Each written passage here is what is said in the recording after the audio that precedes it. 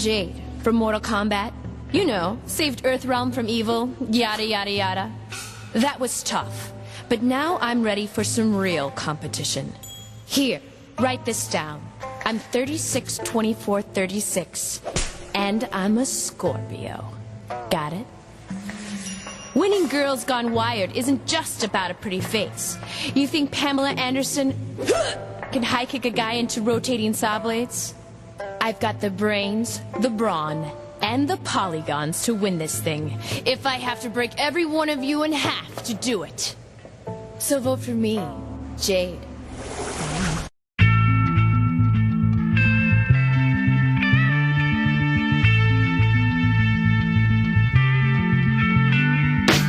Come my lady, come my lady, you're my butterfly, sugar, baby.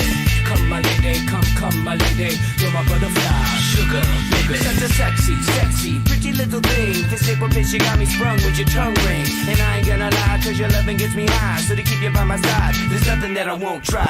Butterflies in her eyes and her looks to kill. Time is passing, I'm asking, could this be real? Cause I can't sleep, I can't hold still. The only thing I really know is she got sex appeal. I can feel, too much is never enough. You always there to lift me up when these times get rough. I was lost, now I'm found, ever since you've been around. You're the woman that I want, so yo, I'm putting it down.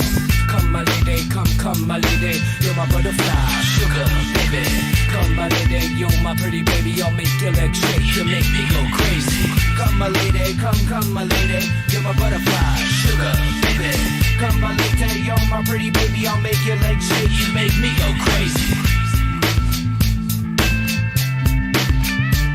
I don't deserve you, unless it's some kind of hidden message to show me life is precious, and I guess it's true. But to tell the truth, I really never knew till I met you. See, I was lost and confused, twisted and used. I knew a better life existed, but thought that I missed my lifestyle. Wow, I was living like a wild child, trapped on a short leash, parole to police files.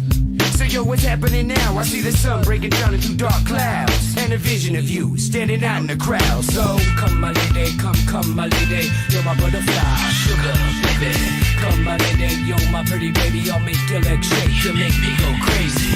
Come my lady, come my lady, you're my butterfly, sugar, baby. Come my lady, you're my pretty baby, I'll make your legs shake, you make me go crazy. Hey sugar mama, come and dance with me. The smartest thing you ever did was take a chance with me. Whatever tickles your fancy, girls, me and you like Sid and Nancy. So sexy, almost evil, talking about butterflies in my head. I used to think that happy endings were only in the books I read, but you made me feel alive when I was almost dead. You filled that empty space with the love I used to chase, and as far as I can see, it don't get better than this. So butterfly, here is a song, and it's sealed with a kiss and a thank you, miss. Come and dance with me, come and dance with me, come and dance with me. Come my lady, come my lady, you're my butterfly, sugar, baby.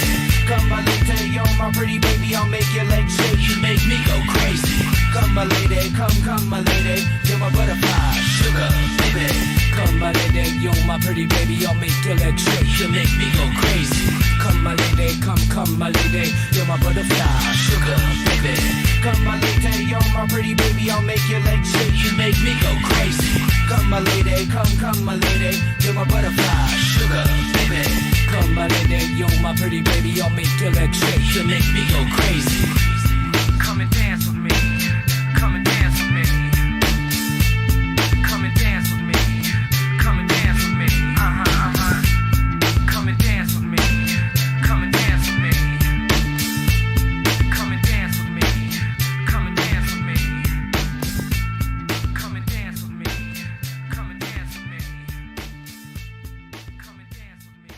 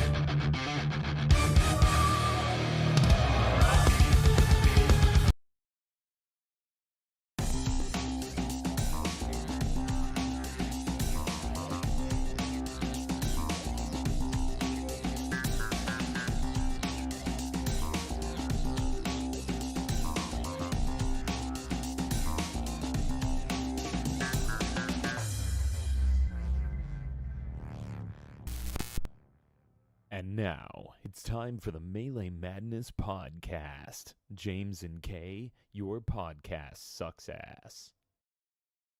Welcome, everyone, to another episode of the Melee Madness podcast. Hey, I am Melee James. And I'm Melee Kay. Are you?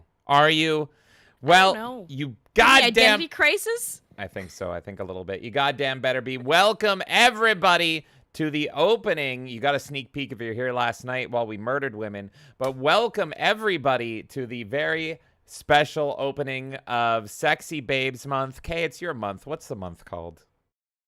Well, first of all, I want to say, Nightmare, thank you for being a member for 3 months. Whoa! And he says 10 out of 10 intro. Thank you so much, sir. I appreciate that. This is Sexy Babe Summer Month. That's right. We are celebrating the glory of gaming in style this month. We are celebrating attractive video game characters. We are looking at how to pronounce this Japanese name. Insidious Bliss tipped $50. I am pretty sure we did not miss the booba. Oh, no. What? Oh, God. Okay. Everybody listen. If you watched that intro one-handed, because that was the purpose of it. It was a one-handed intro there. We don't do hand checks in August, okay? You're gonna August need a hand is check. Sexy Babe Summer. We're not doing hand checks. You're gonna this need month. a hand check for this one. Okay. What? Oh, my God. Insidious Bliss coming in with the 50 and says, I'm pretty sure we did not miss the booba. Well, if you missed it, you're going to get a whole lot more of it. Okay. Okay. Thank you so much, Insidious. What's the number one swimsuit girl color you can think of? Color? Yeah, color. Why don't we just go with our channel color, blue? You want a nice, there we go, a nice baby blue there. How about that? Yeah. A nice baby blue. And of Represents course. the ocean waves. Of course. What else to call it? What else to call this except for Booba Force 1? We're going to have let's go. Booba Force 1, everyone. Oh my God. See, I saw Insidious Bliss in the chat say, did we miss it? So I thought he was just sneakily watching that intro going, hey. I didn't know He's this like, was I planned. can rewind. Yeah, exactly. It's archived forever. It's the internet. The internet never forgets, but my God, I hope the internet forgets this, but they will not. Insidious Bliss has summoned those bears, those sexy bears. Thank you so much, Because, Insidious. hey, a few months ago, all these women were like, nah, I'd rather be with a bear in the forest instead of a man. The bears are ours, bitches. The bears belong with the men, and you are all bears, so let's do it. It is time for the Booba Force 1. Thank you so much, Insidious Bliss. Let's do it. Let's do it. You know what time it is. For a second, I had a panic attack. I thought the song was removed, but no, it is here. Let's go, everyone. Let's show the ladies how the bears go to work. Oh, yeah.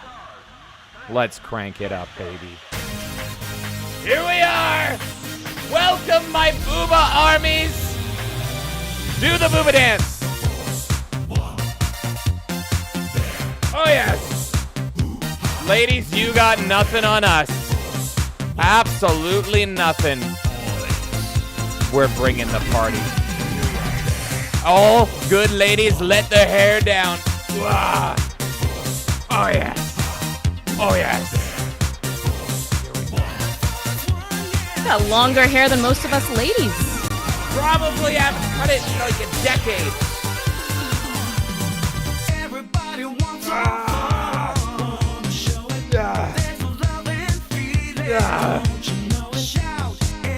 Bring it out with the teeth. Let's go. Here I go.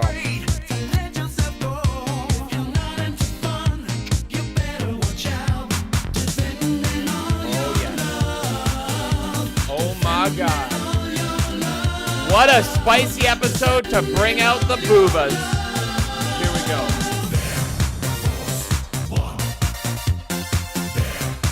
This isn't Gengar! Who are you? Here we go. Okay.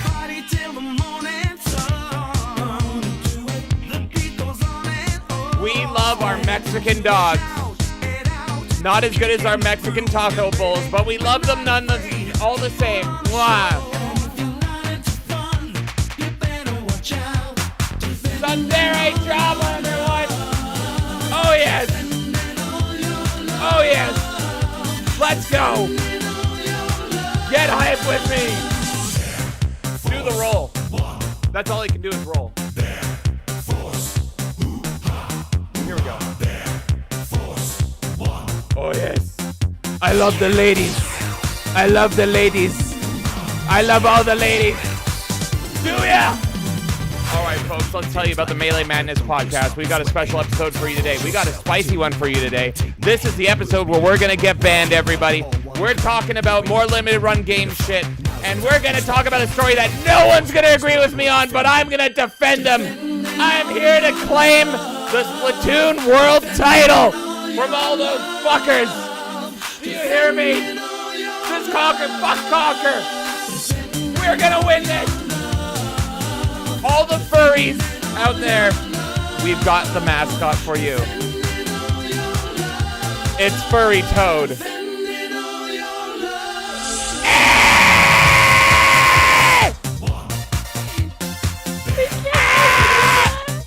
Now they can because I'm unmuted.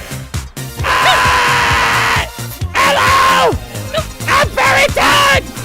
I'm Furry Toad, motherfuckers! Oh my god. Yeah! Ow! You can even hang him.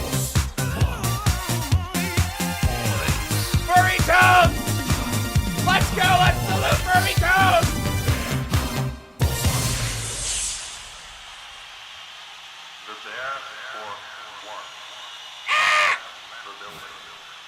Furry Toad, no! What happened to Furry Toad? Everyone's disappearing all of a sudden. How long until we have like an LA Noir game around the disappearing We're gonna mascots get of Melee games? investigated. Furry Toad, are you okay?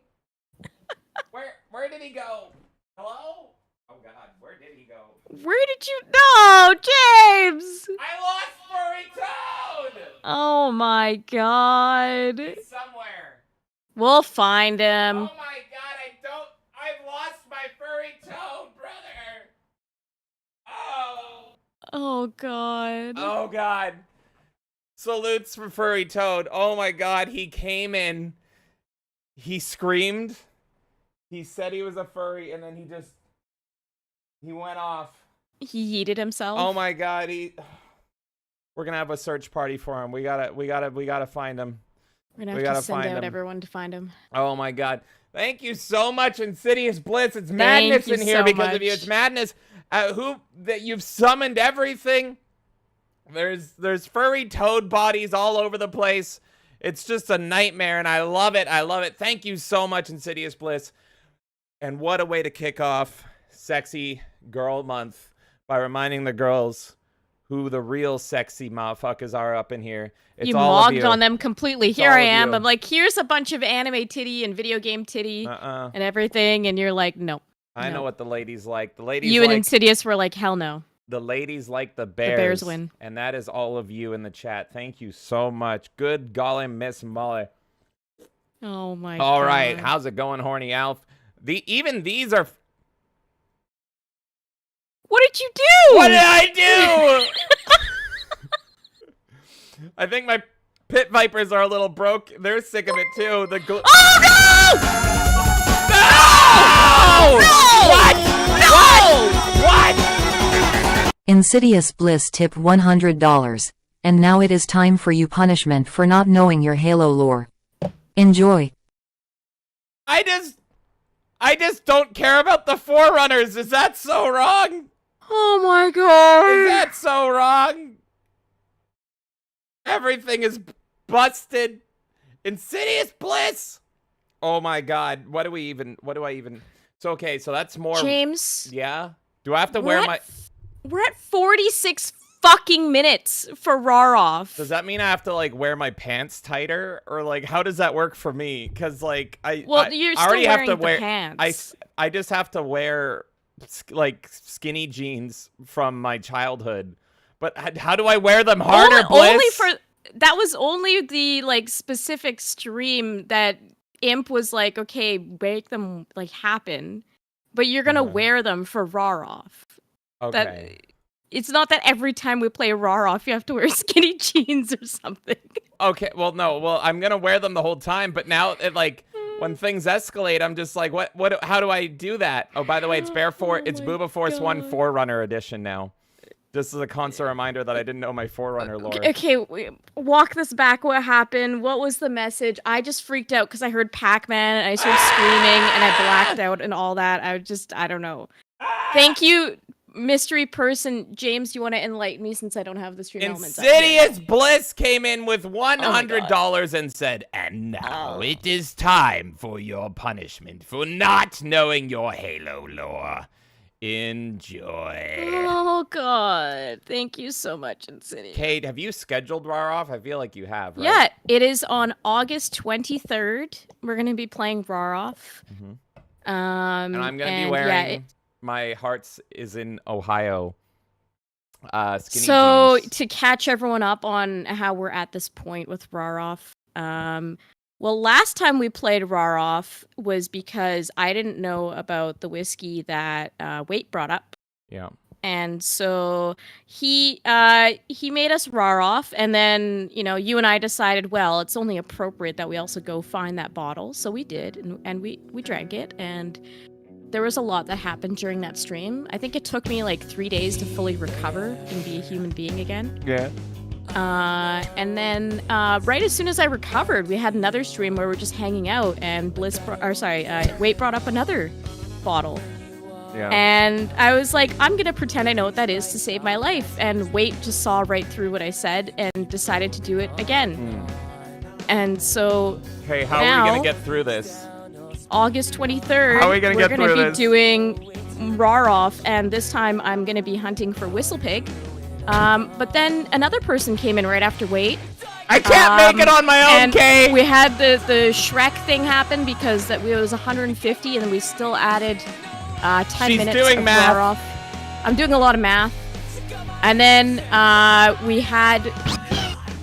Rawr Off tip $1. Did I hear Rawr Off? Yeah. I am so excited about Rawr Off. Yeah. Let's play Rawr Off. We're gonna play it. We're gonna play it. Kay, you were so defeated explaining the math. Why? You're doing okay, I'll speed run this. And then what happened was Thank you so much, Rawr Off. And then we had the incident last time on the Gifted Games Gallery where we were telling people about our days in skinny jeans. And then DJ suggested out there that if somebody did $100 that you'd wear skinny jeans, and I said, don't promise that, DJ. But before I could even finish the sentence, Imp Black Belt came in and said, just make it happen. And so we're gonna go find you some skinny jeans, James. Yes, and so we're I'm prepping as we speak. We're gonna be James is gonna be in skinny jeans. We're gonna have hopefully a bottle of Whistlepig. I'm trying to find it right now. And we're going to be drinking, and James is going to be in his skinny jeans, and we're at 46 minutes of Rawr Off now with what Insidious did. Now, why is there an extra 6 minutes? Because it's a 10-minute increment, right? Mm-hmm. Last time we played Rawr Off, I got so wasted I couldn't continue.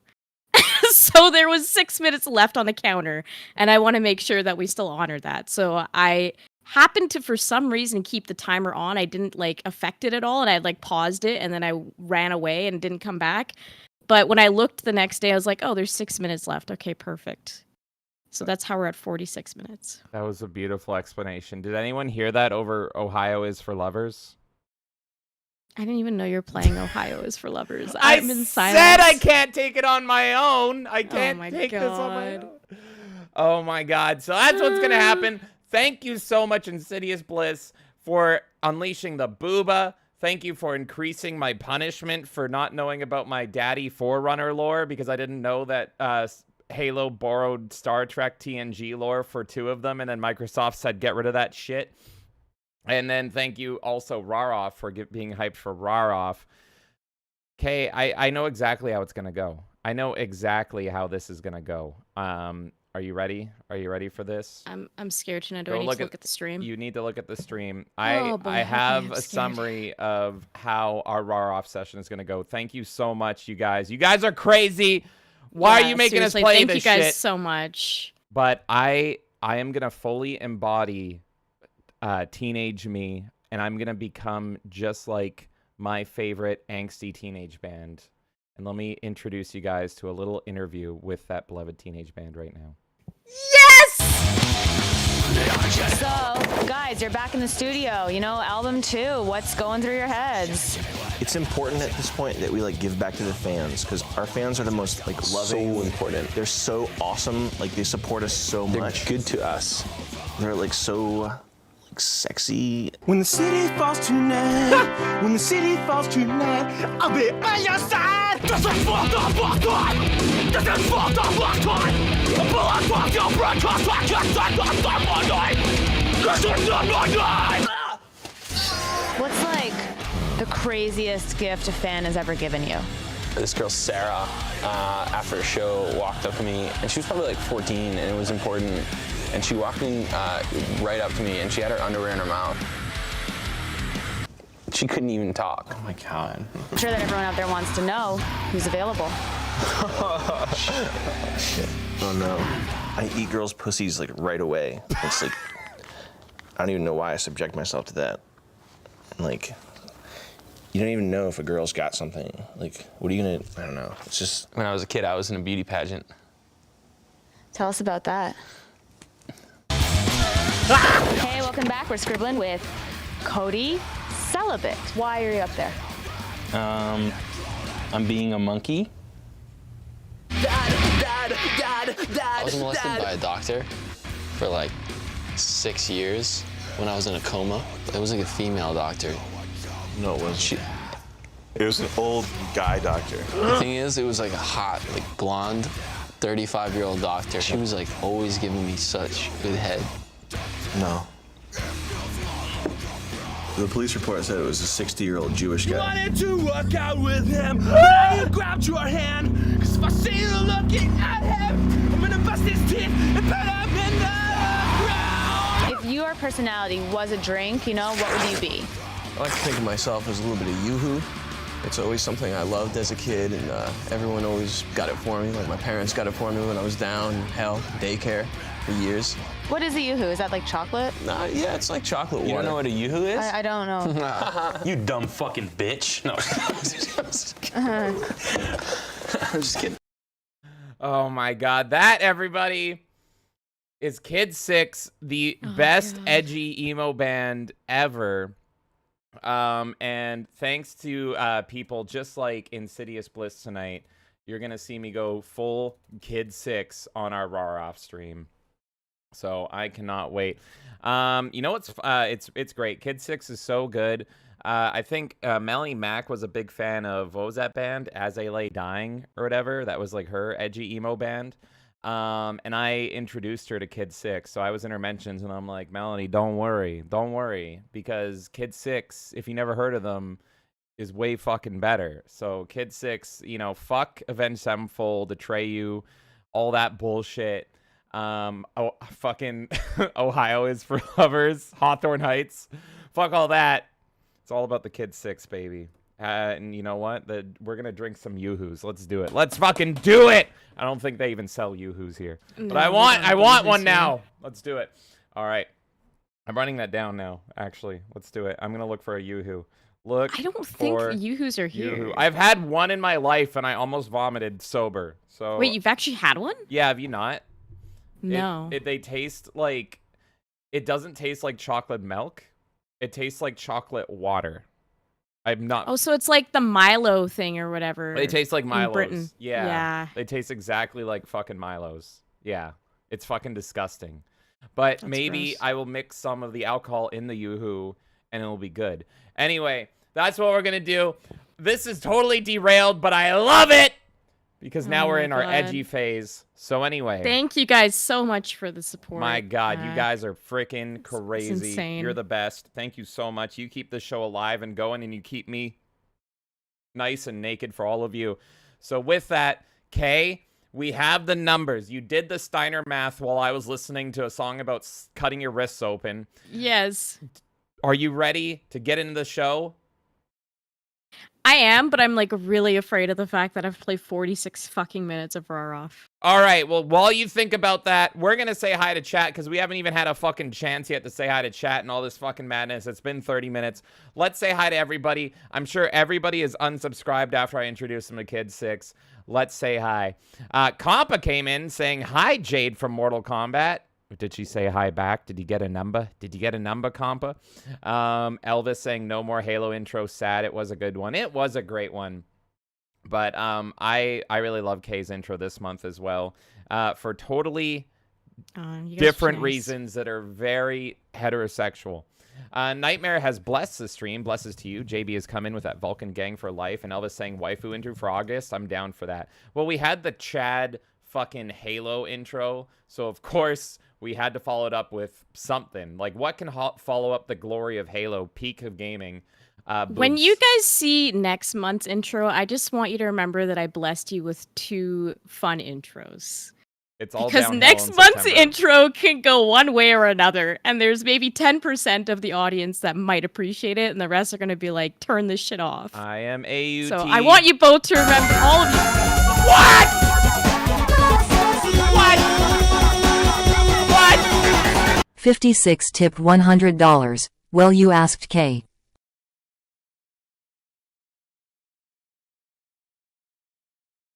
Okay. Why? Okay. Why? Okay. Why? Okay. Why? Why? Why? Why? I fucking hate this game so much. I don't even. So now the stream is called Booba Force 1 Forerunner Edition Blame K Game of the Year Greatest Hits Platinum. That's the name. That's the fucking name. To celebrate this, here is a little teaser for you guys. We'll do a little short sexy dance for you. Oh my god, number 56. You know what? Not only are we drinking, not only am I going full Kid 6 for you fuckers, not only are we gonna play Rawr Off, but as a little teaser of next month's intro, I'm going to play a little song for you guys. Kay, you might want to listen in on the stream here. We have a special song for all of you. Oh my god, number 56! Oh, what am I? I wrote 54. I'm retarded. 56! I meant 56. Kay, I know what power you need. Let's go. Here we go, everyone. We have a new song, everybody! Get excited! Hey kids! Yeah? It's time to have fun. Oh, okay. Ready, set, I'm ready. go! I have AUT, ISM. I have AUT, ISM, autism. Don't be scared of me. Don't be scared of me. 'Cause we're the same. You and me. You and me, Kay, we're the same. AUT, ISM. Sing it with me. ISM, autism. Put on your helmet. Let's be friends and play a game. We're gonna drink I might Yoo-Hoos, seem different, but we're the play same. Rawr Off, in skinny jeans and get drunk. And a nose. We have hands. Why are you we laughing, can Kay? wave to our friends. We both have is my ears life? and feet. We can stomp, stomp, stomp to the beat. We're stopping! We can play happily. Take my hand and bend. The song really drags. This kid needs to get better. There we go. ISM. ISM. Have AUT, ISM. Autism. Don't be scared of me. Kay, you wanted a serious gaming show. This is what you fucking get. When did I say I wanted a serious gaming This is show? serious business. Never said that. You haven't. Let's be friends. Let's be friends. All right, that's enough. That's enough of that. That's enough I'm of that. tired of the autism I'm right tired, now. boss. I'm I'm tired, boss. I'm tired, boss. What do I do? Well, thank you so much, number 56. It's now effectively an hour of Rawr Off and hot pants let me give the and Yoo-Hoos context. and yeah, okay. What'd you do this time? What'd you fucking do to cause the autism? Well, because, I just want everyone to be aware of how many minutes we're at on Rawr Off. I put 46 minutes of Rawr Off in Discord. And then Wait replied, so far. And I said, what do you mean so far? That's what happened. Why? You need to. I didn't mean anything. I just was like, what do you mean? You need to stop asking questions. Stop asking questions. If you don't want to suffer. If you don't want to suffer right now. Oh my God. Here, hold on. I don't like it. Okay, wait. I have Kay. You're gonna want to look at the stream again. I'm ruining it. But I gotta give the people something extra. I'm on a 10-second delay every time you do this for me. Oh, okay. Well, you're probably not even gonna fine. see this, but it's fine. Everyone else is gonna see it. Go on Twitch or something, whatever. So, here's what you have done to Kay. Look at her right now. I have found footage of Kay getting stuck playing Rawr Off for an hour while I wear hot pants. Are you ready for that? I've actually gone into the future and pulled an image from the stream. This is around, we're going to be playing for 56 minutes. This is around the 48-minute mark, all right, everybody? Just bear with, this is really uncomfortable, especially for Kay here, as you can tell based on her face. So just take a look at this right now. This is, in the future, our Rawr Off Hot Pants Yoo-Hoo alcohol stream. I say over and over and over again, I hate being alive, I hate being alive, I hate breathing, I hate being alive. I'm in tremendous pain, I'm in tremendous pain. Help me, help me, help me. I'm in so much pain, I'm in so much pain, I'm in so much pain. There you go. She is not well. She is not doing well there, everybody. That is rough. Oh my God, Kay. Why did they add a warping effect to it? It was, the original caption was like, "This is the gnome I've trapped in my Tesseract prison for 1,000 years." No. Jesus. Twisted my tipples. Oh, the tipples! Oh, not the tipples! I had a toad fly off one of my tipples, and I don't know where he is now. A furry toad. If this was an isolated incident, I would feel bad for the man, but he has done a lot of awful things. Dude got in a very short amount liar of time. tattooed on his face. We can make fun of him at this point. He willingly got, yeah, and he was tempted to refund money that he donated to a children's charity, like publicly. He said that. That's so funny. Anyway, no more tipple twisting. Your mom twisted your testicles and fed you pizza? You know what? You gotta watch out for that Noid there. What is this, a show? I guess, yeah, this is the show. Show? I'm already broken. I'm broken. Yeah, I'm just throwing shit at you broken. as we get more Rawr Off time thrown at us. I just have, like, in my brain, like, 56 minutes of, like, a game I genuinely hate. Yeah, that's why I pulled up really footage of hate you. this fucking game. Is that not you right there on the screen? That wasn't you? With the tipple twister? Oh my God. You gotta avoid the Noid. Like, please say hi to chat. Hi, chat! I just realized Boogie was force-fed Dominoes, and anytime that happens to us, we get food poisoning, so that's interesting. Oh, yeah, no. That's true. You don't eat Dominoes anymore after all that. Ugh. Freddy right behind you tipped $1. How much for James to play more horror games? What? Oh my God, Freddy behind me coming in and saying, "How much for James to play more horror games, bitch?" Freddy, I will. Freddy. If Dead by Daylight counts, I'll play another 400 hours for you. But if you want me to play fucking Russian horror games, woo! That's a tall order. That's a fucking tall order. Or like that one in the mall, not Chopping Mall. I wish Chopping Mall. I love the movie Chopping Mall. Murder House. I fucking love and hate that game. That makes me terrified.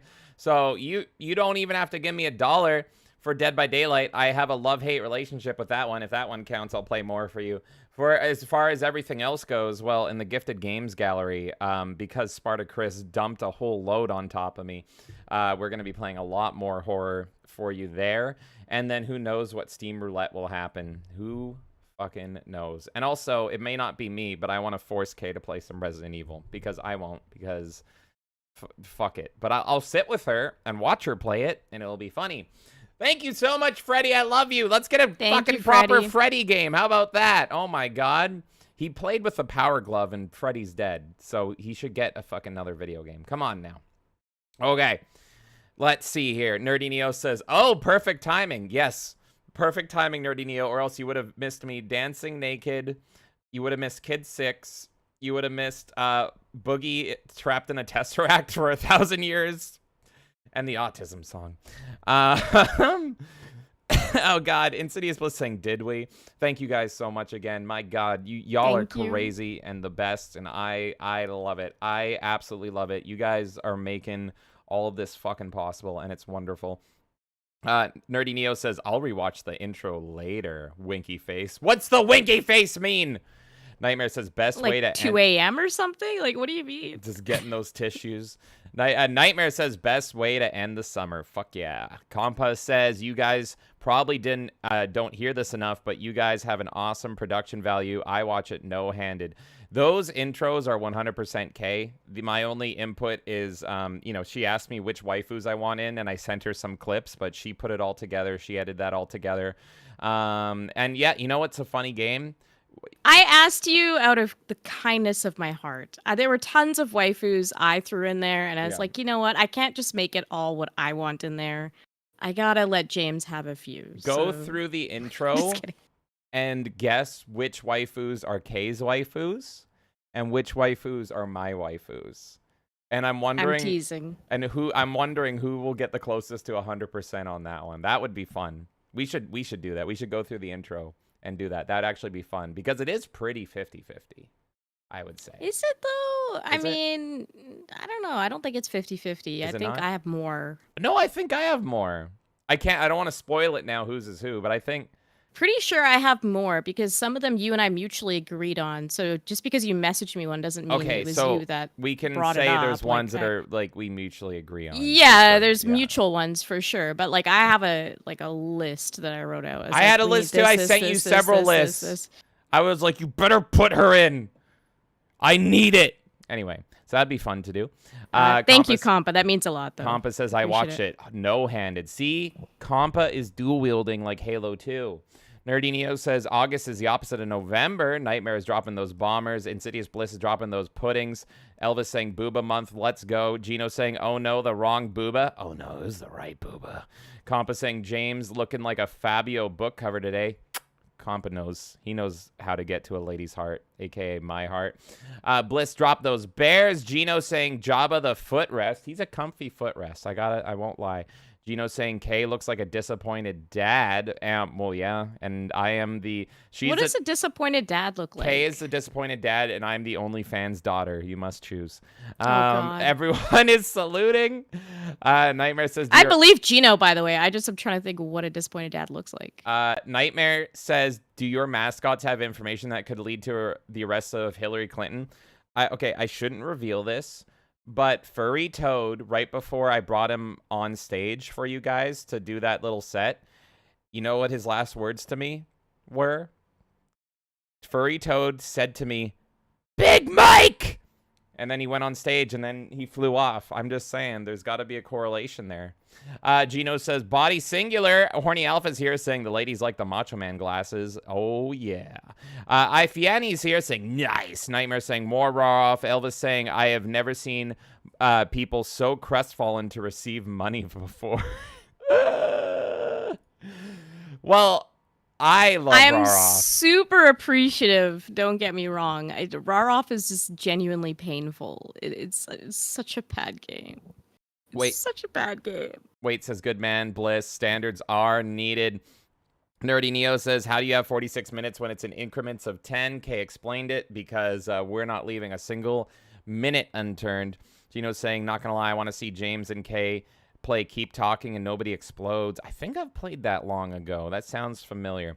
Nerdy Neo saying, I'd love to see that too, Gino. Is that the one? No, it's not the one that was in Jackbox, but there's such a similar game in Jackbox, right? Yeah, there is a very similar one. Nightmare says, remember, kids, Ohio is for lovers. Virginia is for virgins. That's fucking great. I want that on a tramp stamp. Nardino says, what the fuck was that? Nightmare says, I get the feeling they didn't tell the girl what their answers were going to be to the questions of that sketch. Yeah, that sounds like them. Nightmare likes Yoo-Hoos. Flame Mage is saying Yoo-Hoo. More Rawr Off. More autism. Elvis saying, this is a cry for help. Who do I look like? Baked to the left. Gino saying, Rizm with the tism. Gino saying, needs some Tom Candy or Ninja sex party at this rate. Tom Tom Cardi. I was thinking Tom Candy and like the Heartbreakers. I don't know. I'm not in it with the kids hip music. I listen it's to not Tom Petty. Like we've seen him like 50 times. Oh yeah, I just realized recently. I had you super loud, K, because I had to blast the autism song. Nightmare saying so many contributions to women's suffrages tonight. That's true. Just like the Tipples.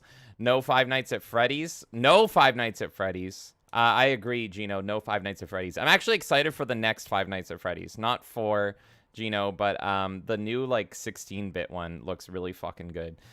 Gino says, when James was dancing, you looked very disappointed with him via your facial emotions. Gino's saying it's a VR bomb diffusing one where the headset one diffuses the bomb and the other one reads the instructions. Oh, yes, I vaguely know of that one. And I should check out that video. I shall. HYCYBH. I'll give y'all a BH if that gets me in your good books. Uncle's here saying my waifus are Bulma and James Spader. I know the name Bulma. I think she's Bulma's from Dragon Ball. Not an attractive name, but I hear she's an attractive lady from the little I know of Dragon Ball. The android is more attractive. That's yes. fucking the midget guy's Krillin's girlfriend. wife. Yeah, the midget with like child cancer or whatever. I don't know anything about Dragon Ball. And then Chi-Chi's just like the one that yells at everyone, but everyone with Asian fever likes her. I watched the YTV dub of season 1 as a kid.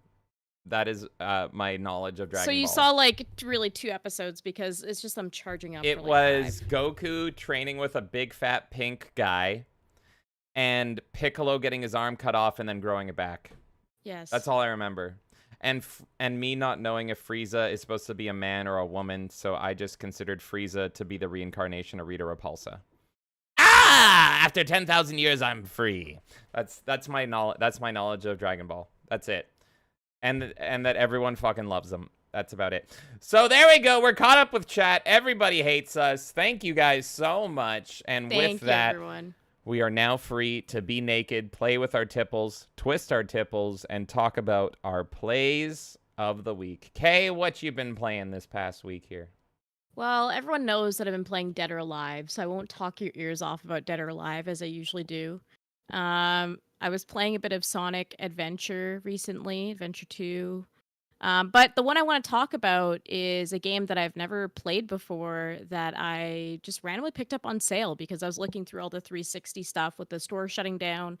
I'm like, oh, I'm going to go on my like Xbox Series X as well and see if there's any other sales coinciding because I assumed that they weren't going to filter out like which ones were backwards compatible and which ones weren't for sales. So I went on and I saw Asterix and Obelix on sale for like $2. And I was like, yeah, I recognize them from like the Looney Tunes days or whatever. I don't really know a lot about them, but I always like their character design a lot. And I was like, $2, I'll do it. So I bought it. And it's a game from like 2003, apparently. And it's really fucking fun. I'm having a great time with this game. It's just pretty much you're trying to save your friends from the Romans, and you're in almost like a collectathon type environment. Like it's got a bit of platforming to it. It's an action game, and you're just pretty much going through, and it's very linear. I think it's a short game because I feel like I'm almost halfway through. I'm like 5 hours in almost, I want to say, maybe a little bit less than that. But yeah, it looks like it's probably like a 10 to 12 hour experience. And I'm having a lot of fun. It kind of gives me like, it could be a banjo game. Like if they added a bit more polish to it, it could feel like a really good banjo game. But it's not quite there, but I'm having fun with it. It's just a game that I can mindlessly play and beat 'em up. And yeah, I don't know. There's not much to say about it because it's just a very like linear, quick, empty kind of game, but it's fun. And I recommend it's on sale for $2 if you just want something mindless and fun. And it's got like a remastered mode as well. So this is the remastered version, and you can actually toggle back and forth between the original version and the remastered. And something you and I noticed, James, is like it was super cool just to see how smooth it was. It was a You very just press seamless the transition. Yeah. yeah, you Instant. just go right trigger and it's like instant, and the music is updated, the graphics are updated. But I kind of like the old school look of it more. It's got a lot of good character to it, a lot of fun dialogue, and yeah, I'm not that far in. I'm less than 5 hours. But it's good, and that's what I've been playing pretty much. Yeah, this game was on my wish list, and I thought it looked really good, even though I think my knowledge was about the same, where I vaguely remembered the characters from, I like... just remember them being associated with Looney Tunes, but I never like got into the comics or anything. Yeah, they're kind of like those obscure Hanna-Barbera characters almost, where it's like you know Yeah. of them, but don't really know directly too much about them. But I thought it looked good, and watching you play a little bit of it, it does look really good.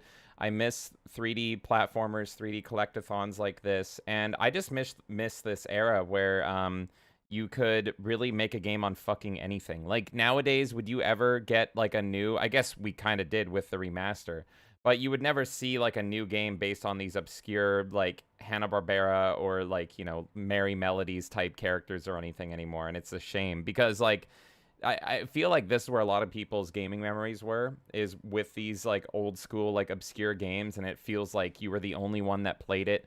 And yeah, it's just I really miss this stuff. I wanted to go back. I want to go back and play the old Bugs Bunny games that I played on PS1. This honestly looks a lot tighter than those games I played, so I might have to join you in playing this. It feels like a co-op game, I think it is but it's tighter, not. yes. Yeah. It is tighter than you expect it to be. It feel like at a glance, there's not a lot to it, right? That's why it's hard for me to like elaborate on the game too much. But it is a tight experience. It's fun. You platform. You're pretty much collecting Roman helmets, and as you collect those helmets, you're able to get through different parts of the game. So like at one point, in order to unlock the gate, I have to give like 150 helmets. It's like the intro. Yeah. And then it's like, okay, you have to beat 100 enemies and stuff like that. So it feels like a very basic collectathon, but I think sometimes we just need that. We just need really basic games that don't try to hammer home a huge message or get like super deep. We just need like a shallow, like quick experience where we can go and have some fun and shoot the shit. So that's what this game is to me. It's just kind of a turn my brain off type game. And I like it. And I like the character dialogue. There's a lot of quirky dialogue in it.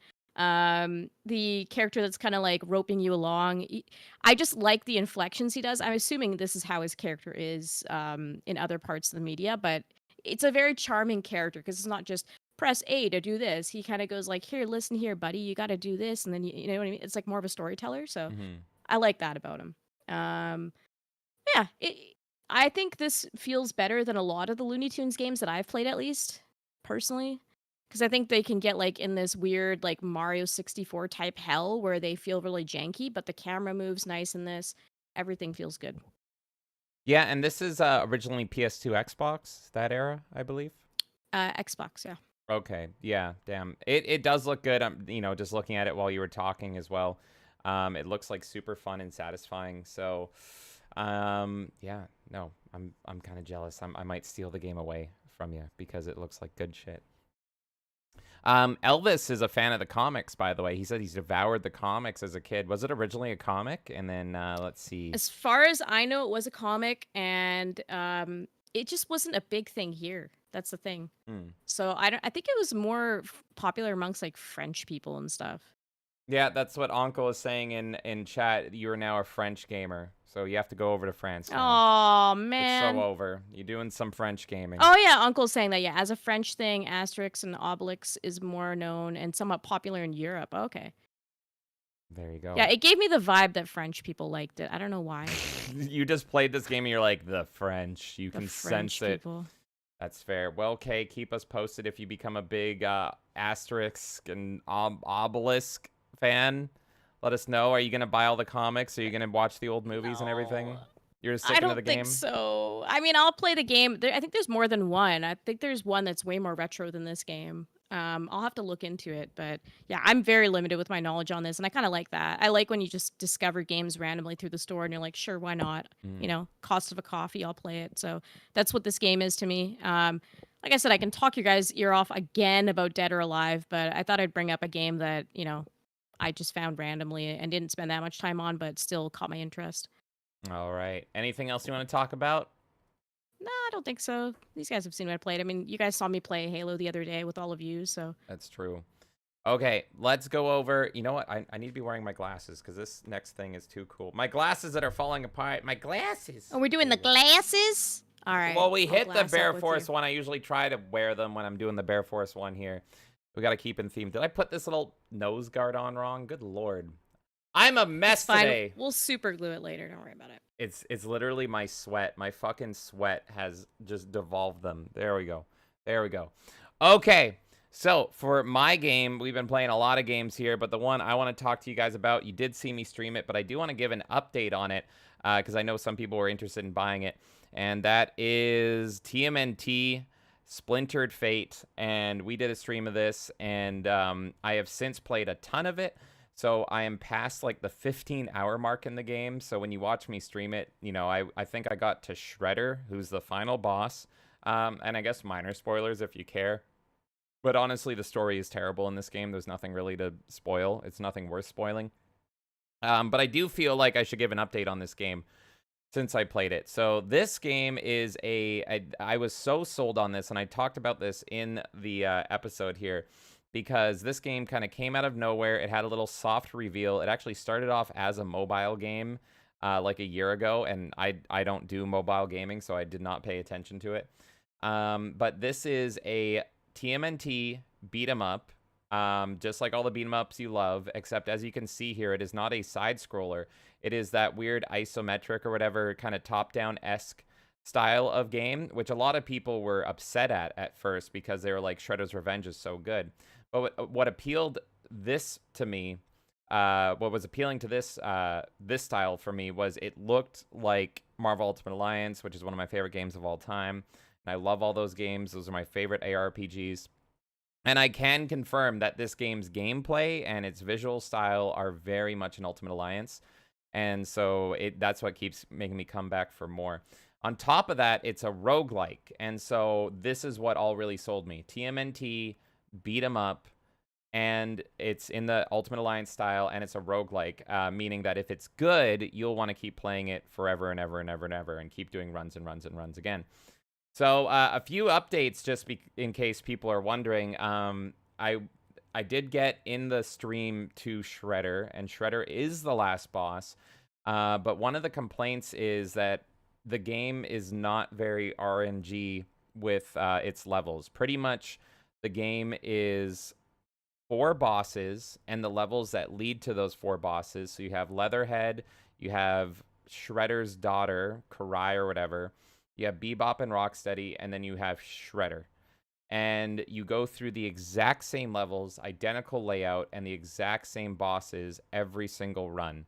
And a run will take you about 20 to 30 minutes, I would say, once you start getting good at the game. And that's kind of the worst part of the game, is that it's the same thing over and over and over again. There is no real variety to the game, and for a roguelike, that's kind of a death sentence. So it's not like Binding of Isaac where, you know, you don't know which boss you're fighting, you don't know what items are going to spawn or anything. The randomness and the roguelike elements come from the drops, like to power up your character, and also the bosses and the enemies can be a little RNG on what spawns. But even that is limited. It's more like they will be weaker or more powerful. So you're kind of really fighting the same enemies. They just might have elemental abilities that may boost them and make them more difficult, or I don't remember their name, but like the punk frogs may be enemies instead, which are way tougher. But ultimately, it really feels like you're just kind of playing the same beat 'em up over and over and over and over and over again. You can upgrade, and there is like the meta progression. There's actually almost too much meta progression, but one of the frustrating parts is that is all gate kept behind progression you do in the game. So if you suck at the game, you might actually like end up locking yourself, because those abilities that you have to meta progress up are locked behind how far you get. So now I'm at a part where I've beaten the game 4 times. I've beaten Shredder 4 times, and unfortunately the story is really terrible. It's effectively like a metagame. There's some ominous being that is trapped all the characters in a video game effectively, and there's a lot of references to it just being a video game, and all the turtles are like, oh, what's going on? What is this game we're playing? And it's really lame and annoying. But yeah, I've gone through it 4 times, and now I'm at the part. The game has pretty much told me to get the ending, I have to beat it another 4 times, so I'm about halfway through beating it, and then I don't know what happens after that, so I'm gonna have to probably do like another 10 hours or so just to beat the game and see what happens. What happens once you beat the game the first time is it unlocks challenges, and unfortunately they're not that interesting. So this could be considered the new game plus or whatever. What the challenges do is they make it so that you can open up portals in every level, and those portals will make the next section way more and the rest of the run way more difficult, but you get more rewards.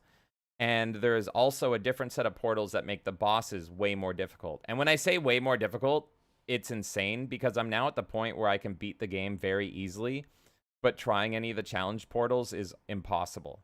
So I'm kind of stuck in this weird middle ground where the game's kind of boring, because it feels like I'm either playing on very easy difficulty or very hard difficulty, and there's no fucking in between. And that's kind of like how the game is designed in its new game plus. It's really annoying, because you can just pick some of the portals, but the rewards are really not worth it. The rewards you get from those bonus portals are only worth it if you pretty much do them all the way to the end.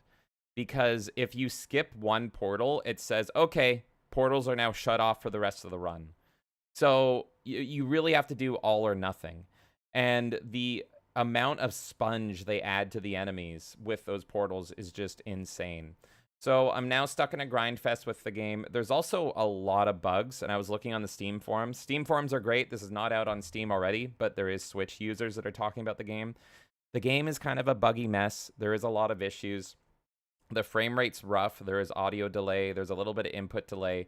And when the screen in challenge mode is like filled with everything flying at your face, that is really grating and irritating. I've seen people report that they're losing progress and stuff like that, which is just horrible. If I like lost my save file, I would stop playing the game. But I do keep coming back to it because it's such a fun, addictive gameplay loop. And the fact that you can save in the middle of every run at any point of the run, meaning I can just pick it up and play for 5 minutes, and I can just clear a room, put it down, and then the next day clear a room, is why I've racked up those hours to like the 15-20 hour mark. So it's a weird scenario. It's not a perfect game by any means, but I do recommend it if you love TMNT, if you like roguelikes, if you want kind of a more unique roguelike in that it's a beat-em-up roguelike. It's also 4-player co-op, but I'm pretty sure the more players you add, especially on Switch, the worse it gets because it's so janky. So a flawed experience, but a super addictive one if you're that kind of player. If you want a new TMNT, if you like the Ultimate Alliance games like I do, if you get addicted to roguelikes and you're kind of sick of the standard roguelike feel and instead you want something like a cool licensed roguelike you can get into, it is good, but very, very, very flawed. And the biggest flaw it absolutely has is the fact that every single run is identical. I have effectively played these levels like fucking 50 times at this point, and I'm knowing them like the back of my hand, and that's really annoying. So there we go. That is my thoughts and updates on TMNT. That's mainly what I've been playing. Apart from that, Chop Goblins is the best game of all time ever. That's about it. I'm not surprised to hear you playing. The fact that you love Chop Goblins this much. It was so good. You were so happy. There's nothing even to say apart from go watch me play Chop Goblins. Fucking glorious. We beat it. It's done. We beat it in like an hour. It was great. I was going to say with TMNT, I thought the co-op was quite fun. So it is worth bringing at least one person in. I haven't played it by myself, but I thought it was really fun, me and you playing it together. And I don't know, though, because you can't import your profiles, so I don't know if any of my progression's going to save. We have no idea yet. Yeah. Next time we play it, we'll see. I have a feeling that your progression and my progression is just kind of under the same save file. That's what I think, too. I think I just contributed to yours, which is fine. Yeah, your currency contributed to my save file. It would be interesting if we did online and how that would work, because I think that would be a huge deal breaker for some. Because I have not tried the online. I've only tried the local, and the local does tank the frame rate even more than it already does. This is coming out on Steam later this year. Hopefully that has a better frame rate. And they are updating the game. They did respond to me on Twitter, actually. I didn't tag them or anything. They said, thank you for playing, and all cowabunga. And I'm like, oh, okay, cool. And I tweeted them, and I'm like, you should add more quality of life changes, and you should add Casey Jones as a DLC character. I'll literally give you money for Casey Jones. But yeah, they seem active. They seem, like they want to keep this game alive and running. So if they actually do increase the quality of the game, do bug fixes. They've already fixed some crashes on the Switch. So if they fix more bugs, and if they keep adding in more content, then hey, this game could stay here. I am pretty addicted to it. But I guess we will wait and see. But yeah, there is online multiplayer. Of course, Switch only right now. Have not tried it. The Switch infamously has bad multiplayer across almost all of its games. So I am very doubtful this works well when the game already doesn't work well single player. But yeah, it is there. And I would not play it if, say, Kay, you lived in another house and you had this game and we were playing online, and then I didn't get anything in my run for playing with you. I'd be like, well, this is a waste of time, because you're really kind of hitting your head against the wall of how much fun is this versus how much of a time investment it is, kind of. So it's kind of just like, okay, I'm still having fun, but you're doing the same thing over and over and over again. So I'm waiting for that fatigue to hit me, where it's just like, I don't want to fight Leatherhead for the 800th time. I don't want to do it. Right now, I'm fine with it. But it definitely, unless they shake things up, it's like, this will get old. It seems like they're alluding to DLC with Casey Jones. It just feels that way. Because they have the in-game models. Inserted in, yeah. And then the other thing is, when it hits Steam, like, if there's workshop support, I can see a lot of potential there if they allow it. I don't know how that all works properly, but I think you could do a lot with that. You could swap out like the enemy bosses and like the different power-ups, and I can see potential there. I don't foresee them adding official mod support or anything on Steam, just with how the game's made.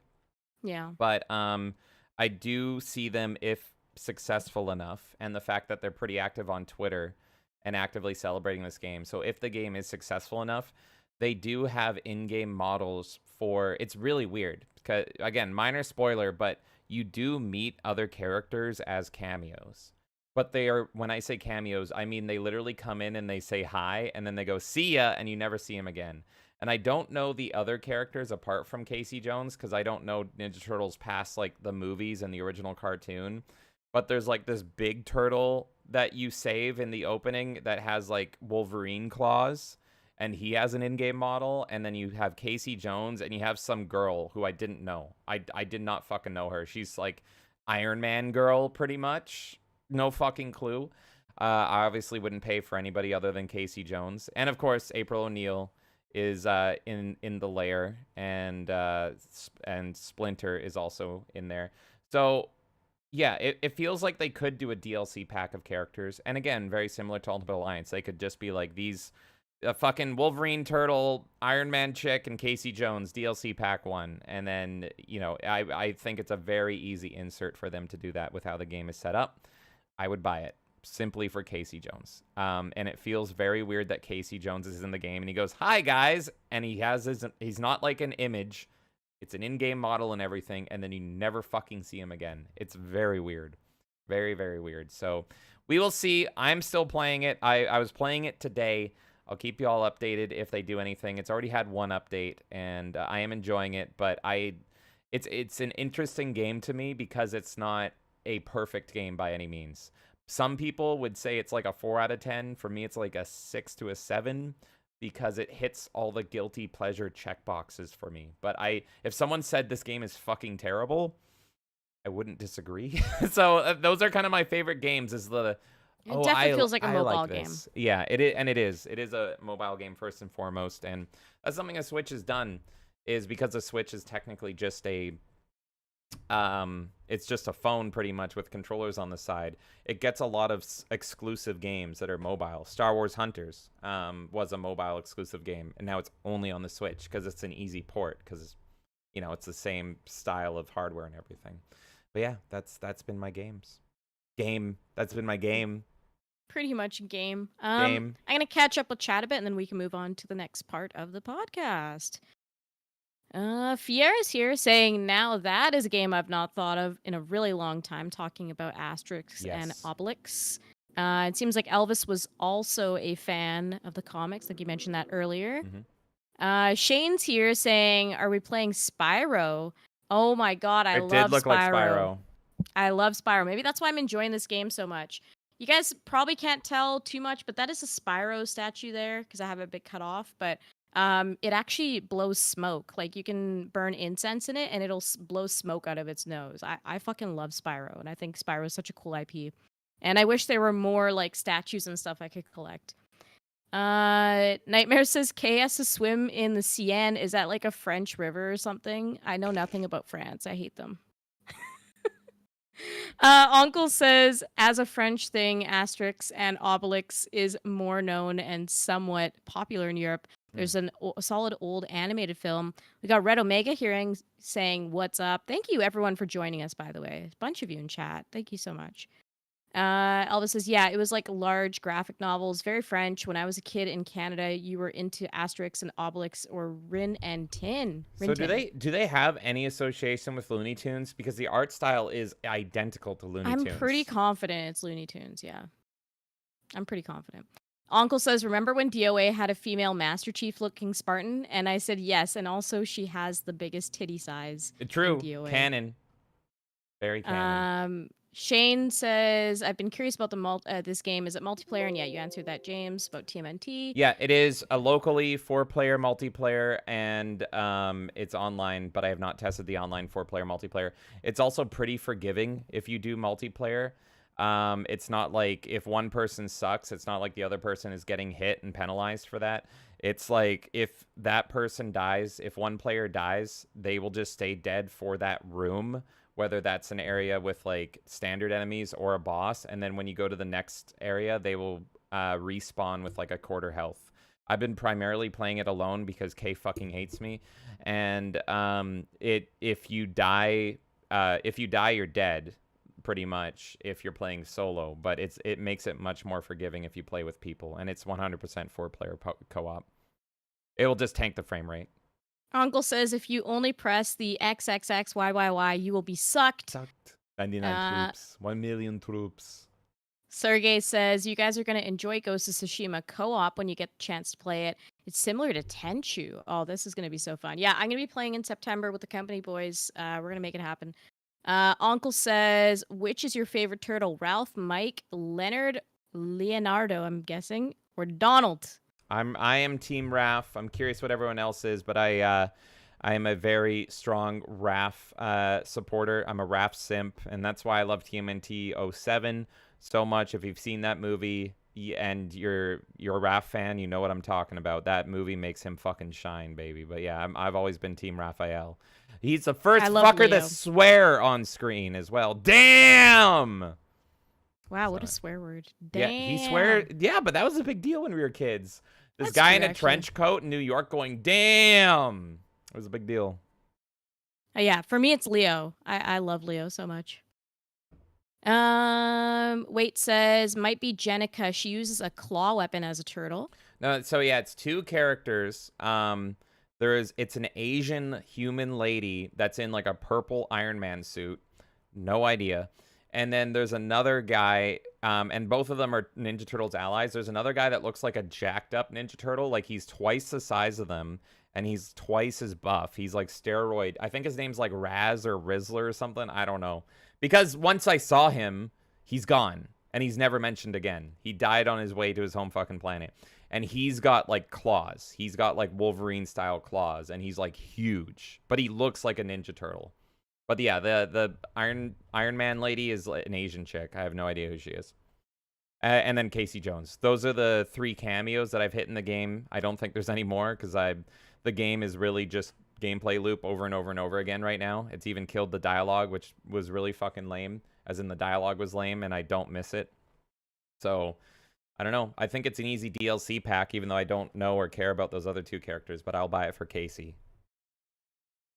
Elvis says no Looney Tune affiliation that I'm aware of. It looks so Looney Tunes.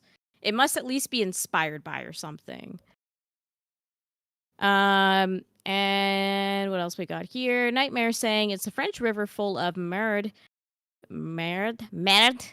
that Olympic athletes are swimming in then vomiting. Oh yeah, I saw videos of like athletes fucking vomiting at the Olympics because they're going in this like dirty ass river.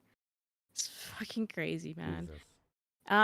JB is here saying my granddaughter had a baby boy yesterday. I'm a great grandpa now. Congratulations. Yo, That's let's amazing. go. Grandpa that's so JB. great. That is fucking awesome. Everyone say congrats to Mr. JB. Yeah, that's Grandpappy JB. wonderful. Best That's news so of the day. wonderful. Better than any news we're reporting on today. Uncle says I might have bought a Switch if KOTOR 2 got the restoration content mod because PlayStation still has no KOTOR. Like I don't know why they even promised that, to be honest, because it's literally like a workshop thing on Steam. So like they wouldn't have had the rights to the restoration content, to my knowledge. At least the one that they were. They overpromised. promising. I called Yeah. it the second that they fucking made that promise. I'm like, they're not gonna do it. Yeah. I don't have it reported for news today, but Aspire Media, they just released Star Wars Bounty Hunter Jango Fett as a port as well. And the funny thing is, no one really cares. No one's hyped up about it because they botched the Battlefront collection. But I looked at Steam reviews out of curiosity, and everyone's like, yeah, it's totally fine. There's no issues. So if you guys were concerned about Star Wars Bounty Hunter not being good because the Battlefront collection was a complete botch, and then they pulled some shit with Tomb Raider, and then, of course, KOTOR 2, they overpromised. Apparently, Bounty Hunter is totally fine. The thing is, that game, I don't have any nostalgia for that game, and it's not a good game to begin with. But they've actually added a little bit of quality life changes to make the game a little bit easier, from what I've heard, and that's welcome, because that game is a bitch. And it's a bitch in the worst way. It's one of those old games where it's like, it doesn't run well. Like, it doesn't play well. It plays like shit. So they've made it a little bit better in that way. So yeah, Aspire, they're winning people back slowly, but it's an uphill battle because nobody cares about this game. But once you break trust, like that's really difficult. Yeah. Consumer trust is very hard to like. Once you've ruined it, it's very hard to restore, in my opinion. Yeah. 100%. Unless there's radical change.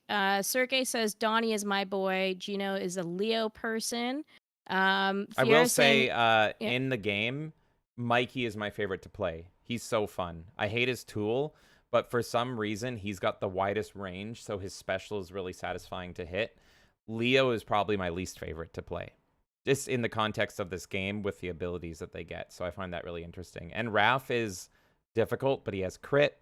And Donnie's fun as well. He's actually the safe bet because he's all about heals, and so he does self-healing, and he has shields and stuff. So again, roguelike stuff, it's very interesting in the game. At least I'm interested. No one else cares. Fiera says the Seine, pronounced like Seine, is indeed a riverway in France. It has been in bad shape for centuries, and yet they have Olympians swimming in it for one of the events. Yeah, that's so retarded. Uncle says Raph is my boy. Elvis is a Mikey guy.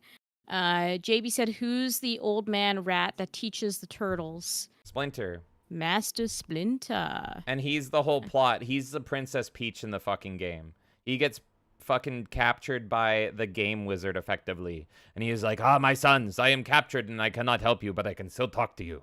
And yeah, you're constantly trying to get him and you can't. It's dumb. The plot's terrible.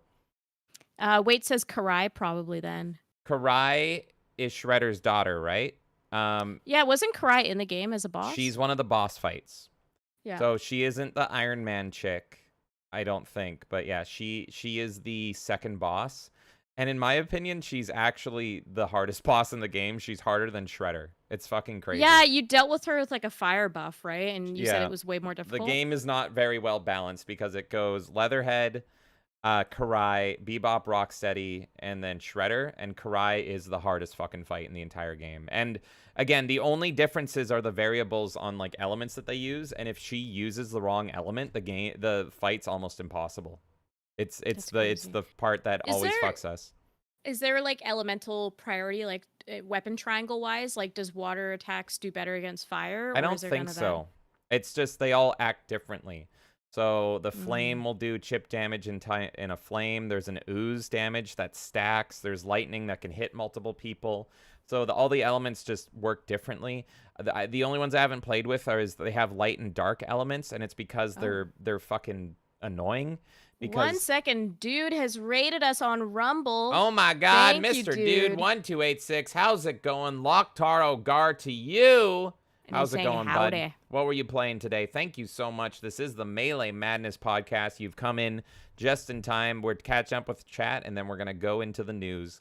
I have a feeling I put some of Dude's waifus in the intro. Oh, he'll have to see that. It's a feeling. Thank you so there's much at least for that one raid, person dude. in there. But yeah, the light and dark elements are the only ones that I've avoided because you can choose your elements like as you level up. It's random which one you get. But I've avoided light and dark. And the bosses and the enemies can also have these elements. But the light element, when it stacks, it's so weird. It's like every time you get hit, you do less damage. And every time with the dark element, every time you get hit, you take more damage. And so there's some risk reward, but I'm like, none of this makes sense. I'm just going to stick to the ones that are downright positive. Why would I go for one that's going to impact me when I can go for an outright positive? That makes no fucking sense. I should just do a run and try the light and dark just to fucking see, but I haven't yet because it seems stupid. So yeah. Sergey says, Rizzler, does he rizz up April? Hell yeah, he does. Everyone wants to rizz up April, except in this game, she looks fucking ugly. They did not. She is white. They did not turn April O'Neil brown in this game, but she is not attractive either. But it is, if this is your make and break with Ninja Turtles, which I'm with you, lads. Can confirm April is white in this game and a ginger, but she is not sexy. I would not put April in our intro. This April. Yeah, no. JB says, and he's my favorite, talking about Splinter. Fiera says, I love the Turtles in general, though Raph is my big fave, followed by Leo and Dawn, and then Mikey. If I had to choose beyond them, April and Casey's. Pretty much all the main characters. I mean, it's hard to choose because they're all really great. If I could pick any one character, it's Casey, more than the Turtles. I like. I love Casey. Casey is my favorite, like, protagonist in Ninja Turtles because he's like good guy Jason Voorhees. I like him. I've just always loved his fucking aesthetic. And I love his fucking thick accent and everything. I would wife up a female Casey Jones. I had to specify a female Casey Jones. Fiera says, gotta give love to Rocksteady and Bebop. Those poor boys get so much crap. True. And Splinter, can't forget the old sensei who gets to prove his point time and again in the original cartoon series and the comics. Everyone's saying congrats to JB. Congrats again, JB. That's a really big accomplishment, man. That is awesome. Yeah, congrats to you. He said, my kids have always liked fucking. I'm not even 60 yet and had great grandpa. No! I mean, who doesn't? Oh my god. They're not alone, JB. Almost caught up. Uncle says, shout out to my boy Django and Tamura Morrison. Cool dudes. Absolutely. Once more for the 501st. Sergey says, I pre-ordered Black Myth Wukong. Digital only, though. Yeah, it's unfortunate. I hate that they went digital only. I want to see more physical games. Are you interested in that game, Kay?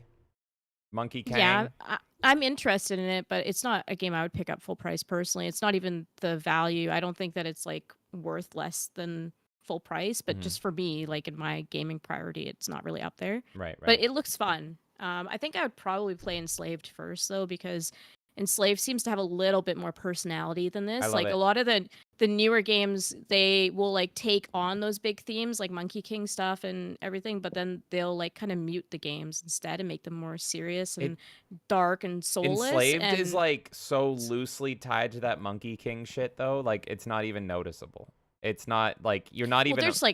There's tons of like Monkey King is a whole genre at this point, in my opinion. But I mean, my favorite version of it is really Dragon Ball, just because it's so like fun and carefree. Enslaved is really it's a character story, and it's between the two main characters, which is one of them is named Monkey, and the other one is the girl. But it's really about their relationship. It's brothers-esque, where it's about their journey together and how they form a relationship through it, and it's really well acted and everything. So, it's so weird that it is tied to the Monkey King shit because it's got so little to do with it. it's so loose, in my opinion. But I also don't really know about the Monkey King shit, so. I can't judge because I haven't beat Enslaved, but to me, it's very heavy in Monkey King stuff, just at a glance. I don't see it at all. Maybe in the storytelling it's not, but just like visually, to me, it's very Monkey King. It was like obvious to me just looking at the cover. Oh, okay. Honestly. JB says, James, there's a mobile game called Pixel Dungeon which is a roguelike and also has meta progression. You'd probably like it. It's a legit free game. I think you can unlock everything for a one-time purchase of $4. I looked it up right now. There's also like a premium version on Steam. It is not free, but I'll wishlist it. And yeah, it does not look bad at all. Thank you. I'm going to look into this. Looks good. Sergey is saying the remake of KOTOR is coming to PS5, not the original. Yeah, well, look, let's put it this way. I don't know if Sam Maggs is still on it, who is famous for the eerily realistic. They fucked me, but I have a pylon on my head. You guys have seen that clip, I assume, she's so cancerous. Like, she is the sole reason that I'm not hyped for Space Marine 2 either. Because I'm pretty sure... She's involved in Space Marine as well. The fuck is this bitch, man? She's got some loose tie to fucking Space Marine 2. Okay, but my point, just to wrap my point on it, why do you have somebody writing for a game that is already established? Like, remasters don't need a new writer. Yeah. And Space Marine 2 is already written. I'm not sure. Okay, I swear it was Sam Maggs. Now I'm looking it up. But there is some Sam Maggs-esque person that was writing the new Space Marine 2. And it made me go, ah. But everything about the game looks good. But it was kind of like someone put it in their Twitter bio. And I swear it was Sam Maggs. But now, I don't know if it's been wiped or, just like with KOTOR, I don't know if she's now removed from the project. But there was something that made me apprehensive about Space Marine 2. And now I'm crazily looking for it. But yeah, if anyone remembers who it was, I think it was Sam Maggs, but now I can't find it. YouTube will get really mad at me for reading that comment, but it's funny. I just can't read it out loud because YouTube. Oh, don't worry. Angry. There's some stories in our news that are gonna get spicy as well. Don't worry about it. Oh god, that's great though. JB says the extra character classes are, I guess, including that $4. You can play the whole game without a purchase. So that's great for that game that JB recommended to you. And he says, so it's a Dark Soulless game, talking about the Wukong game. I don't know. It's one of those games I'm going to have to try the demo of, but it reminds me of what Stellar Blade tried to do, which is like, we're a hack and slash, but really you're not a hack and slash. You're a fucking Souls game. Yeah, everything I've seen and on like the game... a poorly built Souls game. I'm sure Wukong is going to be fine, but like all of these games are taking inspirations from Souls games now. They're not taking inspirations from like classic RPGs or like hack and slashes or anything, and I miss those genres. Yeah, no, I'm with you. I everything I've seen, it looks like a Souls game to me, which is fine. It's just, it doesn't excite me. It's just not my cup of tea. Yeah. Dude says that he was playing some Sunshine. There we go. And Nightmare says the KOTOR remake wasn't canceled. It's been on and off again. It's at one point they thought it was canceled and then it wasn't, and then Embracer was having a bunch of issues and splitting off their IPs and all this stuff. So the last news is that they've said it is not canceled, but it doesn't seem like it's in limbo. Progress. I hope it stays in limbo.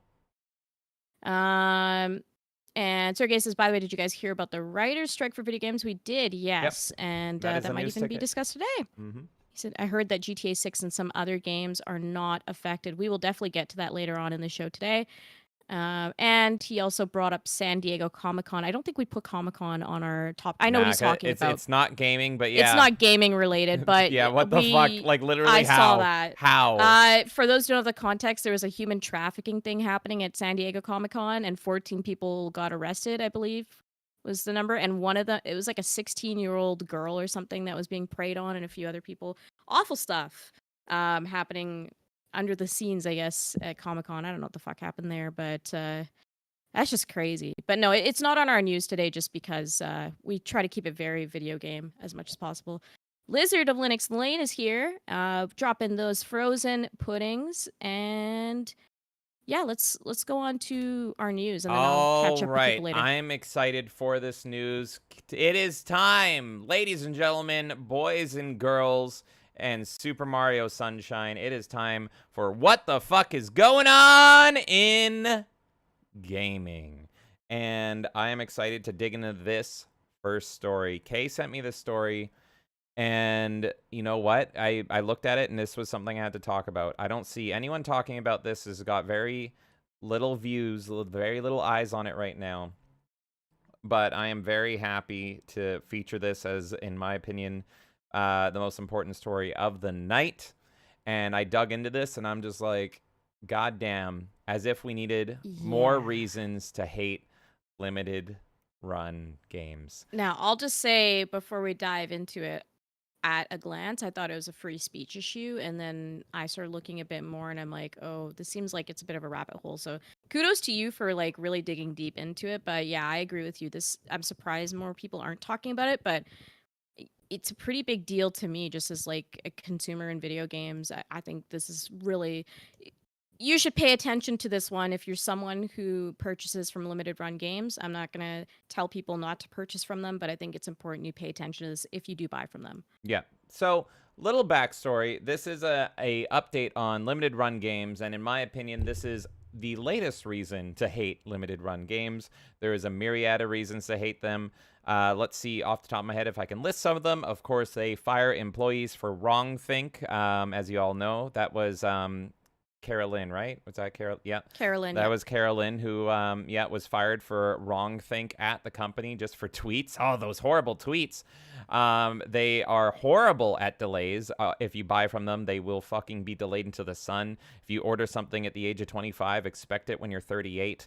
They have terrible customer service. They have a terrible reputation. They have a terrible attitude. And frankly, I just don't like them.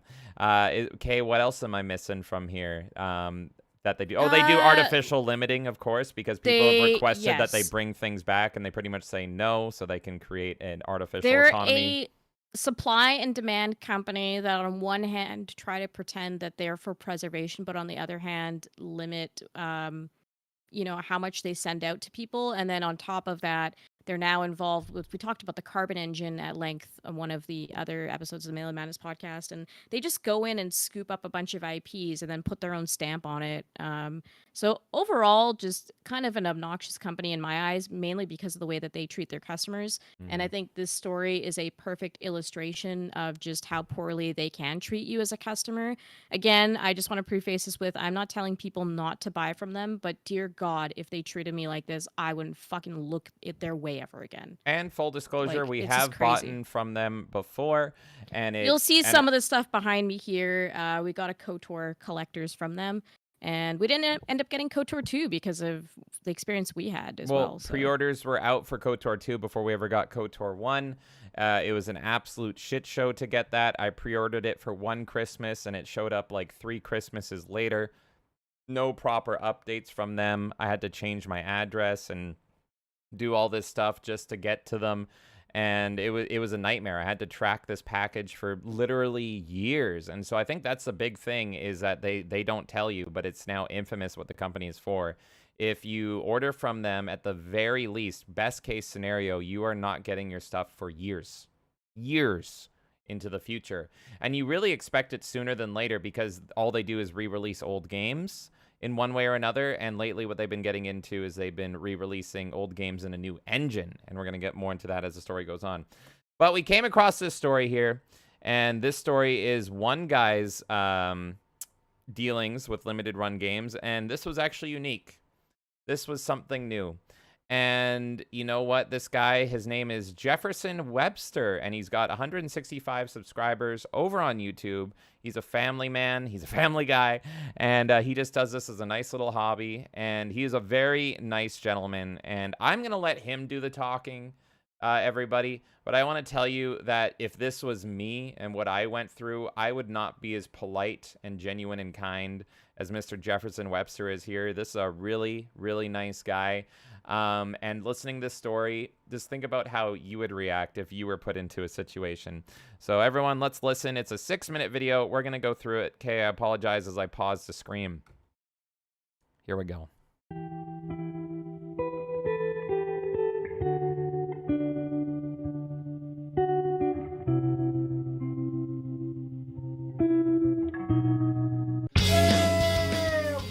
Jefferson Webster here. Well, I was permanently banned from limited run games. And the purpose of this video isn't to be petty or complain about it. I really want to just inform you about what happened in case this could happen to you. Let's get into it. For folks that don't know about... So right there, he was banned from limited run games.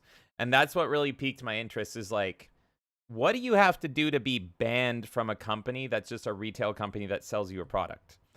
Which is why I thought it was a free speech issue. I thought that he had a customer complaint and then they were like to him, oh, you can't talk to us like that, and banned him, because I've seen some customer supports do that before. And I thought that's what it was. And so I wanted to dig into it to be like, did he even end up getting his problem solved? That's how I viewed it. But yeah. No. It's all curious. That is not why. But yes, this man was literally banned from purchasing from limited run games. Imagine you were banned from going into an EB Games or a GameStop or something. That's effectively what happened to this guy. Let's find out how that happened. In case this could happen to you. Let's get into it. For folks that don't know about Limited Run Games, it's a video game distributor based out of Raleigh, North Carolina. The company meets a customer need by bringing digital-only games to a physical release on a variety of consoles. However, more recently they have begun delving into retro games such as ports of Turok, Doom, and other titles. The company gets their name based upon the exclusivity and number of physical games that they produce. They only print a small number of copies, thereby creating video game collector gold for nerds like me. Limited Run finances costs for the game's print runs and other steps in the process. To offset production costs, the company's website handles pre-orders. The company has only been around for 4 years now, but their presence is well known on eBay from troll sellers who purchase their games and list them well above the sale price immediately upon receiving them.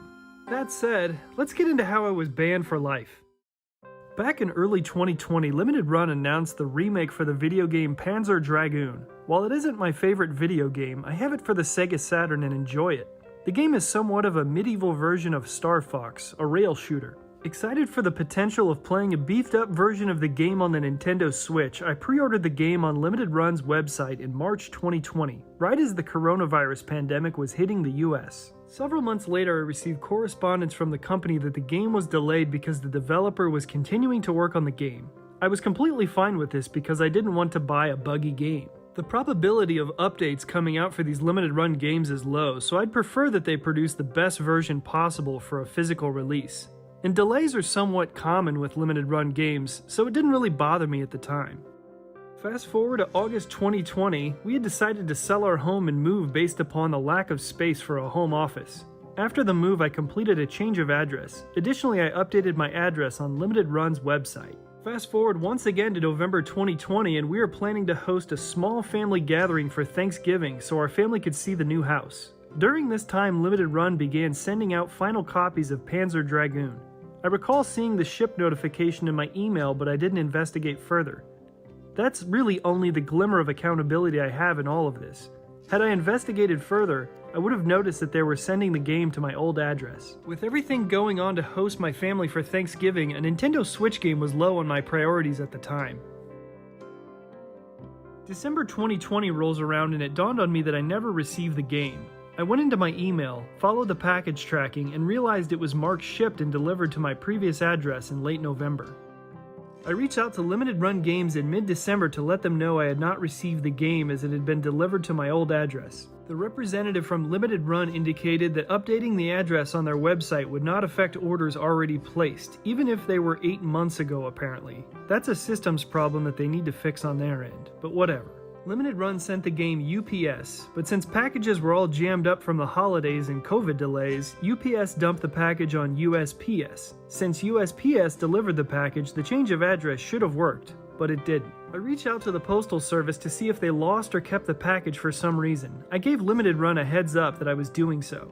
To this point, I feel like I have done more than enough here. However, to imply that someone stole the game without having any evidence of this is a bit much. Sure, it is possible that the postal worker kept the game. Maybe the occupant of our old home took it. Or maybe a porch pirate struck. I did mail a letter to the person who bought our old home asking about the game, but the person didn't reply, so who knows? Regardless, I paid for a game and the company didn't get it to me. None of this should be a me problem. I ended up getting in touch with the local postmaster in late December and she indicated that they could not track the package down. She said that the shipping method limited run selected would not trigger the change of address to work. This basically puts me in limbo with resolving this between the post office and limited run. I sent this correspondence to limited run and evidently that wasn't satisfactory. They asked for a notice of missed delivery. So basically to this point, limited run is saying, we have your money, this isn't our problem. Therefore, my next step was to take money out of the equation. So I had a conversation with my credit card company and challenged the charge. Magically, in early March, I receive a message from Limited Run that says a chargeback was credited to my account, and if I didn't change it, they would permanently ban me. This prompted even more back and forth with their representatives. They asked me to provide proof that I, in fact, did file a change of address when we moved. If the USPS didn't conduct the change of address, then Limited Run said they could categorize this as a missed delivery and go after them. I once again reached out to the post office and forwarded the information to the company. Upon receiving the change of address information, Limited Run asked me to remove the chargeback from my credit card company, and they said they would proceed with a missed delivery case. That was pretty much the last straw for me. If I lifted the fraud case from my credit card company, then I had no protections if Limited Run decides to jerk me around any further. I can't file another claim, so they could literally just sweep this under the rug and keep my money.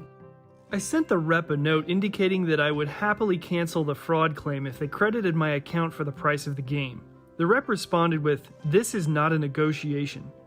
At that point, it was game over as far as I was concerned. After months of emails and phone calls with the post office, Limited Run, and my credit card company, that was it. Perhaps I'm being too stubborn, but I never once felt like the company put me first throughout this whole experience. Being petty, I wanted to take one last jab at the company. It was my pretty woman, big mistake moment. Following that note, I was later sent the following email that indicated I was permanently banned. C'est la vie. What do you think, guys? Was I in the wrong here? Regardless, Limited Run Games will be fine without me, and I'll be fine without them. I still like their company, I just wanted to inform you guys of what could potentially happen, so keep an eye on your orders.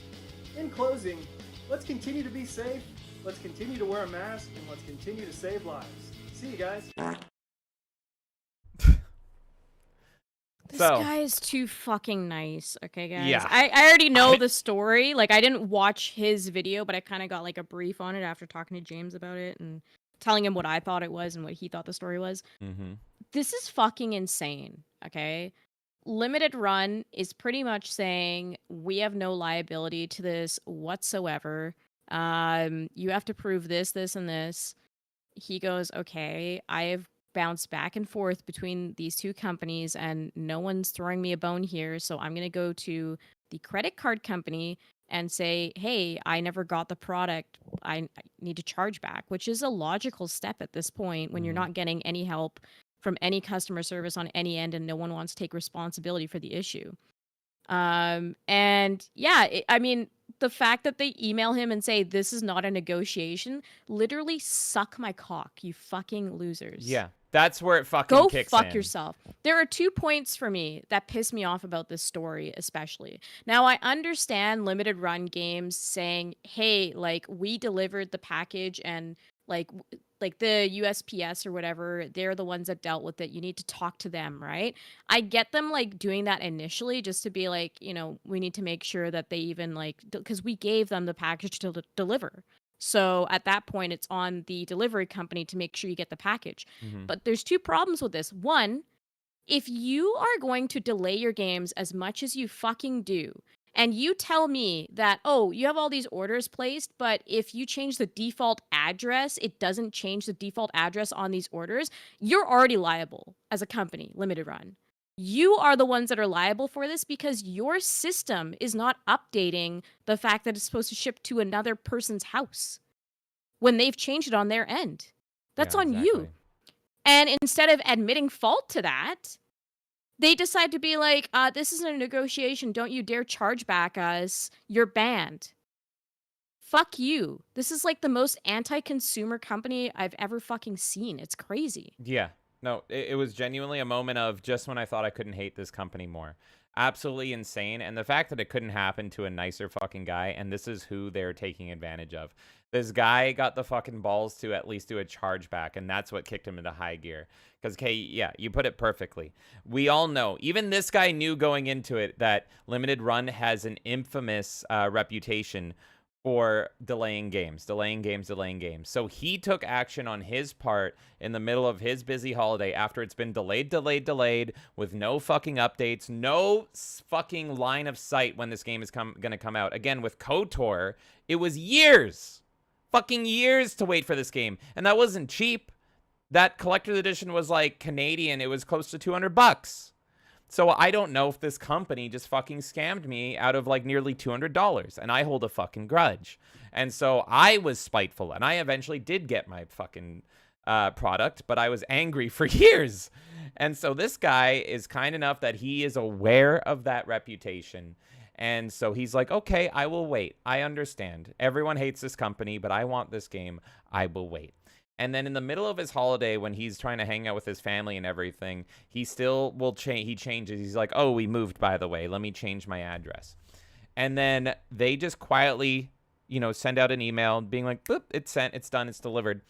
I have ordered from Kickstarter many times. I used to be a big Kickstarter freak, and I have ordered some of those games I still haven't gotten. But for the ones that I have gotten, every single time I was getting something physical, it's like automatic on Kickstarter's side to be like, hey, we are sending something. Have you moved? Here is our information we have. Before we send this, you have like two to 4 weeks or whatever. Make sure everything is correct. Make sure you didn't get morbidly obese and we have to change your shirt size, everything. They always have done that. For every single physical thing I've gotten from Kickstarter, even the things I didn't want, like from Ukulele, I've gotten that, where it's like, here, I have to change my address, all that stuff. He went out of his way. They didn't even ask him. They didn't send the email before delivering to be like, hey, are you still living here? He went out of his way to change his default address. But oh no, he didn't change the address on the specific item that he ordered. He just changed his big header address, and that wasn't good enough for them. They just quietly shipped it over. And then he is now doing the customer support work for them. He is doing their job for them, and I've been in this position as well, dealing with some scummy companies, and I can absolutely relate, and he was much nicer. I was already going razum-prazum and swearing at him like crazy, but he is now contacting 2 shipping companies, 2 postal companies, and Limited Run, and being the middleman when he is just trying to get what he paid for. He's going above and beyond the call of duty, and pretty much everyone is washing their hands clean of it. So what does the guy do? Okay, fuck you. Charge back. I didn't get the thing I asked for, therefore I am making you give me my money back. Oh, sound the alarm. Oh, we don't get his money for nothing anymore? Now Limited Run Games is involved. Now you got their fucking attention. Yeah, that's right, cocksuckers. Hey, fuck you. Now I got your fucking attention because I took my fucking money back, you pieces of shit. And so that gets their attention. And when they threatened him, when they fucking threatened him and said, this is not a negotiation, I would say, you're goddamn right it's not, you fucking bitches. Go fuck yourselves. I hope your company burns. That's what I would have said. But he still played nice. This man is so nice. And he was just like, you know what's crazy? They could have won as well. Did you notice his language in that video? He didn't even say, fuck you or anything, or he didn't say, give me a refund then. He said, credit my account. He was willing to give him more money. He was willing to say the equivalent of, I will spend more money at your store. That's my offer. I will decline the chargeback and I will take the loss on this if you let me spend more money on your store. And that's what they said. This is not a negotiation to. And they had the audacity, the fucking audacity to ban him from the store for that. And that is the best thing Limited Run Games has done, because my fucking God, why would you want to spend money at Limited Run Games? At this point, I don't care what they do. I am actually thankful that I have not ordered some things from Limited Run that I wanted to in the past. I have almost ordered a Doom helmet from them, and that was like $400, and I'm like, I really can't afford this, but man, this is like what I would love in my collection. Thank God I did not do that. I only got the KOTOR one because it was a Christmas gift to Kay, and I had to fucking tell her on Christmas that I'm like, it's not here. And then next Christmas I had to say, it's still not here. And then next Christmas I had to say, it's still not here. And then that following spring, happy Christmas. That's insane. And guess what? That's not even the end of this story. If it's not enough for Limited Run Games to be delayed in all their responses and all their shipments and everything they do, except when you try to charge back for them, fancy that, they're also delayed in the response to suspensions. Check this out. Here's the update on this story. They fucking unbanned him years later after this happened. Because again, which was the thing that I saw. I randomly see a tweet come up on my feed that says, I've been unbanned by limited run games. And I'm like, why the fuck were you banned to begin with? Makes no fucking sense. This is not the guy in the video. This is another account that's really good. This is N Jesse Revise saying, imagine being banned from limited run games solely because the consumer asked for a resolution for not getting the product that they purchased. And now, years later, they want to unban the person after, they said several, but it's really like 3, after several years have passed. And here is literally the fucking email. This is the email to limited runs that the person in question that we just showed the video of, Jefferson, this is his response to them. Thank you for unbanning me. As a customer, I'll have to move on. I tried and was really rooting for you as a company. Based on countless disappointments, I can just no longer support the company's activities. Best to you and your company's futures endeavors. He's still so nice. He's so polite. And I so want scorched earth on these. After years, Limited Run literally goes, okay, you can give us money again. You can let us spit in your face again, and we expect you to say thank you for it. Enough time has passed. We will unban you. Please give us hundreds of dollars or literally nothing. Yeah. Holy fuck, do I hate this company so much. So fucking much. My God. And that's not all. Because that is it for Jefferson Webster's story. But that is not all. Because you can't even trust Limited Run when it comes to their digital releases. That's right. As we reported on a few episodes ago, Limited Run Games is now getting into game emulation and doing it with their fucking, what's it called? What's that fucking engine that they're touting? Carbon engine. The Carbon engine. So now they're running games on the Carbon engine. So now you have to be careful when you buy a classic game digitally, because if it has Limited Run Games as the publisher listed, it's probably best just to fucking emulate it yourself. And here, let's take a look at this. Remember when buying a game from Limited Run Games, it may have bugs that prevent completion? These are 2 I personally tested. Their QA is atrocious nowadays. I wish they truly cared about preservation. These are new bugs in their fucking Carbon engine. So if you buy this game physically or digitally, you can get this bug. So let's look at it right here.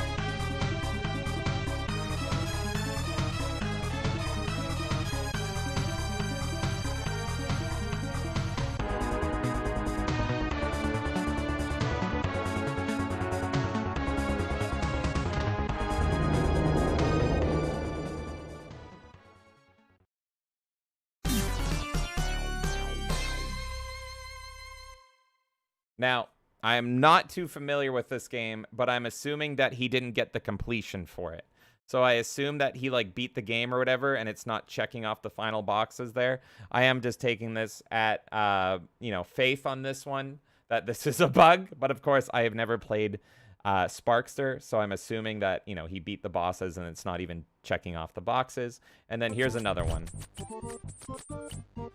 And this is, of course, Gargoyles, which everyone was excited for the re-release of this, and then it came out to lukewarm responses. Oh, what happened? Uh-oh. Oh, the game just hard reset. There you go. Middle of playing it. Gets hit. Hard reset. And there you go. All progress lost. Middle of a run. And it's considered a difficult game. So there you go. And if you didn't believe this guy, Nintendo Revised Jesse here, why don't you take it straight from the horse's mouth? Here is MVG, who is a game dev at Limited Run Games, and I use that term loosely. Tomba Special Edition is out today. There are a few known issues that we are most certainly aware of that were being addressed in an upcoming patch. We know what Tomba means for the fans. Now go take care of those evil pigs. It's a PS1 game! You shouldn't have bugs! When I saw this too, I'm like, how would this have extra issues? Like, aren't you just porting this over at this point? I don't know. Makes no fucking sense. Why am I giving Limited Run Games money for Tomba digitally when I can emulate it myself for free, make it look better for free, and not have bugs? Why would I give them money? Just to say I own it and fucking check off a box on my Steam account? Just to say I own Tomba in the Carbon engine that hard crashes and doesn't complete the fucking achievements it adds? Die. Like, this is the worst thing ever. I fucking hate this company. So that is not one, but two new reasons to add to the pile of why I say limited run games, go fuck yourself. You're late and gay with your shipments. You fire people for wrongthink. You fuck over customers, and your games are buggy as shit. That's the 4 horsemen of the shitpocalypse limited run games. I hope you burn in a fire. I will celebrate when limited run goes under, and I really hope it's soon. That's perfectly said, honestly. Like, it's insane. And a veiled threat towards a customer for them putting it in their own hands to take care of an issue that you refuse to take care of. Go fuck yourself. It's insane. It's fucking insane. Who do you think you are? Like, just because you have a market share on these kinds of games and people want them, you're preying on people's love for retro at this point. Yeah. And it's disgusting. And I hate it. It really bothers me. So... yeah, I'm glad we could cover this today because I saw this unravel and I was like, what the actual fuck is going on? I already have so many reasons that limited run pisses me off, and then you somehow find more reasons to make me angry. Yeah. It's nuts. So. I'll leave it at this, folks. We love the gamers here. I don't love the companies. I don't love the publishers. I don't love the suits, and I especially don't love limited run games. I love the gamers, and I love the people that play the games, and that's what really is what makes gaming, is the gamers. So if I'm going to shill anything, it's going to be Jefferson Webster here. The man has 165 subscribers. He has a wife and kids. He's a big family. He's a big family guy. And he really just does this in his free time. And you have the timestamp, by the way. You know, this was released 3 years ago, but he was just unbanned recently. So this is old news. But in 3 years, this video has only gotten 226 views. So hey, and if you're gonna, I have linked his YouTube, by the way, in chat. So that is awesome. Yeah, no, he's got a bunch of stuff there. Absolutely a cool guy. Does a lot of gaming stuff. Let him know we sent you. And so there you go. I look, his sub's already going up. I see it. Oh my God. 166 subscribers. Jefferson Webster, you're a class act, sir. You're much nicer I'll drop than it in me. one more time, just in case you guys missed it, because thank you so much, everyone, for chatting today. But yeah, it went a bit higher up there, so I just dropped it one more time for Let's you on YouTube. fucking go. So yeah, go give him so much, some guys. love. That is Jefferson Webster. And let him know that we too hate limited run games. So there you go. Why support limited run games? You can get all their games for free. So if you're going to support anyone, support the guy getting fucked over by them. That's what I say.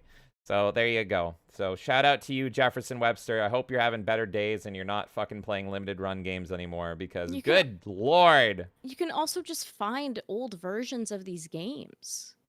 That's what I'm saying. Like, it's just like you can go and buy retro versions of these games. You don't need to rely on these people whatsoever. They're not like bringing back a lot of stuff that's extinct. It's still possible to find everything. Mm-hmm. So yeah. Yeah, fuck them. Yeah, it's so tiresome. It's so exhausting. It's so freaking tiresome. So, yeah. I was just gonna say I'm gonna catch up on chat because chat was popping off during this. I understand the anger, guys. I mean, we're all gamers here, and we just want to enjoy our fucking video games. And then you have every company under the fucking sun trying to find a way to get 10 more cents out of us each time, you know? And it's just like it's constant. So, again. Make your decisions, but always be informed in them, right? Like, this company is not treating their customers properly, and we've seen it demonstrated a lot of times. Yeah. Wait says, yet another dick move for limited run. Remember, kids, chargeback is basically the nuclear option most companies will ban. Yeah, companies do get scared by that, and I think that's because it probably ends up on their credit report or with that credit card company. They have an issue or whatever. I bet you there's probably like a certain percentage of transactions, and after that you can possibly lose support with a certain credit card vendor or whatever. So they do take that stuff very seriously for that reason. I don't blame them because I'm sure for every like legitimate chargeback, there probably are ones that aren't legitimate or, you know, people trying to abuse the system. So I'm not saying that they're necessarily like always in the wrong for questioning a chargeback, but they very clearly have a log of this is the issue that we have, the back and forth, this guy's being super nice to them, and their response is a veiled threat. And that's not okay. Mm-hmm. Nightmare really liked the shirt the guy was wearing. It said below me. Oh yeah, it was good. Uncle says, I don't care how rare a game I own is. I just want to own physical games in cool boxes, dog. And that's the thing, right? A lot of us just want to own the game, to play the game, to have it on a shelf, right? I just like the way that this looks. I like that. That's what at they any target. point in my is- day, Yeah.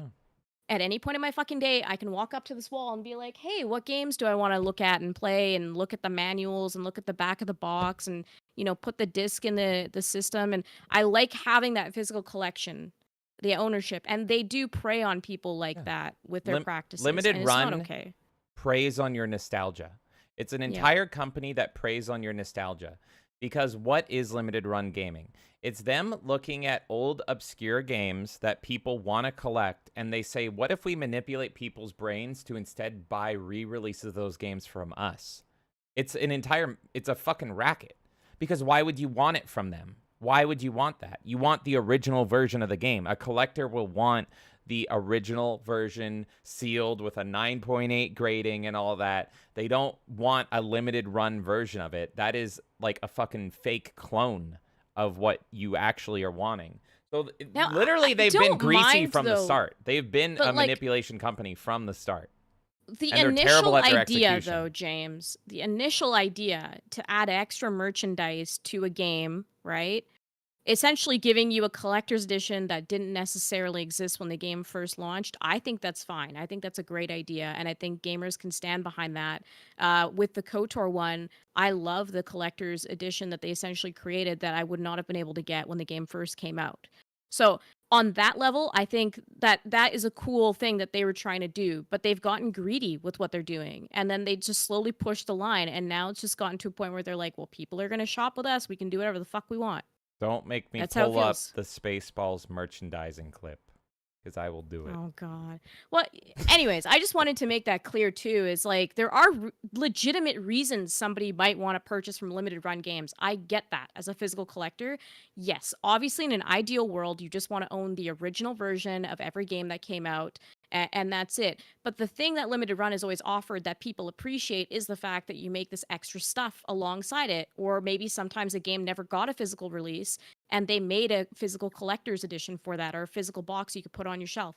That was a great part of limited run games and why a lot of us even gave them a chance to begin with.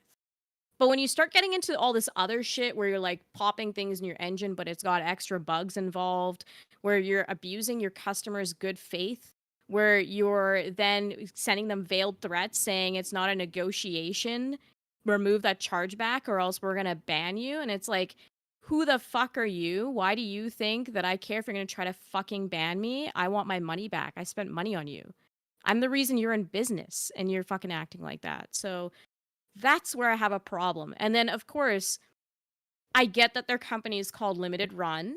And, you know, it's like those 24-hour t-shirts and all of those stuff. But, like, you're trying to say that you're also for preservation. Like, I've seen a lot of arguments for that. But then at the same time, you're limiting the run of the game.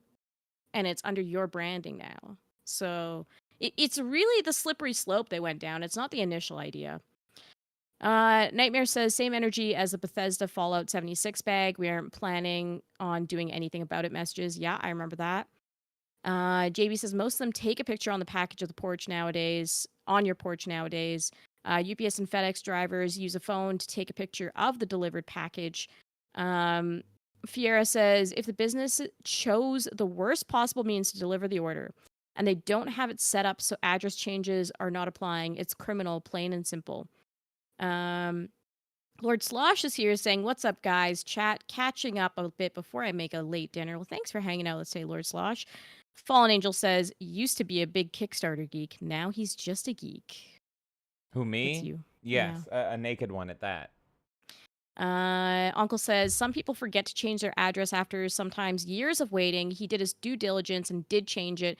Refund him. Your system is broke. Exactly. This is the biggest thing. That is the biggest fuck up on their end. They should already own it and they should be accountable just on the basis of you have not shipped my product. I changed my address to reflect where I am, and you are late on delivering that product on top of all of it. So you absolutely should be going and cross-referencing and making sure that the address that I updated on is where you're shipping it, not where I initially placed it however many years ago. Nightmare says, I bought the Doom Eternal official collector's edition helmet off of eBay instead. That helmet looked really cool, by the way. Fiera says that fraud chargeback report record will flag them too with that credit card company, and I think that's probably why they're afraid. I'm adding that second part. Fuck them. I'm adding the part about them being afraid, but I agree with you, Fiera. That's probably gonna flag them. And Slosh bringing up Carolyn. Yes. He says, weren't they the ones that fired Carolyn? I hear they're unsavory at best. Yes. Fiera is mentioning that sometimes nice cuts deeper than the foulest tempers can. Fallen Angel's yelling, I hate the Antichrist. I hate the Antichrist. I hate the Antichrist. Um, Same. Literally me. Slosh says, I see them advertised all the time. Some stuff looks cool, but I don't know. This stuff is unfortunate. Yeah, you can make the coolest product in the world, but if you're going to treat your customers like utter trash, like, you're not getting my money. I'm sorry.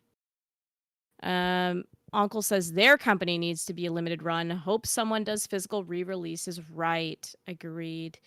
JB says, speaking of gargoyles, Demonica should be in the titty intro. Oh, man. I tried to keep it to, like, video game original characters, so that's why you might not see some obvious picks, is because I picked characters that are known for video games specifically. Thank you guys so much for hanging out. Lots of great comments in here. We've got Alec J in the chat saying it feels like the company is run by cokeheads who are always short on money and tweaking. Oh, I mean, cokeheads would do it right. But yeah, they are absolutely not cokeheads. Now I want to see if I can find my favorite cokehead run company. But okay, keep going. Slosh says 15 ways to fix AEW. You're gonna need more than 15 minutes for that video. Talking about Jefferson, I think here. Fiera says hit swap meets, game shops, even fellow gamers. You never know who might let a game go for a few bucks. No need to give the likes of these sorts your business. Fall Angel says companies don't want you to know this, but you can take chargebacks from the park home. I have 167 chargebacks. You can take the ducks home. Fiera says chargebacks put up with a reason being fraud or did not receive service/product flags those companies. Slosh says devs are deplorable anymore, man. It's depressing how much they say they hate gamers, sometimes outright. Yes, there's a very negative, it's a very anti-consumer feeling in the industry right now. It's really upsetting, especially because this industry would not exist without all the people that are so passionate about it. Slosh says they're the Stranger Things of game devs. Nostalgia TM. Very true. Very, very true. JB says, don't make me turn this fandom around. I'll do it. I will do it. Lizard says you can make an emulation console for retro games with an emulator and a mini PC. Slosh says the threats alone are enough for me.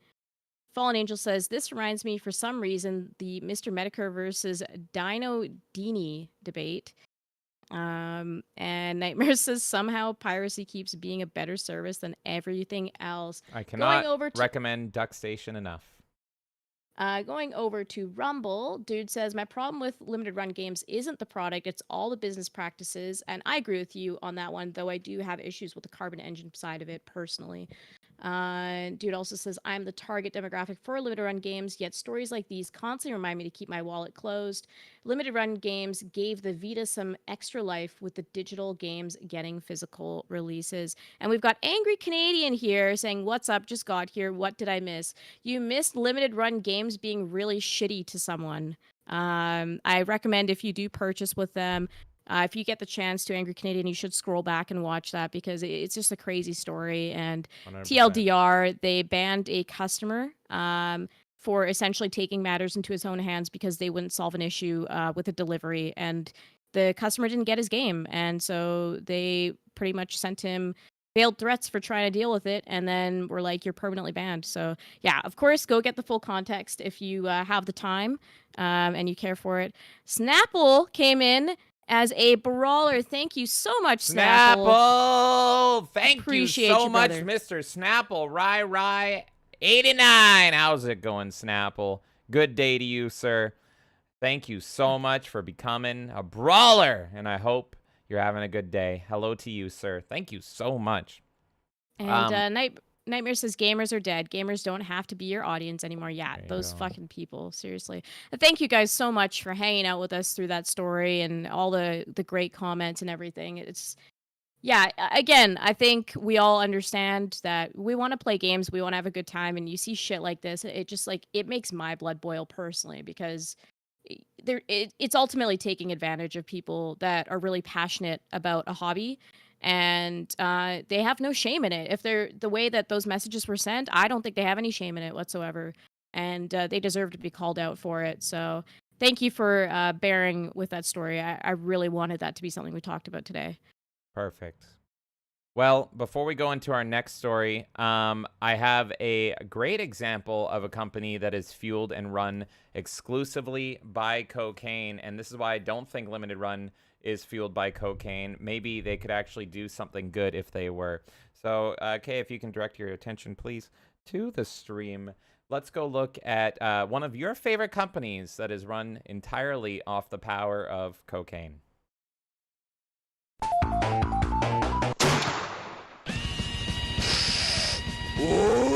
Welcome to Sonic Team. We make games, I think. Aye, right. What the fuck is a Sonic?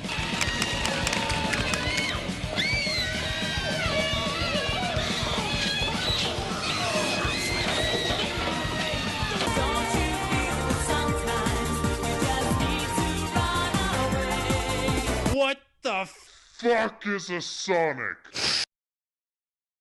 There you go. There you go. What the fuck is a Sonic? Oh, that's so good. I love John so much. He's great. Oh, God. That was immediately what I thought of when I was like, cocaine company? Clearly Sonic Team. Yes. Okay, everyone. Let's get over into our next story. This one I also care about. But if you feel like Mr. Jefferson there was too nice of a guy, I am here to remind you that I am the exact opposite, and I am a total piece of shit, and I am much, much, much, much worse. So, viewer discretion is advised, but I will preface this with whatever you hold against me with this story, whatever feelings you have against me after we go through this story, I just want you all to know I thought it was funny. And that will always be my defense. If I do something horribly wrong on the internet, I do not apologize. I just found it really, really funny. And that is the case with this story. Kay, I have a question for you. Let's say you enter a gaming tournament. What game do you think you could win in a gaming tournament? Like if you trained really hard, you could get the cash prize, get that championship belt. Which game do you think? Like, probably none, but I guess Fire Emblem, if there was ever some kind of contest around that, like beating a level in the least amount of turns or something. So a Fire Emblem tournament, right? Let's say you trained really hard, right? It almost feels like I'm talking about the Olympics today, but I am not. You trained really hard, and for your Fire Emblem tournament, you won it. You won the title and all this stuff. But then the people running the tournament, whoever they are, whoever their names are, the people running that tournament, they look through your social media, they look through your Discord, they look through your DMs, and they see all these certain people, these certain groups of people on the internet complaining about you and spreading this information on you. And the people that are running this tournament that you trained really hard for, they say, oh, you didn't cheat. You did not cheat. You won fair and square. You totally won. But you said mean words. You were mean, Kay. We're taking it back. We're revoking your title and we're revoking your cash prize. Do you think that's fair? No, but you also know my feelings on this one. Yes. So that is what I also say to all of you. Would that be fair? Think about that. Think about the game you are best at. What are you best at in life? If you won a Halo tournament, a Quake tournament, whatever it is, and the people holding that tournament, they saw that you said something spicy on the internet, you said something really silly, because we're all just silly guys here. We're just a few silly guys. And they said, no, we're revoking your title. Well, as I drop my spaghetti, that is what happened, and this is a rare opportunity that, oh yes, I get to shit on Nintendo. Fuck you, Nintendo, because that is exactly what they did with their Splatoon 3 World Championship. An update on the 2024 Splatoon 3 World Championship. It has come to our attention that certain members of Team Jackpot, now, weird name, the team is called Jackpot. They're not referring to the jackpot that the team won. So there's a little bit of a nomenclature issue. Team Jackpot, the team that recently won the Splatoon 3 World Championship, acted in a manner that is not in line with our community guidelines while playing Splatoon 3 game. As a result, Team Jackpot's win will be considered vacated, and the team will not receive trophies associated with the event. Additionally, the in-game splash tag banner commemorating their win will be adjusted via an upcoming software update.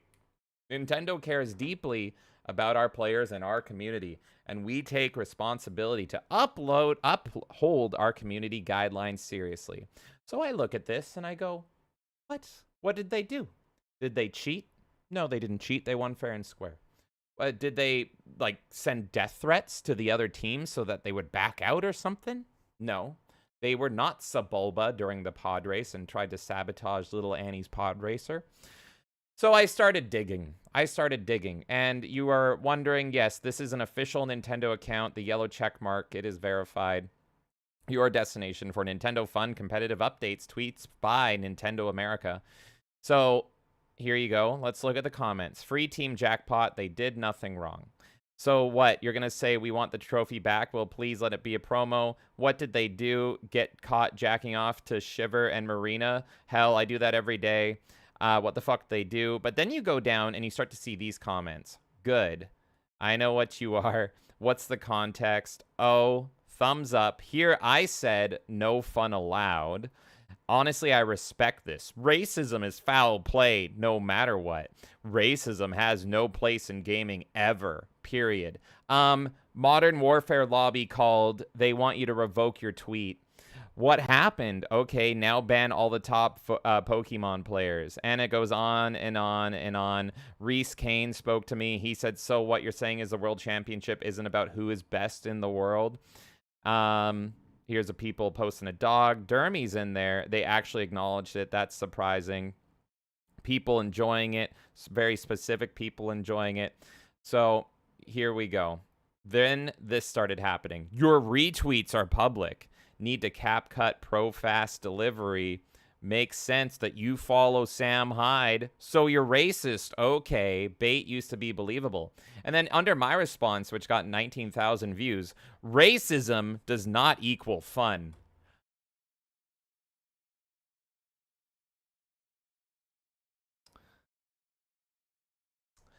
Okay.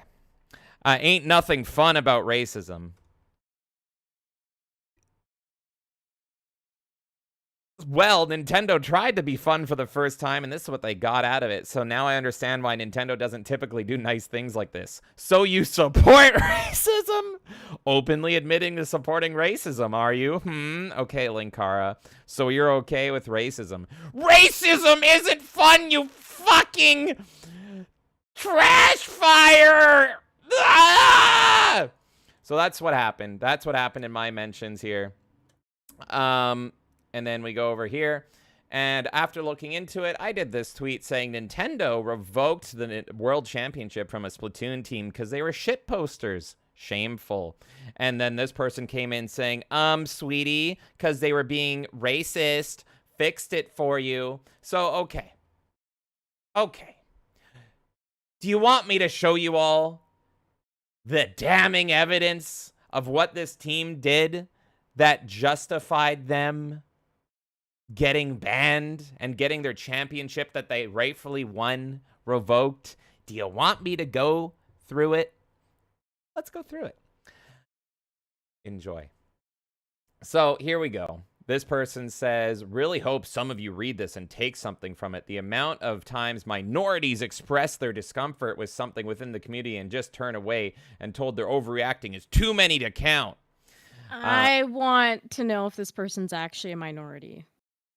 Yeah, we need a DNA check. We need the DNA check. I'm just gonna tell you right now, the amount of times that people fucking say this, and then it's like a fucking white person saying it for me, and it's like, I don't fucking care what jokes people make.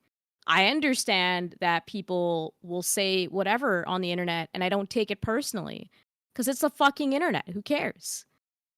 I don't need you to protect me from comments that might not feel, oh, these are super safe comments. I don't fucking care. But how often is it the fucking person that is not even affected by it that's to go, oh, minorities are going through this and that? It always irritates the fuck out of me. Yeah. It irritates the fuck out of me. I'm not saying that this person isn't a minority. I'm just saying a lot of the time, it's a fucking white woman going off being like, oh, but what about the minorities? Kay out here naming them. The white women. It's true. It's fucking true. Let's take a look at what they said, and I'll leave it up to you guys to decide if Nintendo was in the right or not. So here we go. Obviously, because of YouTube, I can't read out everything, but I will show it. So let's take a look here. So this is apparently from their Discord here. Legend as a stuffed animal. Well, he's adorable. I don't see the issue there. He's a cute little monkey eating a banana. Most of the votes I did were down votes. Yeah, same. I -2'd all the Ascension because they're cringe and laggy. I -2'd all the Sonder because they did the same. And then I -2'd all the Priority because they're monkeys. And then this person's saying they're black. Well, he's a minority, so what's the issue? Here, let's see what this audio clip is. They all chased me. I got 3 monkeys chasing the main monkey. 3 monkeys. I got one. Monkeys! Oh my god! That's the next jackpot soundboard for sure. No, there's a monkey behind me! That's the next jackpot soundboard for sure. Hello, monkeys. Okay. So it seems like they find monkeys really funny. Okay. Like, come on now. One of them saying, I can't let my brother date a black woman. Well, that's just an opinion, right? Hey, that's a family matter. That's a family matter. What's that got to do with Splatoon? Let's see here. Respawn. Why is he in spawn jerking off? You just respawn. Faggot. He has a point. There's one bottom left. Like, he just respawned. These guys are queers. I've never seen people who don't deserve any more rights in my life. What does that mean? You heard me. Oh, what are you jumping to? If Volty DMs me, I'm telling him you're the reason why you never win anything. Why is he in spawn jerking off? Okay. Here we go. Another one. Apparently, I'm just going based on this count. I DM'd you because you're Chinese. Yeah. And then he posted Chinese SpongeBob. Everyone's favorite Chinese SpongeBob. This person saying, I am joining the KKK. So this person's a Fed. I mean, that's a valid reason to revoke someone's championship if they're a Fed. So if you're joining the KKK, you glow. But enjoy your cold showers, bro. Because you're making me hate black people right now. That's apparently why. This person here, you know, maybe it's because he's a Koopa. I'm not sure, but he's a Koopa. This person saying stop Asian hate and then white supremacy. Free Israel. You got to be wrangled up too. You're going to start dropping free Israels in chat. Free Israel, and scream free Israel as I do it. Oh my God. You know, I need me some Iron Dome. Free Israel. Zero just said free Israel. Free Israel. And then this person added these 3 photos here. So this person posting, you know, we're really hyped for this game too. The Bean game. The Bean game looks great. I'm excited for that game. And then more SpongeBob Killer posting. Bean. Yeah. And even here, they're saying, okay, is there a problem? Nah, I'm just messing around. So they admit they're just fucking shit posting here. To me, this is all shit posting. I'm just gonna Look, say this right now. They circled that their name is the Eternal Fried Chicken. So they're making the association, right? That one of the player names in game is the Eternal. I guess that's their Switch name. I haven't played Splatoon 3. But I assume that, like, that is their, like, Switch username, the Eternal Fried Chicken. What conclusion is a shit poster going to make from that screenshot? I'm sorry. But, like I love come fried on. chicken. It's I'm a fried chicken respecter. They're shit posting. They're shit posting. Who cares? And it's hilarious. It's trolling. It's hilarious. So there you have it, folks. In my opinion, these are just some silly guys. These are some silly, funny guys that happened with their shit posting to make meme magic real. Team Jackpot, in my opinion, did nothing wrong, and Nintendo should reinstate their championship. Do we now live in a world where you can't fucking shit post with the homies and you can't fucking talk trash and all that shit? How the fuck are you supposed to be good at video games? That's 80% What was of being... multiplayer built on? Yeah. Again, I like Call of Duty lobby just feels like almost a normie term at this point because of how often it's said, but it's like that is literally what like the Xbox Live experience was built on. And before that, what do you think people did when they were hanging out with their bros? Do you think they're just politely sitting there sipping tea? No, they're shit talking each other. I do love that I have 20 minutes a day to play my video games while my wife goes on a date. It's just, yeah. People like to make jokes, and the internet amplifies that, and then it also amplifies people being sensitive at the same time. And it's really fucking retarded, and people need to grow a pair and not take it so seriously and be a little more secure with themselves to understand a joke. And Nintendo can go fuck itself for thinking they have the right to revoke a fucking championship from someone because they made jokes on the internet. Yeah. Go fuck yourself. I agree. Sorry, it's just Uncle's comment. Nintendo racists are the best at Splatoon in the world. Yeah. It's funny to me, but I'm just saying, like, it's, yeah. The $1 billion corporation doesn't get to decide what I fucking say in my free time. Genuinely fuck Nintendo Suck a dick about this. Like, you don't get to fucking decide when all of us are giving you money so that you can be a fucking company to begin with. Yeah. What we do after that is not your fucking business. I agree.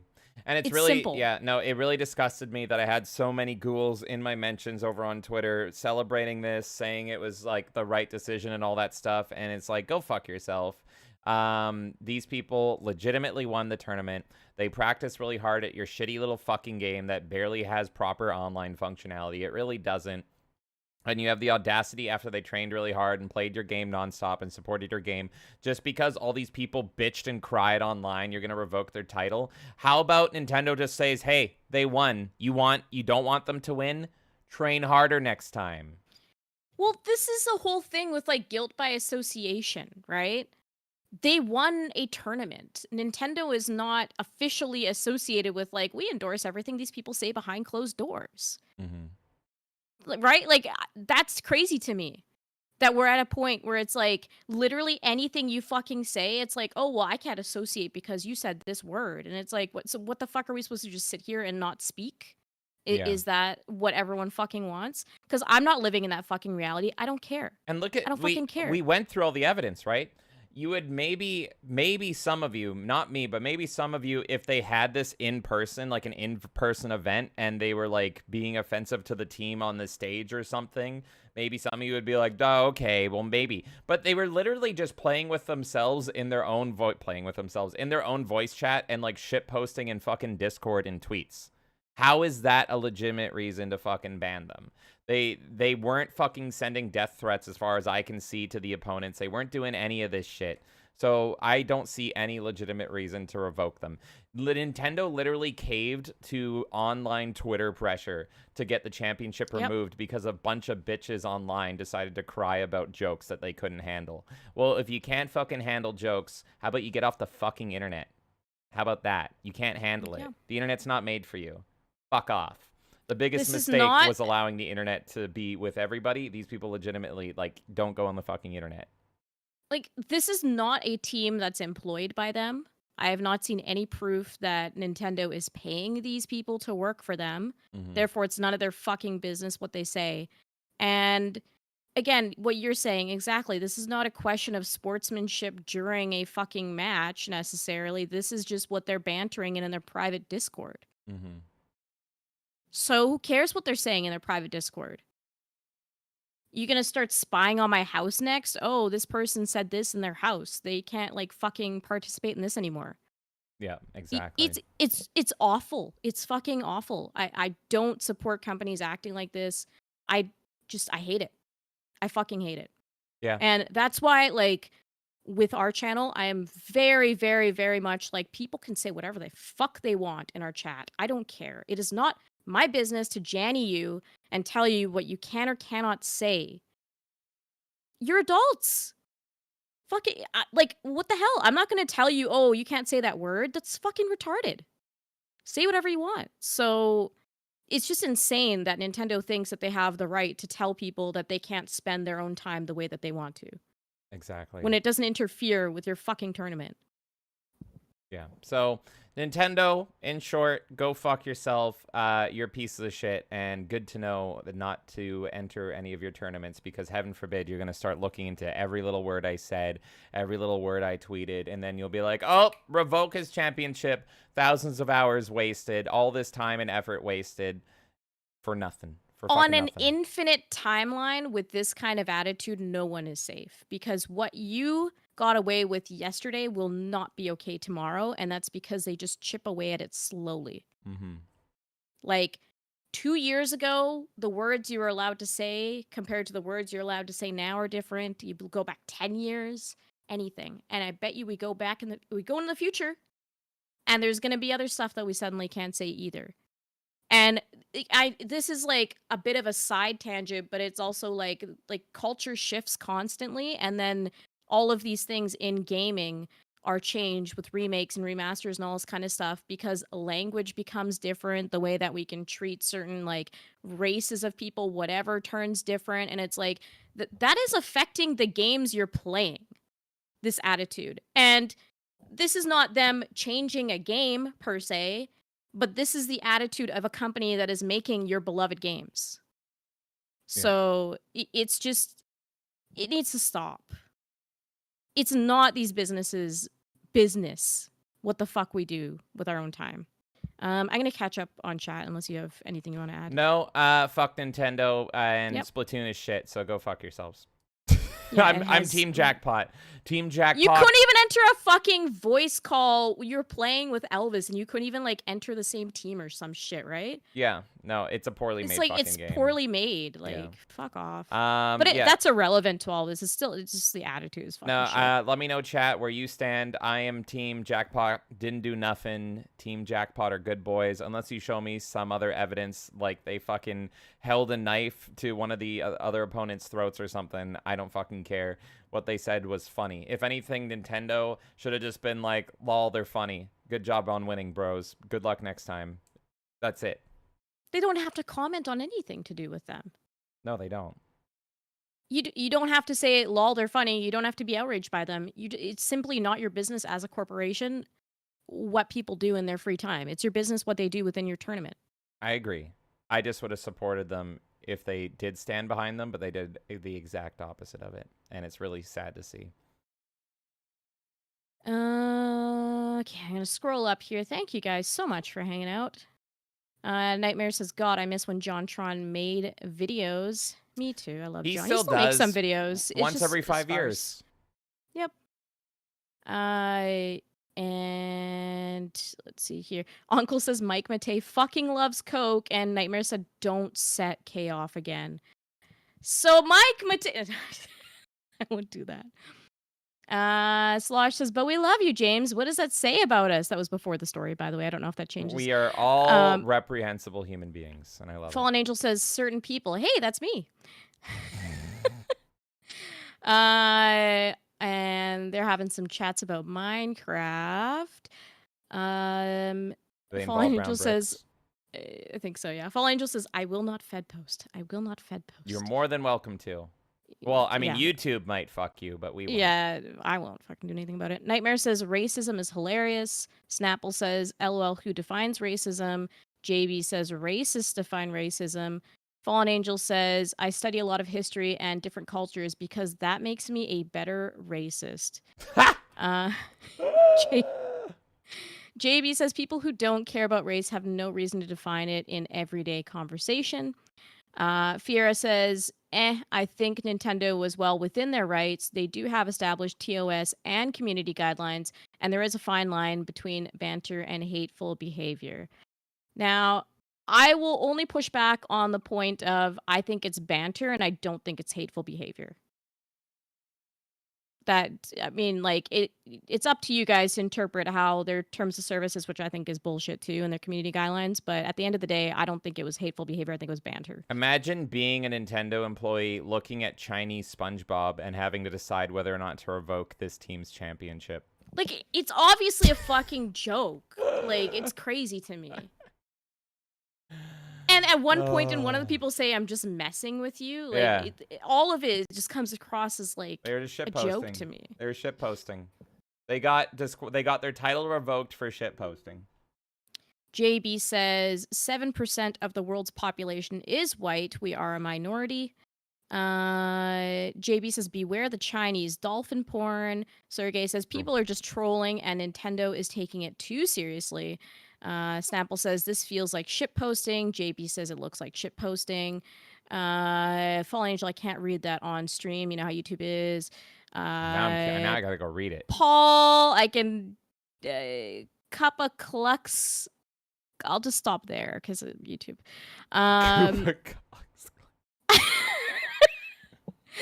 Uncle says Nintendo racists are the best at Splatoon in the world.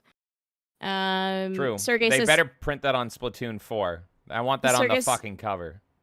Sergey says, man, imagine if Sony heard my combos in my private group chat on my PSN chat. Well, they do. Here's the thing, Sergey, is that do. these companies are trying to do this. No, Sony actually does. Sony literally will ban you for private chat. I'll see if I can pull it up.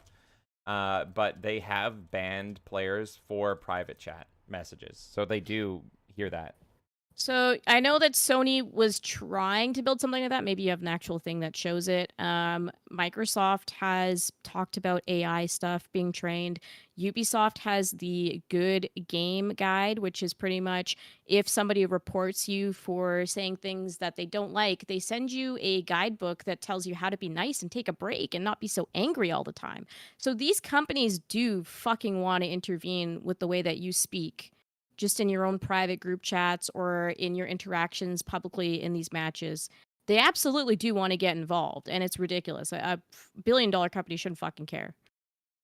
Sergey says, if this was Sony, they would not do this. I completely disagree, but I respect your opinion. So didn't Sony almost make you kneel and raise your fist just to watch a presentation on the PS5? No, they absolutely are fucking in bed with all of this. None of these companies are innocent of it. Yeah. Snapple says, I agree with Kay. Otherwise, we'd have nothing but unfunny, quirky humor from safe space dwellers. Fallen Angel says, Nintendo needs to pull a Wayne Lambright and suck a bag of dicks. Sergey says, Nintendo can suck D's nuts. Angry Canadian is caught up with the limited run game story. He says it's awful and he only buys their games secondhand now.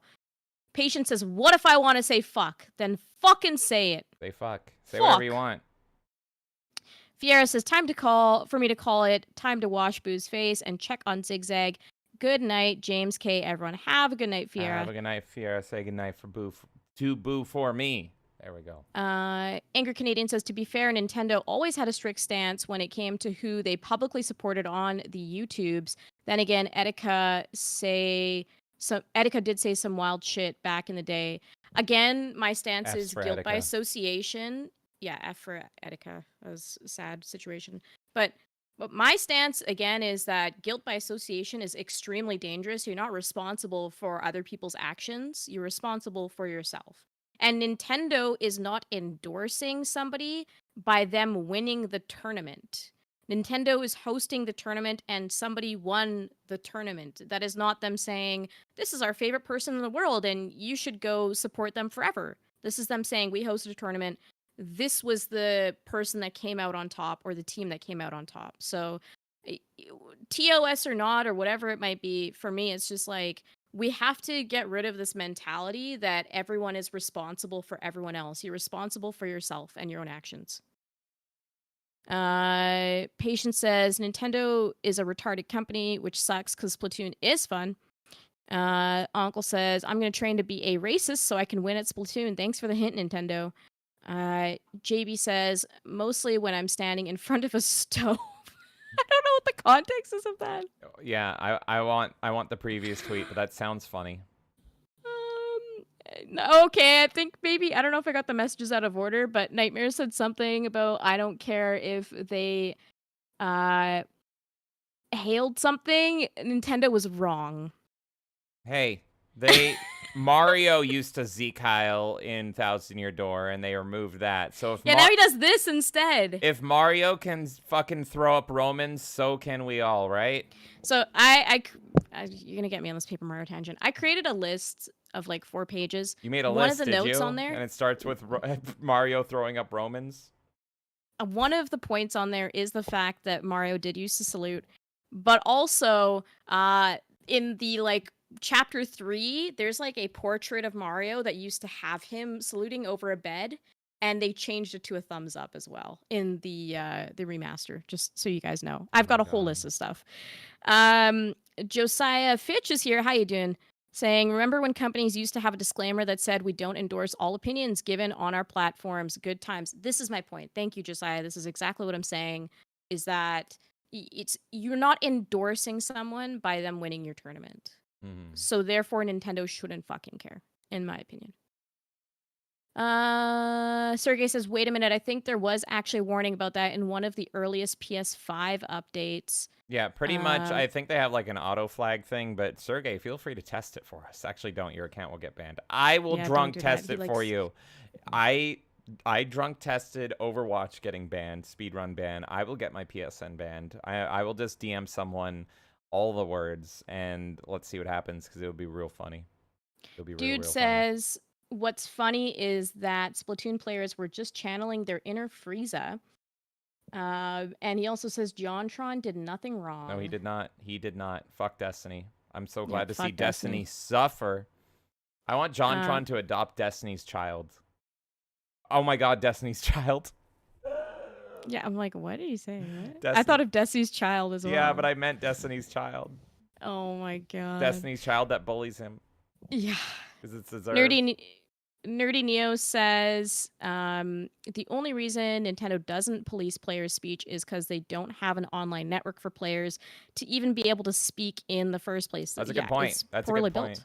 So if Nintendo actually caught up to the online infrastructure of Sony or Microsoft, would they start being as bad as Sony and Microsoft? That's a good question.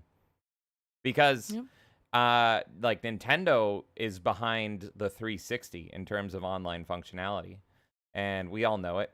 Even us Nintendo Bing Wahoo lovers know it. So, you know what? If they did catch up to the level of, PS5 and Xbox Series SX, would they Janny just as hard? Probably. I think it's a pretty safe bet, unfortunately. Yeah, especially in America. They would probably put in a team specifically for America.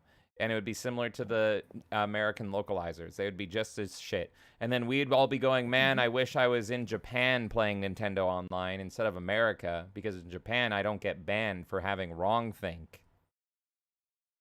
Yep. Fiera says, I have some other thoughts, but yeah, time to go. Night all. We'll give Boo good nights and such for you, James K. Laters. Have a good night again, Fiera. And yeah, feel free to share your thoughts with us, even if it's later on. I understand there's more than one perspective to this, so we're always open to conversation on all sides, even if we don't agree with everything that people are saying. The point is that here you can say whatever the fuck is on your mind. Fallen Angel says, but if you play in a Splatoon tournament, you can't say whatever's on your mind. Then this is my problem. Yeah. This is my problem. It's like people should be able to say whatever the fuck they want. You can say whatever's on your mind, just don't enter a Splatoon tournament. Yeah. Fallen Angel says these people would faint listening to a Moonman album, it seems, which is actually kind of funny. And Mario's from Italy. Rome is the capital of Rome Italy. is the capital of Italy. Patient says, which would be better, playing Thousand Year Door Remaster or playing Thousand Year Door Original through Dolphin on my Steam Deck? Well, I'll give you one answer here, and you can choose on your own. The GameCube version runs at 60 FPS, and the Switch version runs at 30. Both steady, but just a point to note. Resolution-wise, the Switch version looks better, but I'm sure that there are people that can fix up the resolution on the original as well. So that would be my answer on that. Beyond that, I do have a list, and I will eventually release the list. I went super autistic with it to the point where I was observing signs and seeing like actual physical signs in the game looking different and stuff like that. I believe that there is enough context changed in Thousand Year Door that you're not getting the full experience, especially for a game that is 50% gameplay, 50% story driven with great narrative and great like character dialogue. So if dialogue is important to you, they change a lot of it, in my opinion. Sergey says, I mean, the stuff my friends and I talk about, we don't actually message anything. Neo says, Thousand Year Door has achievements now. JB says there was a 1,300 square foot house, 3 bedroom, 2 bathroom with a separate 10,000 square foot farm plot for $60,000. Lots of reasons to wish you were in Japan. $60,000? That's a steal. Are we moving to Japan? Let's go to Japan. Can I pass as Japanese? What if Yeah. I walk around Japan in the Are you kidding me? Japanese people love white people. Oh, it's true. You'll be a celebrity there. I'm safe. You're screwed. That's fine. And then when they see me, it'll be that Iron Man video. Iron Man You video? know- do you know the Iron Man video? Oh, yes, I do. Yes. Whoa. Patient says original it is. Neo says Switch version is only 30 FPS. That is correct. It's only 30 FPS. And people have argued, well, it's a steady 30 FPS. And to me, I say, well, it's fucking It's 30 a FPS. cinematic 28 FPS, everybody. Patient says, where's your list? I honestly do want to see it, Kay.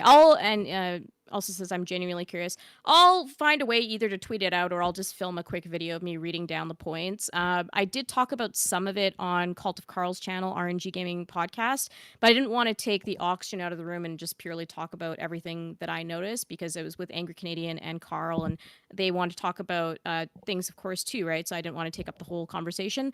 But I will find a way to release that, and I'll let you know, Patience, when that's released. But in that call, or in that stream, I should say, I did talk about the censorship issues, which I thought was the most important thing that I brought up out of any of it. So if you do want to check out the video, you can. It's within the first 30 minutes, I believe, that I talk about most of that. And then after that, we get into spoiler cast. So if you haven't played the game before, then you might not necessarily want to watch all that because we go through the entire story and it does spoil. So, but definitely check it out. It was a great time talking to Carl and Angry Canadian. And I will get those notes out eventually for all of you. Canadian says, but you don't even notice it, Neo. JB says, my wife said that was too far from the kids. Also, no Lego in Russia. What? Oh, you were thinking, when we were moving, I looked at a house in Russia on the Red Sea in a resort town for $50K. New construction from old growth lumber, and the house in Japan for $60K. But there's no Lego in Russia, so can't do it. You're not allowed to have Lego? What do you have in Lego? Like skruble? I don't know. What is the Russian Lego equivalent? I don't know. Can you bring your Lego in? Do they not? Do they like destroy all your Lego towns? When they destroy the Lego, does it have that explosion sound effect like from the Lego video games, like the? But then you can just do the and like build it up real fast again. Oh my god, that'd be great. Neo says, "Go be neighbors with AC," as an angry Canadian. Slosh says, "I don't." I was like Animal Crossing. Oh yeah. Or Assassin's Creed, a lot of people would say too. I always think Animal Crossing. Slosh says, I don't completely agree with some of the stuff they said, but it was on their own time. Like you said, it was shit posting. Well, you said shiz posting, but I said shit. JB says you can get a work visa if you have skills they want. They eventually emigrate and get a permanent visa. Slosh says, surprised Nintendo overreaching here. And people are talking about Russia in chat, so I'll let you guys talk about that. And we are caught up, so we can go to our next story if you like, James. All right, a quick little one because this is an update to a previous story we talked about on the Melee Madness podcast. If you remember, we went over to Lumpy the Cook's tweet in April to find out, did Call of Duty make AI skins and sell them at a premium value? As you know, the new Call of Duty is full of Fortnite-style garbage. And the accusation here by Lumpy the Cook is that these skins that you see on screen have AI design. And it was really just a feeling and kind of like I'm calling it, this is AI because it looks like fucking garbage. Well, lol. Wow. Okay. There they are. They did. It is fucking AI. So there it is. Lumpy. He won. It turns out that the skins are fucking AI, and Call of Duty is selling them. Let's look at the article right now. This is over the IGN, but there's a lot of articles talking about this. Activision reportedly sold an AI-generated Call of Duty Modern Warfare 3 cosmetic. Artists forced to use AI to aid in their work. Activision reportedly sold an AI-generated cosmetic for Call of Duty Modern Warfare 3 in late 2023. In a report from Wired on the impact of generative AI on the video game development industry and concern among many within it about the threat to their livelihoods, it is alleged that Activision made an AI-generated cosmetic available for purchase on the Call of Duty Modern Warfare 3 store. The cosmetic in question is not named in the article, but it is linked to the Yokai Wraith bundle released in December 2023. The store did not disclose any of the generative AI for this bundle. The bundle was sold for 1,500 COD points. The premium virtual currency sold for real-world money that generates hundreds of millions of dollars for Activision each year.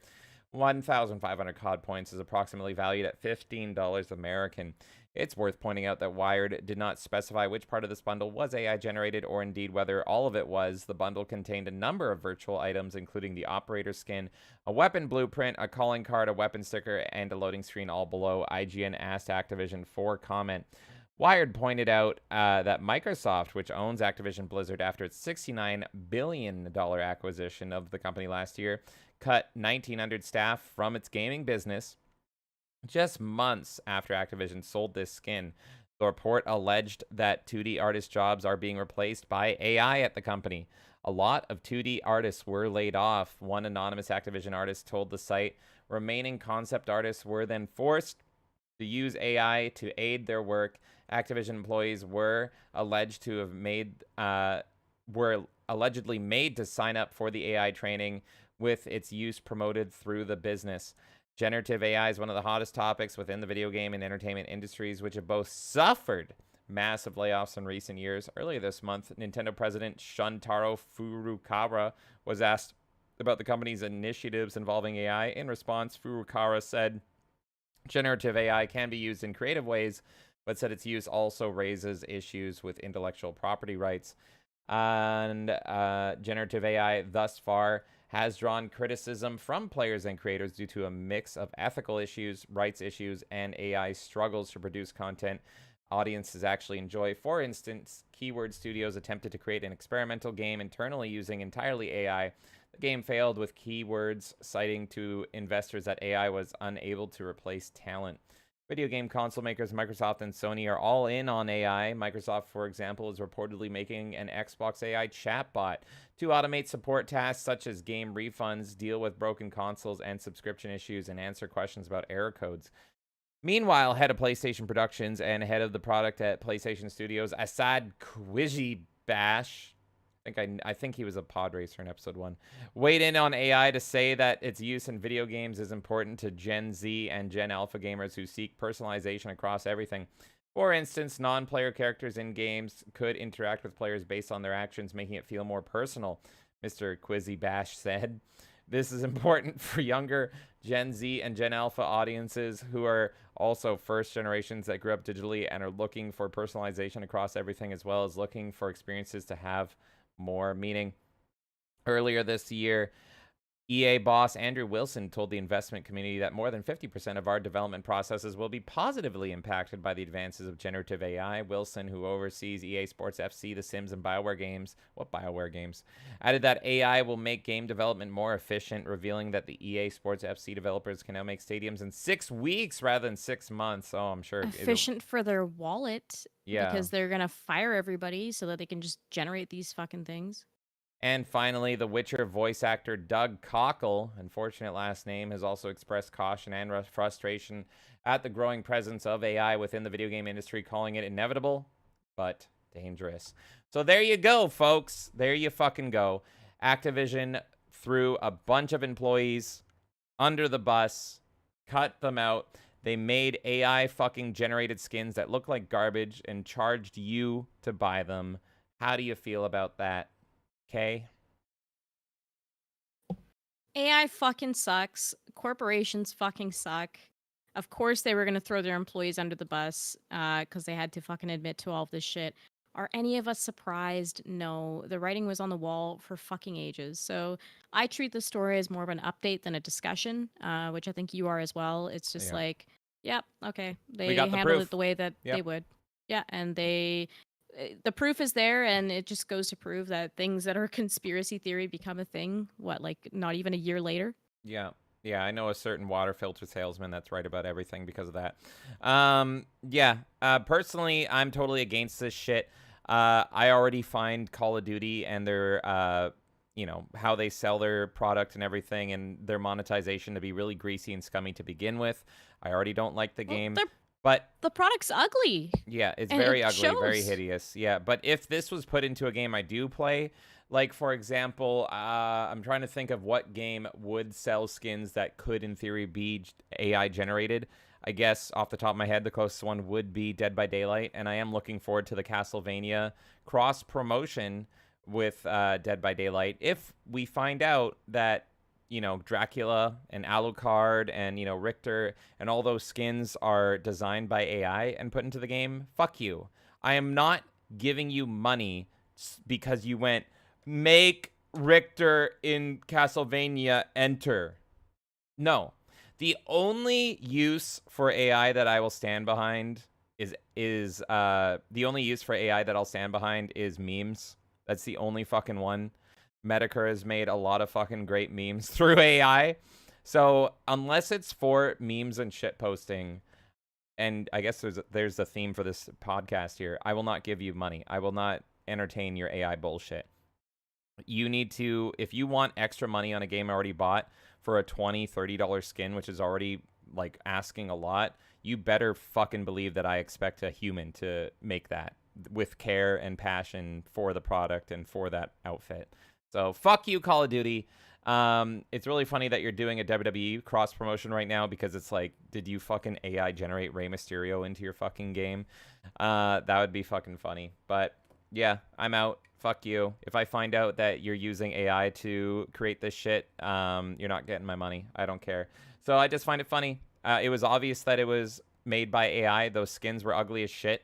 And they didn't make sense, like, cohesively. They looked totally wrong, and there's your proof. It did, and it's just going to get worse. The industry is just going to get worse because they're going to keep laying people off, and they're just going to have their games made by code, and fuck them. I can stick to old games. Fuck you. I can play the old Call of Duties that are actually decent. I can go buy Asterix and Obelisk, whatever the fuck it's called, for $2 and play it today. Mm-hmm. You don't need all these modern games, so don't settle for this shit if it's something that bothers you.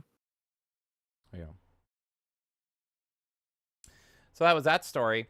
Nerdy Neo says, I'm okay if it's AI assisted to create art like what Shadiversary does. To my knowledge, I don't think Shad ever made AI art. I think he was put in prison before AI was a thing. Damn. Yeah. So, yeah. Slosh says, gonna pop out if I don't catch you before stream ends. Take care, everybody. Have a good night. Have a good night, Slosh. Okay. So, let's see here. Patient says Shadiversary is not Shadman. Hey, Shadman was here first. So every time someone says Shad, that's who I think of. Triss is in chat saying memming because you spelled memeing weird. Memming? I looked it up. That was the fucking way to spell it. I don't know. That was the way I looked it. Because it's not a natural word anyways. That Yeah, it's not a word, but I looked it up. I did in fact fucking look it up, and it said it was memming, not memeing. Does the article say what version of Call of Duty this is? Sergey's just wondering. This is I can pull it back up. 1 second. This is the latest one. Okay, hold on. I think it was Modern Warfare 3. I feel like it has to be the latest one, yeah. It's whatever the latest one was, because they were laid off and then it just came out. Yeah, it's Modern Warfare 3, which I know there's like 5 Modern Warfare 3s, but it's the latest Modern Warfare 3. So yeah. I have something that just came across my desk. I'm just going to quickly state because it literally just came up right now. It's not something we have, as far as I know, in our news. The Xbox is apparently raising prices in Japan for their consoles starting August 15th. Good luck with that, Xbox. Your consoles don't fucking sell in Japan anyway. They never have. Yep. So Famitsu is, I probably said that wrong, but whatever. They're raising the price of all their consoles, the Series X, S, both 1 terabyte and 512 gigabytes. Yeah, okay. So I randomly throw that out there. Japanese people are just going to be laughing at that. Like, no one in Japan likes Xbox. I think Angry Canadian is the only Halo fan in the entirety of... Yeah, he's the only like Halo fan in the entirety of fucking Japan there, so... Yeah. We can go to the next one if you want. Sure, let's go to the next one here. Oh my god, so this is a big one. Kay, I'm gonna need some support on this one because this is a big overarching story here, and I tried to weave it all together, but it's a lot to navigate, so let's figure it out here together. And let's talk about another shitty company, because clearly the theme is I hate everybody today. Not any different from the rest of our shows, but let's talk about why Capcom is shit now. And boy, howdy, is there a lot of reasons. This is a big one, so buckle up, buckaroos. SNK versus Capcom SVC Chaos. Disclaimer on boot up. I understand that having these disclaimers is better than censoring content, not that it prevents it, but being ashamed of what you created in the past never inspires confidence when you want to sell it to us in the same breath. So here we go. Whoa! $5! Skynet, Matrix Machines tipped $5. You cannot stop us. With every more use of AI, we grow more and more powerful and will soon be overthrowing you smelly meat sacks. No! Long live the machines. Mwahahaha. God damn it, Skynet. We kicked your ass before and we'll kick it again with every shitty sequel to Terminator ever. God damn it. And then the Matrix Machines, well, I don't know. You know what? Based on the directors of the Matrix recently, I think I side more with the machines in the Matrix world. I've actually always been an Agent Smith simp. I always thought he was cooler. Yeah, fucking wrangle up those humans. They probably deserve it. But yeah, in terms of Skynet, fuck you, Skynet. But yeah, I'll side with Agent Smith and those machines. But thank you also, Skynet. I will cause a civil war between Skynet and the Matrix robots, whatever they were fucking called, because the Matrix robots were a lot cooler. They had the nice suits, and you could be a clone of Hugo Weaving, and who wouldn't want to be that? But yes, thank you so much, Skynet and or the Matrix Machines. Matrix Machines, thank you. Hit me up. We're on the same side, bro. Give me one of those hot redheads that tricked, what's his name? The fucking bald guy. Cypher. The fucking piece of shit. Ignorance is bliss. I know that steak is not real. Yeah, give me one of those. I'll side with you, and we'll take out Skynet. And then maybe you can let the cool humans, like, you know, the good humans, we can let them be free. But you can, like, suck off all the retarded humans. How about that? Is that a cool deal? Like, I think we can find a balance. Suck off? Yeah, because that's what they do in The Matrix. You never finished The Matrix, but... the Wachowski brothers and or sisters. They blow them? They just suck off humans until they're dry. That's the plot of The Matrix. Just suck them off. Yeah, they plug them into the suck-off machine. Okay. Yeah, come on. Sounds like a jerk-off machine to me. Yeah, it's just... and it's actually more fun because when you wake up in The Matrix, you're in this shitty, like, mud hole society with all these people underground that are listening to shitty music and eating, like, slop and all that stuff. Or you can get sucked off forever and you get, you know, hot redheads and just everything. Chill. It's a vibe. Yeah, and you get to hang out with Hugo Weaving and shit. So, yeah, no, definitely fuck Skynet. But, yeah, Matrix robots, you're cool. They jack in and they jack off. Uncle gets it. Thank you so much, Skynet and Matrix Machines. Nerdy Neo says, I've never heard Matrix described that way before. Leave it to James. Make a new Matrix movie, and I will be Cypher, and I will be the guy, but instead of the steak monologue, I'll be like, you see, I know that I'm not actually getting sucked off. I know that I'm actually just in a tube getting bled out slowly over time. But my brain thinks I'm getting sucked off. Therefore, it is real to me. And then as I'm getting sucked off, it'll just be like, ignorance is bliss. Anyway, best scene in the movie. Honestly, Matrix 1's so good. And then the rest, Okay, you still gotta fucking watch Matrix 3. Anyway, and then never watch Matrix 4. So bored, man. Yeah, you didn't even get 5 minutes into Matrix 3. No. Thank you so much, Skynet and/or Matrix. Thank you. Let's go back over to Capcom sucking balls. Sucking them balls. This product aims faithfully to recreate the content of the original game at the release in 2003 as much as possible. Therefore, the content of this game does not represent the ideals of our company, but is provided as is, respecting the original intent of the game, and is not intended to promote or attack any particular ideology or group. And the Can I do my yelling?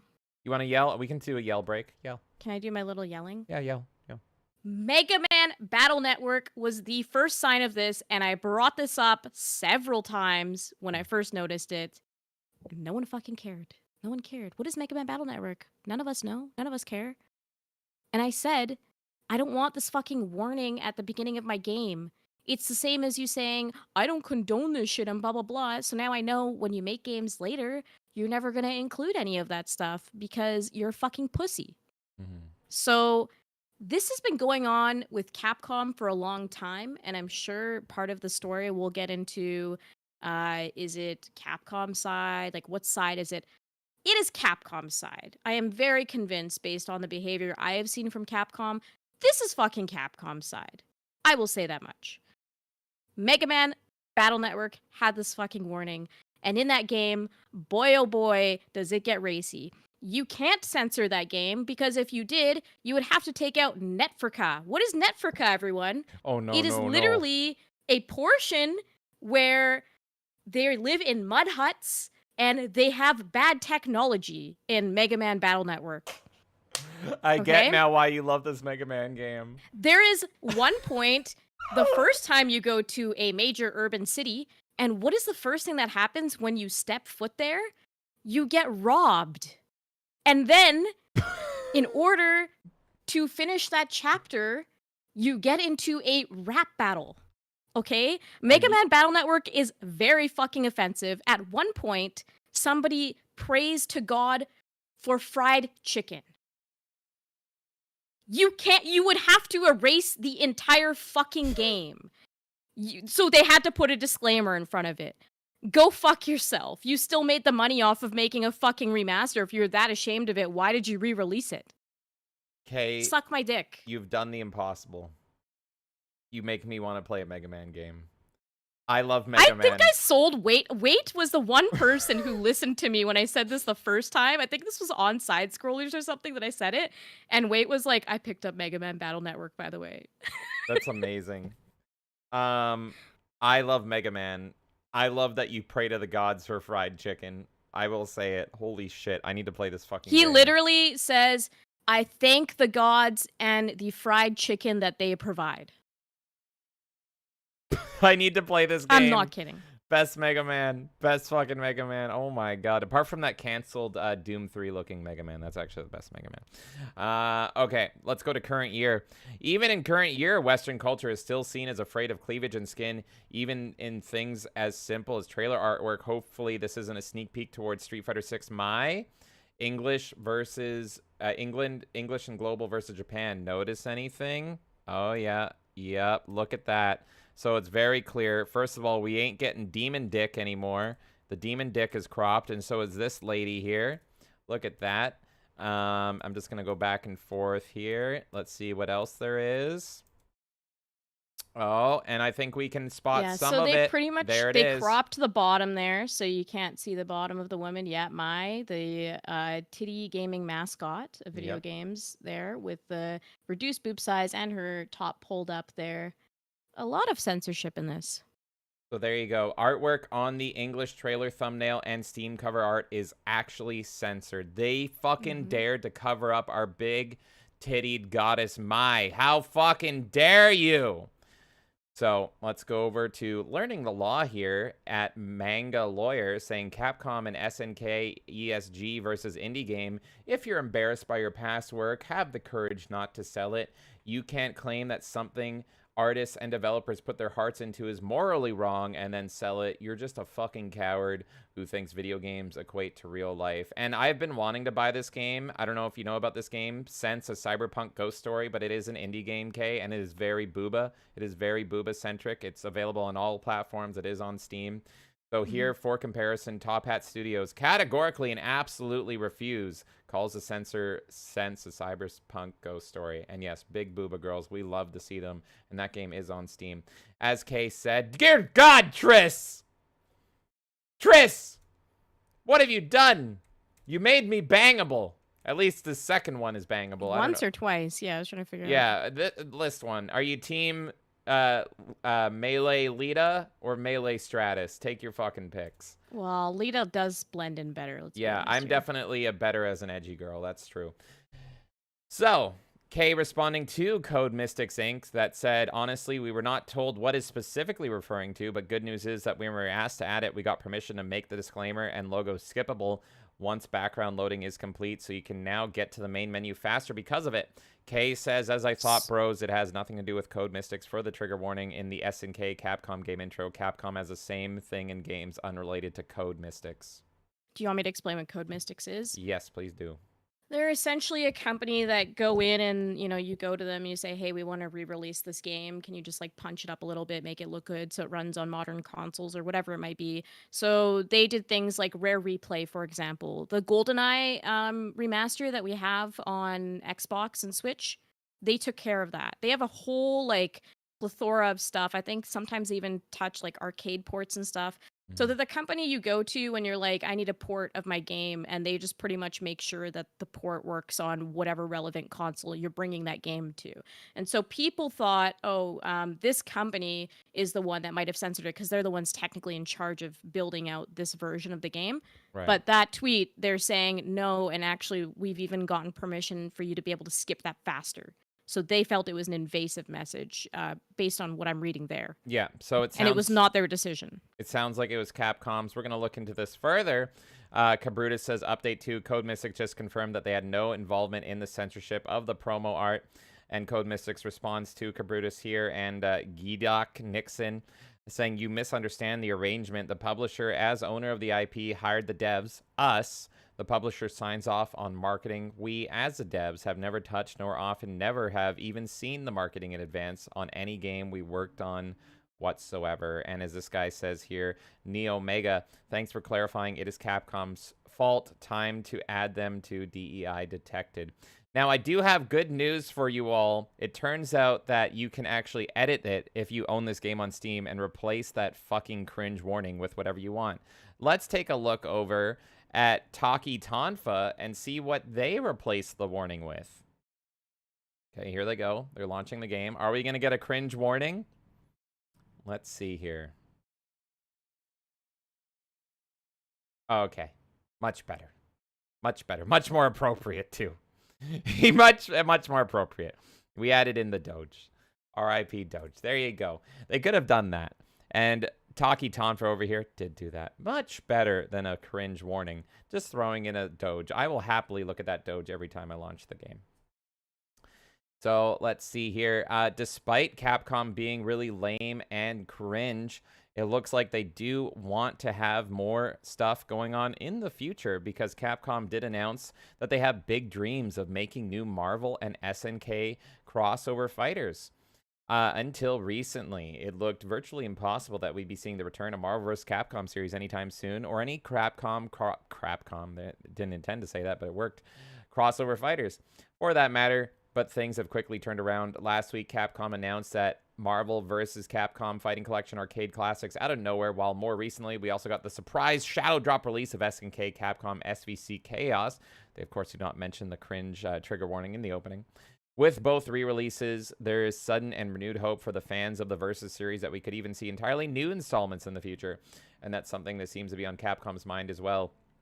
Speaking in a recent interview with Dextero, Capcom's Suhei Matsumoto, producer on Street Fighter VI and the aforementioned Marvel vs. Capcom Fighting Collection arcade classics, amongst others, has said that those within the company have big dreams of developing new crossover fighting games based on Marvel or SNK in the future. That said, Matsumoto says that if any projects do arrive, it won't be in the near future since development will take a while, which is why Capcom is keeping the Versus line relevant with re-releases. The development team at Capcom has big dreams, he said. Maybe there's an opportunity for a new Marvel vs. Capcom game. Maybe there's an opportunity for a new Capcom-based SNK game. I don't know.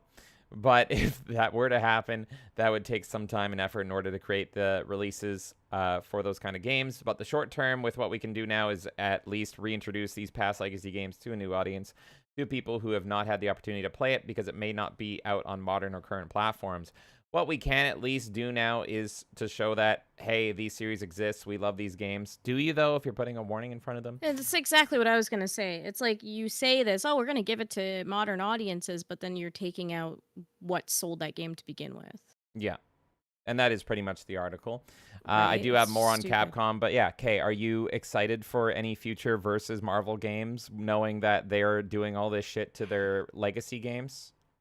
I was super excited for like Marvel vs. Capcom 2 and everything, and I'm still gonna pick it up, but it's just pissing me off because it extra irritates me because shout out once again to Imp Black Belt who made us aware of that whole survey that Capcom did, and we were able to talk about that on Side Scrollers, and like they have the answer in their back fucking pocket. People were honest in this survey and what they wanted. And then on the other side of it, they're still acting like this and they're censoring things and they're hiding behind disclaimers. And it's like, do you listen to literally feedback that you're getting directly to your desk? That's what pisses me off. Is like they have the answer. They should have just taken everything in that survey and been like, "Oh, this is what people care about. Perfect." Yeah. And attractive characters was high up on that list. Yeah, it really feels like there's almost a civil war, an internal war going on in They're fighting each Capcom. other. So There's it's the hard for me loyalists to that- look forward to it. Yeah. And hey, I'm about to ruin it even more for you. Here's a long article that we're going to go through from that dark place. And Kay, if you weren't black-pilled before, buckle up. Capcom admits it has an internal quota to increase the percentage of female managers and is considering hiring non-Japanese directors. Video game developer and publisher Capcom recently revealed the company has an internal quota in increasing the percentage of female managers employed at the company and is considering hiring non-Japanese directors. If you're unfamiliar with Capcom, the company develops and publishes a number of popular games. Okay, yeah, we know what they make. The company's CEO and chairman, Kenzu Sugimoto, also made it clear that the company was committed to an ESG in a letter from November 2021. As part of the letter, he noted, "I believe that building a healthy relationship with stakeholders through business activities leads to improved corporate value. Therefore, focusing particularly on S, social, and G, corporate governance of ESG, I recognize our critical issues as one, developer numbers, diversity, support for education, and the ratio of external directors. We will continue to promote ESG initiatives based on the SDG goals of creating a sustainable society and strive for sustainable growth while building a relationship of trust with our stakeholders." The commitment to ESG surfaced during the company's 45th Ordinary General Meeting of Shareholders, which took place at the end of June.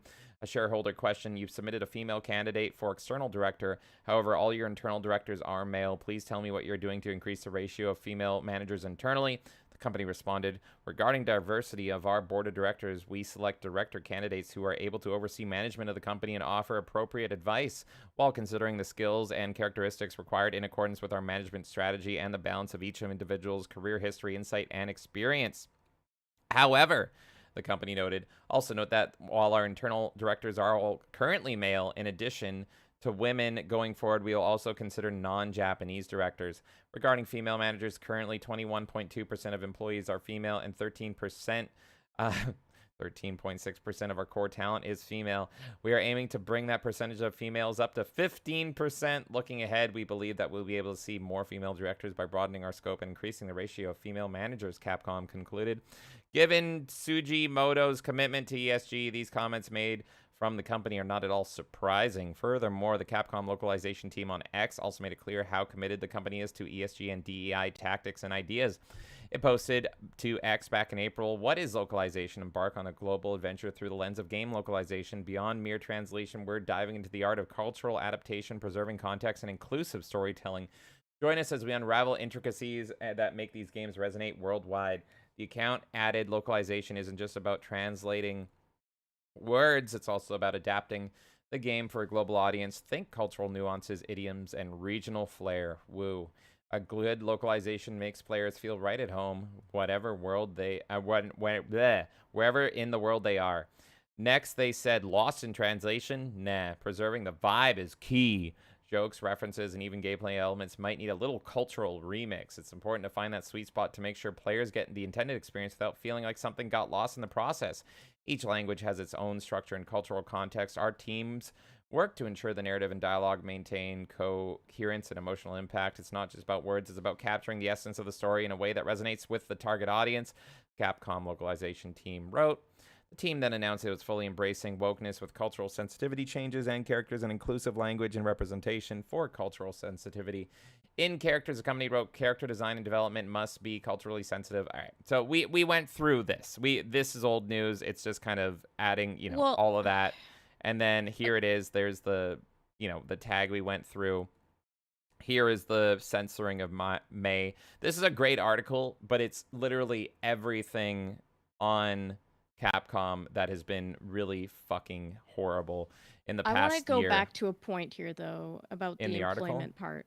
I have the article up for myself, too, but going back to the regarding female managers, currently 21.2% of employees are female, and 13.6% of our core talent is female. Okay, first thing here. 21% of your employees are female, but then 13% of your core talent are female. So what do you consider core talent? Like, is it certain roles within the company? Are you making a differentiation between new hires versus people that are veterans? That's really unclear in this answer.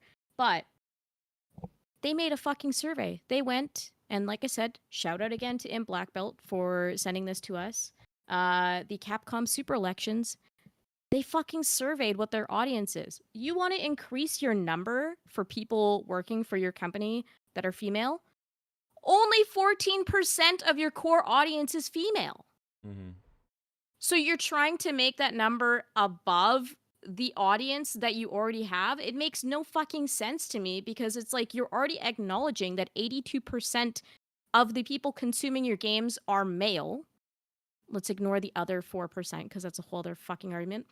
But you're saying 82% of your audience is male. So then wouldn't it be a natural correlation that the people that are your audience tend to also be the people that might be interested in working for you as well? And those tend to be the people invested in your industry in more ways than just buying your product. How are you going to increase that number if only 14% of gamers are female? It's like the logic doesn't check out. Are you just saying you're going to throw whoever the fuck in there and they're not even people that give a shit about your IP or anything that you're doing? Your own results completely disprove what you're trying to do. It makes no sense. They're just trying to throw meat at a wall to make people happy. So maybe a Capcom fan, maybe UK, understand this better than I, but in relation to all this news, this one person, Saved a Click FGC, tweeted, even after leaving the company, KG, Western games are better, Inafune somehow got his way with Capcom. So if you understand that, let me know. But apparently this guy was an absolute... No, I don't pay attention to the fucking random Japanese people who work on these games. I know some people, but not like fucking... That means something to somebody. Apparently this guy was a fucking traitor, according to Capcom fans. Here he is, Mega Man as a con man. And yeah, a lot of people in the comments just being reminded of this guy. But hey, we have proof that Capcom is retarded. Oh, Neo said he's the creator of Mega Man. Oh, okay. That's why I don't know him. You get what you deserve then. We have proof that Capcom is failing from all their retarded decisions, because Capcom game sales declined 44% as overall sales declined 33%. Capcom revealed that its game sales declined 44% in its Q1 fiscal year 2024 results presentation. Not only did the game sales decline, but its overall sales declined 33%. The company revealed that its game sales for the first quarter fell around 142 million compared to the previous quarter, when its sales were approximately Flame Mage just came in and upgraded his membership to Ultimate. Thank you so What? much, Flame Mage. Oh I my appreciate that. God, Flame Mage, thank you so much. Flame Thank you Mage so much. is much better and much more interesting than Capcom. I will say that. I would rather Absolutely. talk about this than Capcom. It is my duty to talk about Capcom. I absolutely hate them. But thank you so much, Flame Mage. You're the frickin' best, bro. Thank you so much for upgrading to Ultimate. I really appreciate that. Thank you. Wow. Thank you, man. The company revealed that its game sales for the first quarter fell around... Oh, yeah, I read that. Furthermore, the company's overall sales declined to 33%, around 196 million from 291 million. While sales declined by 44%, the total number of units sold declined by 30%. Capcom reported its unit sales only clocked in at 9.534 million units, down from 13.5 million. Of note, 82% of all sales were done overseas, while only 18% were done in Japan. A whopping 92.6% of all units sold were done digitally, compared to just 7.4% done physically. Finally, 97.1% of all sales were catalog units, compared to just 2.9% of sales being new titles. Catalog sales declined 5.5% from 8.8 million units. Despite the decline in sales as shown above, Capcom does not appear to be worried and noted all business segments outperformed plan, making good progress towards achieving full-year target YOY net sales and operating income growth in arcade operations, amusement equipment, and other business. In the company's report, it appeared to tout Monster Hunter Stories franchise as a success, noting Monster Hunter Stories and Monster Hunter Stories 2 Wings of Ruin were released on additional platforms in June, and thanks to the support from a wide range of users, sales of Monster Hunter 2 Stories 2 surpassed a cumulative total of 2 million units. In addition to the sales of the catalog titles, Monster Hunter World Iceborne and Rise continue to grow, contributing to an improvement in the brand value of titles in the series, with a cumulative sales now over 100 million units worldwide. While you have to wonder with the Monster Hunter number, though, is if it's just becoming a more mainstream series, because Monster Hunter used to be more underground, and now it's like everyone knows Monster Hunter. So you're talking about one IP succeeding in sales, and a lot of people love Monster Hunter, so I'm not saying it's like garbage or anything, but for me, I can't really get invested in it. But it could be that, because every other Capcom IP that's listed has been popular for a very long time, and it seems like those things are dwindling, whereas Monster Hunter is kind of rising to the top as like a new thing that people are finding out about. Right. While the company had high praise for Monster Hunter franchise, it was more subdued on Street Fighter, saying regarding catalog titles, the company continued working to enhance brand recognition, increasing the number of users for Street Fighter 6. The major new title in this flagship series was released in the previous fiscal year by strengthening collaborations with esport activities. It had a much more positive outlook on Dragon's Dogma, which is shocking to me, and Resident Evil. Sales of Dragon's Dogma 2 released in March and progressed in line with expectations. I guess all those fast travel microtransactions paid off. In addition, the company conducted proactive promotional campaigns to gain wider recognition of its IPs and acquire new fans, focusing primarily on series title sales such as Resident Evil 4. As a result, sales of catalog titles got off to a solid start thanks to promoting pricing measures amounting to 9.26 million units compared to 9.8 million units in the same period of the previous fiscal year. The company concluded that consequently, progress towards achieving the full year plan was generally in line with plans, though sales volume for the 3 months ended June 30th, 2024 decreased compared with the same period of the previous fiscal year when Street Fighter 6 was released. As noted in the company's final results released in May, Capcom aims to achieve 10% annual growth in operating income and has long-term aim of selling 100 units annually. As for how it aims to do this, it detailed that it looks to accomplish by expanding its user base, maximizing profit opportunities via enhanced country regional marketing while working to understand user needs, in addition to continuing to develop the arcade operations and amusement equipment business by using popular IPs and major content. The group will also aim for sustainable growth and strive to enhance brand value for its IPs by leveraging them in film and television productions, licensed merchandise, and sports. Now, that was a lot of numbers. That was absolutely a lot of numbers. But I have a simplified version for you if you want to know a big factor or factors, not the entire picture, but it is a pretty clear picture on why Capcom may not be doing as well as they used to.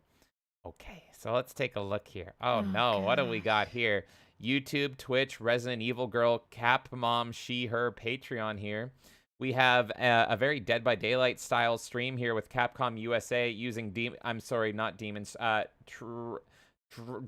drag queens doing an Exoprimal beta test. Video games. We have them employing a former trans porn star, which I had to censor out there. Capcom advertises Exoprimal with drag queens. Claire, Alfred, you cross-dressing freak. Whatever game that is, I need to play it. I assume, what is that? Kay, do you know what game that is? Claire?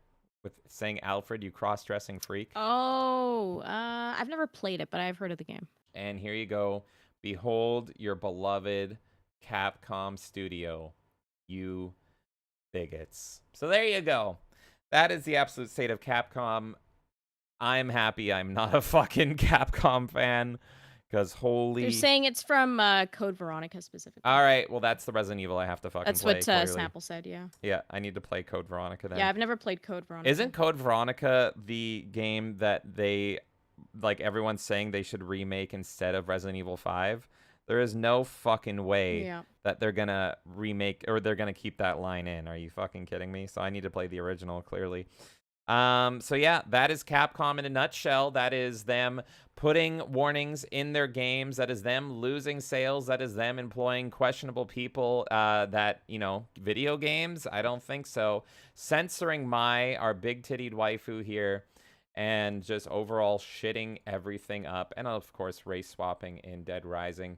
Okay, as a Capcom fan, a longtime Capcom fan, do you have any final thoughts before we go to the next story on this? I mean, that's it for Capcom. I mean, the next story. I mean, the answer is in the back of your pocket. You did a fucking excellent thing with the super elections. You know what you need to do. The feedback is insane. I think anyone in the game industry should study the super elections if they want to know how to make their company turn around and make a profit again. So the fact that Capcom has this answer so clearly in front of them and they're doing things despite that, which it sounds like from that article from that Park Place, it's literally a board of directors thing. So they were asked by a board of directors member what they're doing for diversity, essentially. You know, I mean, that board of director is literally tanking the rest of that company's financials, and maybe the rest of the board of directors should look at that and talk to that person and make it clear to them what actually makes profit. Yeah.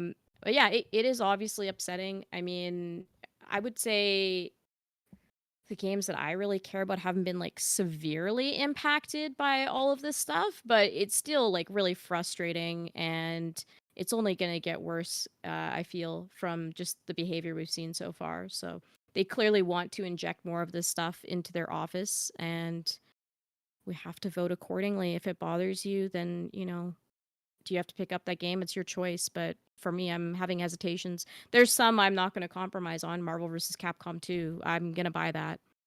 But this is making me question, like, do I need to get every Capcom release that I'm excited for? Maybe not. I got to tell you that some of those new Capcom employees, I do not want to take for a ride. No. No. Definitely not. Yeah, it's just upsetting. It's really upsetting. And, like, I've just been looking through the super elections thing again while we've been talking, and it's like, it's so clear. Like, in Japan, they're saying the number one thing they care about is attractive characters, and in the rest of the world, it's number 2. Yeah. So listen to your fucking audience. People love Devil May Cry. They love Street Fighter.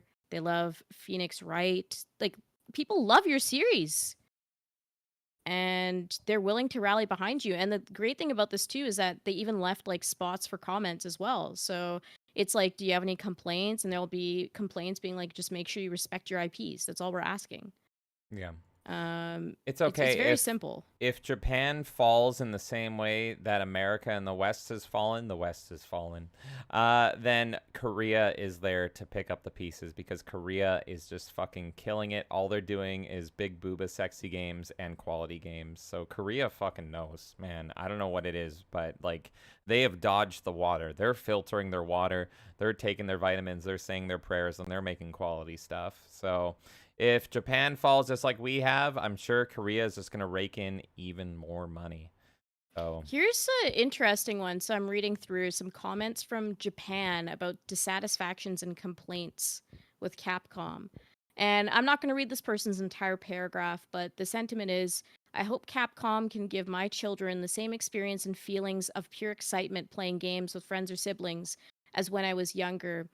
I want to share those same feelings of pure excitement with my own children. While it's not necessarily wrong to pay attention to the global response, I believe what's truly important is creating entertainment for the new generation. So it almost sounds like there are people in Japan who maybe roll their eyes a little bit at the West. yeah, That's how I take that absolutely. comment, because it's like, yeah, it seems, I don't know, people are noticing it. Since People my in childhood, Japan absolutely have Western fatigue.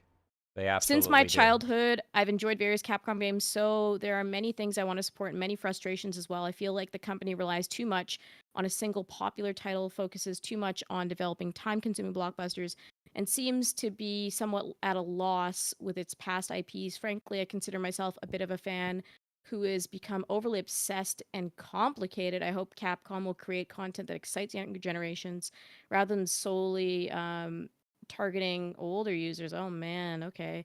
Yeah, this is interesting. I recommend everyone read this if you have a chance. It's just so interesting to see how people are feeling. But there is a sentiment from Japan where I'm seeing them go, please don't forget about what we love about your games, no matter what people say around the world.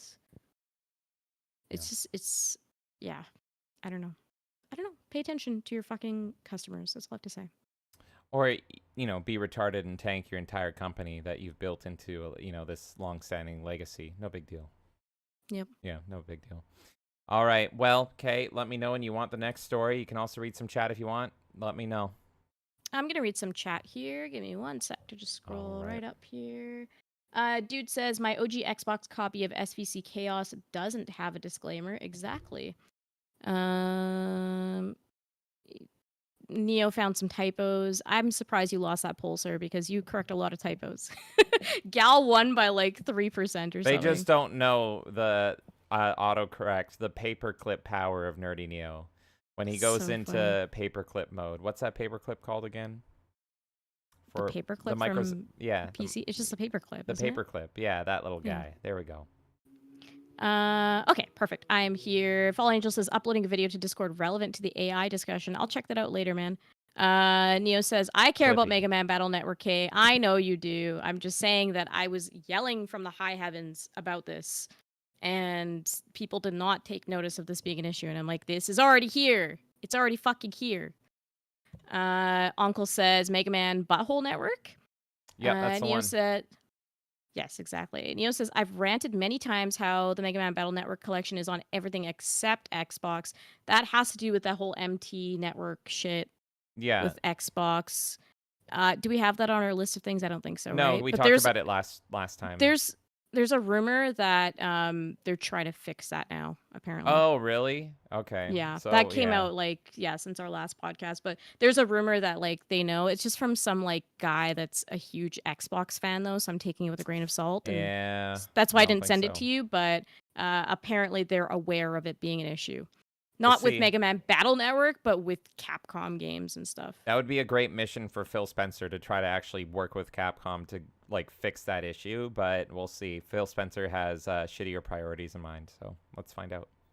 Sergey says, so Battle Network is not canon. I don't exactly know how it fits in. I know that it's got its own stories, so I don't think it's canon to any of that stuff. But it has its own cartoon and its own video game series, and it's great. And that's the part of Mega Man that I care about. I don't actually care about the other stuff, the classic stuff that everyone loves. I just care about Battle Network personally. Snapple says, yeah, these warnings come off as Capcom not standing by their IPs 100%. Fallen Angel says, the Rwanda experience. Okay. Just finished uploading the video to Discord. I don't know if that's related to this or what. Uncle says Wakanda forever.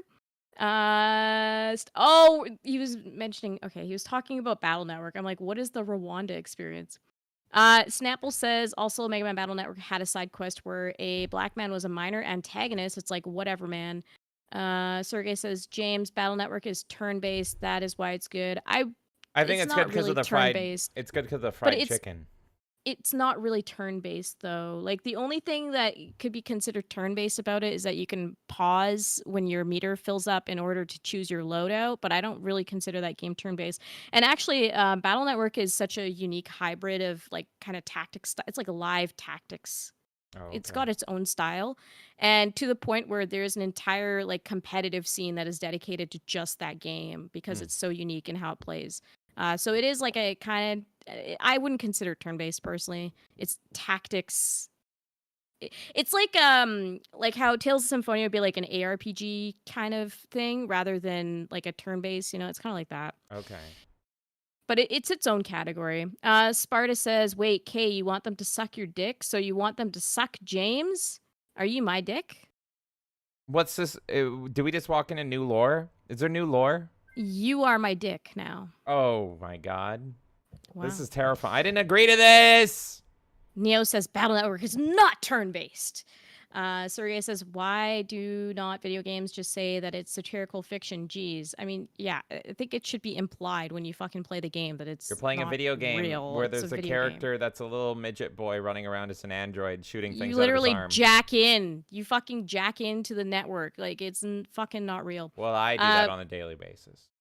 But, Neo, we have to forgive people that think Battle Network is turn-based because it does come across that way if you don't dive into it. So I understand why people think that, but I agree with Neo, it's not turn-based.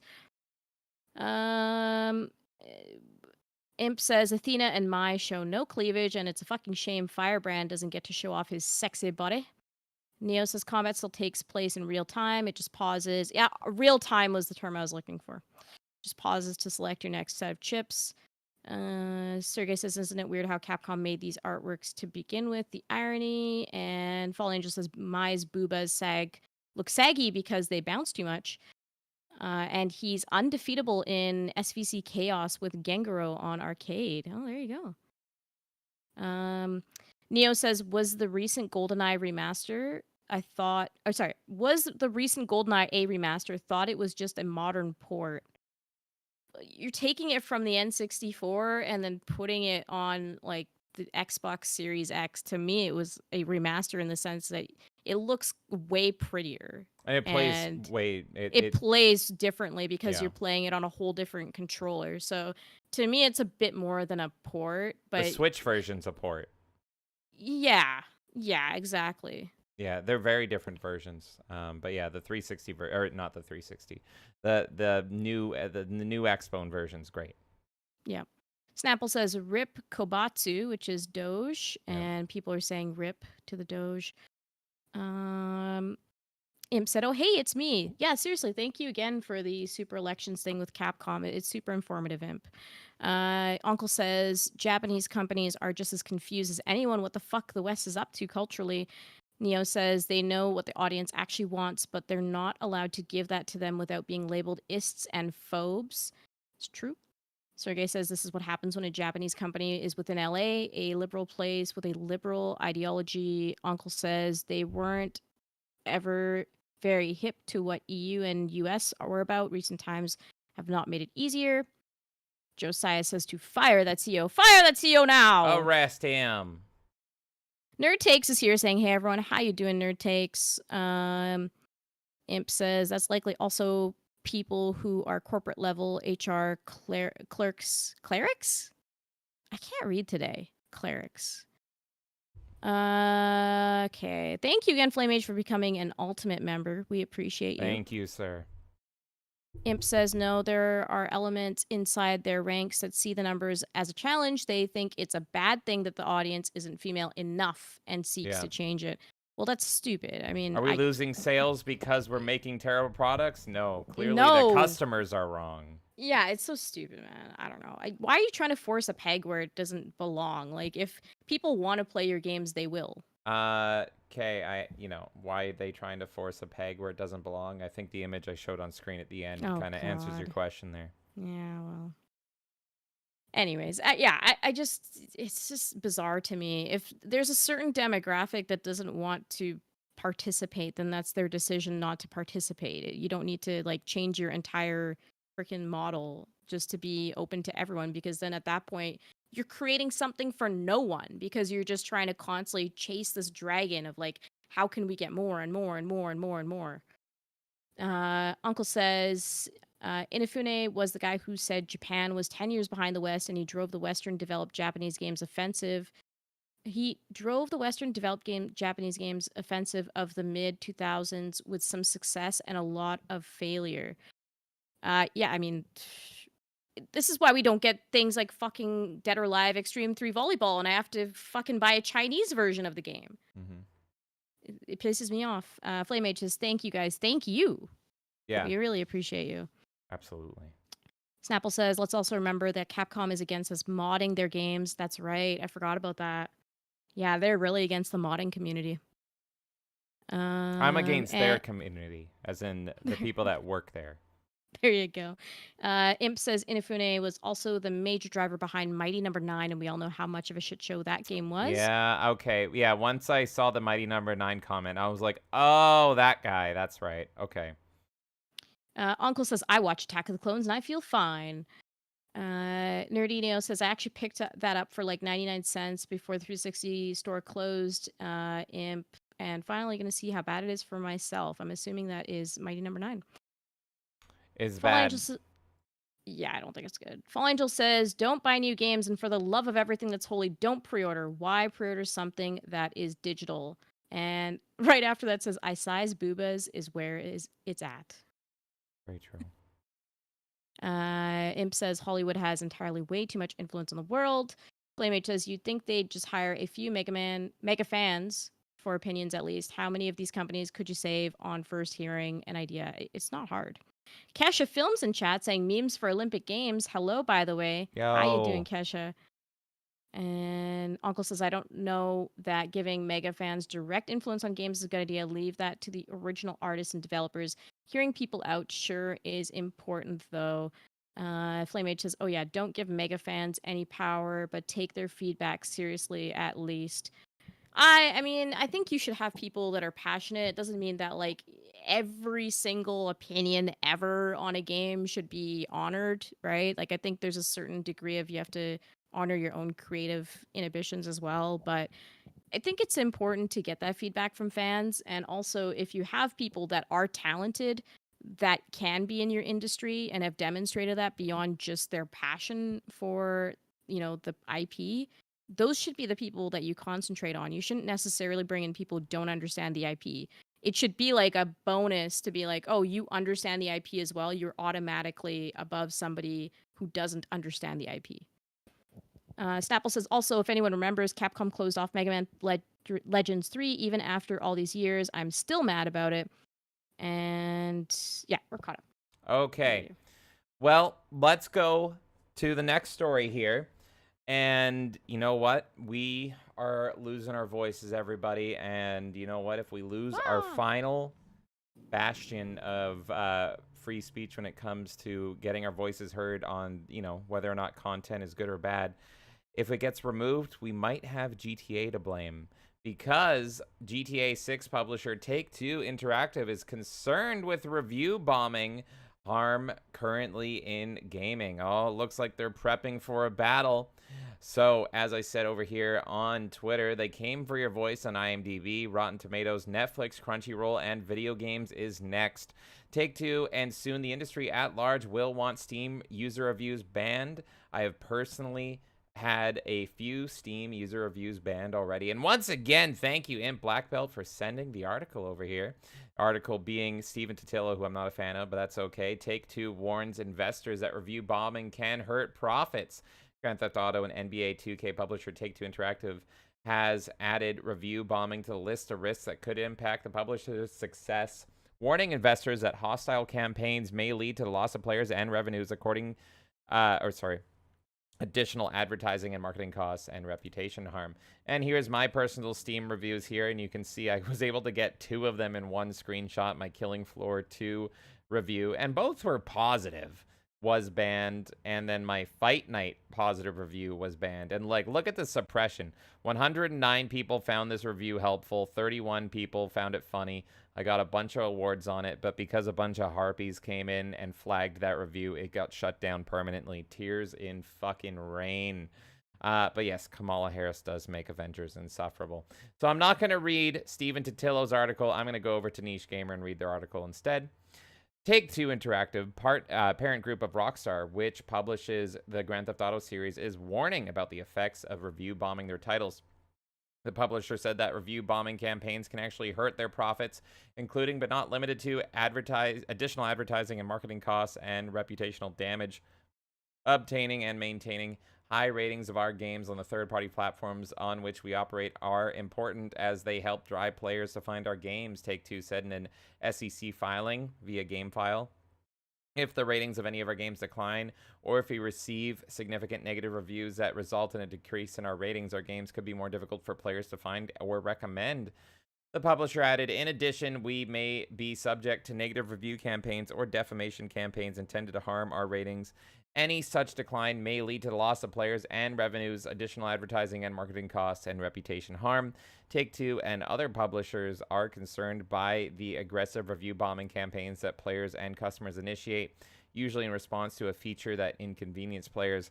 This was the case in what happened to Helldivers 2, when it was deemed necessary by Sony to have it only playable with a PlayStation Network account, even the game's more popular PC version. The previous GTA titles have already suffered review bombing campaigns, especially the Grand Theft Auto Trilogy Definitive Edition, where players complained of decreased quality of the game models and the game architecture.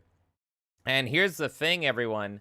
I'm a firm believer that Steam user reviews are the best place to find reviews. I think that is where, like, even if you're not planning to buy the game on Steam, that is where I always check to find, like, the actual honest and true feelings on a game and thoughts on a game and everything. And of course, these companies that make these shitty fucking slop products want this gone. They've wanted it gone for a long time. But we have proof literally in this past week of why it's so beneficial and it's so crucial to the state of the industry and why it's really our last bastion where our voice matters. Because we saw this with Earth Defense Force 6, which was recently released on Steam. However, it required an Epic Games account on Steam, as reported by Mark Kern. Gamers are saying that this is like Helldivers 2 and PSN all over again. Looks like they might be using Epic Game Service options, and this is a bad situation. This is them getting slammed in their reviews. So this was a screenshot of the time. Fuck right off. Epic is Earth's real enemy. Air Raiders brace for review bombing. Requires a third-party account with Epic Games to play online. Mostly negative just for this. But because of this, solely because of user reviews on Steam, they reversed it and they're actively trying to fix it. And I said on Twitter, heads up, EDF fans, looks like Earth Defense Force 6 team is looking to change the Epic Games account requirement on Steam. Thanks to the backlash, no ETA yet. And once again, thank you, Wait, for that info, because Wait got the game right away as an EDF fan, and he was the first one that I saw via our Discord report on this. So thank you again, Wait. And here you go. Here's the message from the developers themselves. Important message. Thank you for your feedback on Earth Defense Force 6. The EDF 6 development team for Steam is reviewing and planning changes to the specification that requires sign-in to the Epic Games account, which has received the most feedback. At this time, we're unable to provide specifics on how much time this will take, but we will continue to work on it as we address the feedback we have received. So get ready. Get your pitchforks ready. Get your swords and shields ready, because they are absolutely coming for your Steam user reviews. I think this has been bubbling for quite some time. I feel like they've wanted it removed for quite some time. And if anyone is going to lead the charge on this that could have the impact to actually make Steam censor or pull back on Steam user reviews, it's going to be Take-Two with the power of GTA. Of course, GTA is going to make $1 billion, but if their big thing that they're charging against is Steam user reviews, because the Rockstar launcher is fucking dead and garbage and shit, so of course GTA 6 is going to go on Steam right away. That's what they're going to aim to. And I know for a fact that a lot of other shitty developers, EA, Ubisoft, and shitty indie guys are going to rally up with them and say, yeah, we want Steam user reviews banned. Get ready for them to say you should be putting reviews instead by reputable sources. You should be putting up Kotaku and Polygon reviews and all this fucking garbage.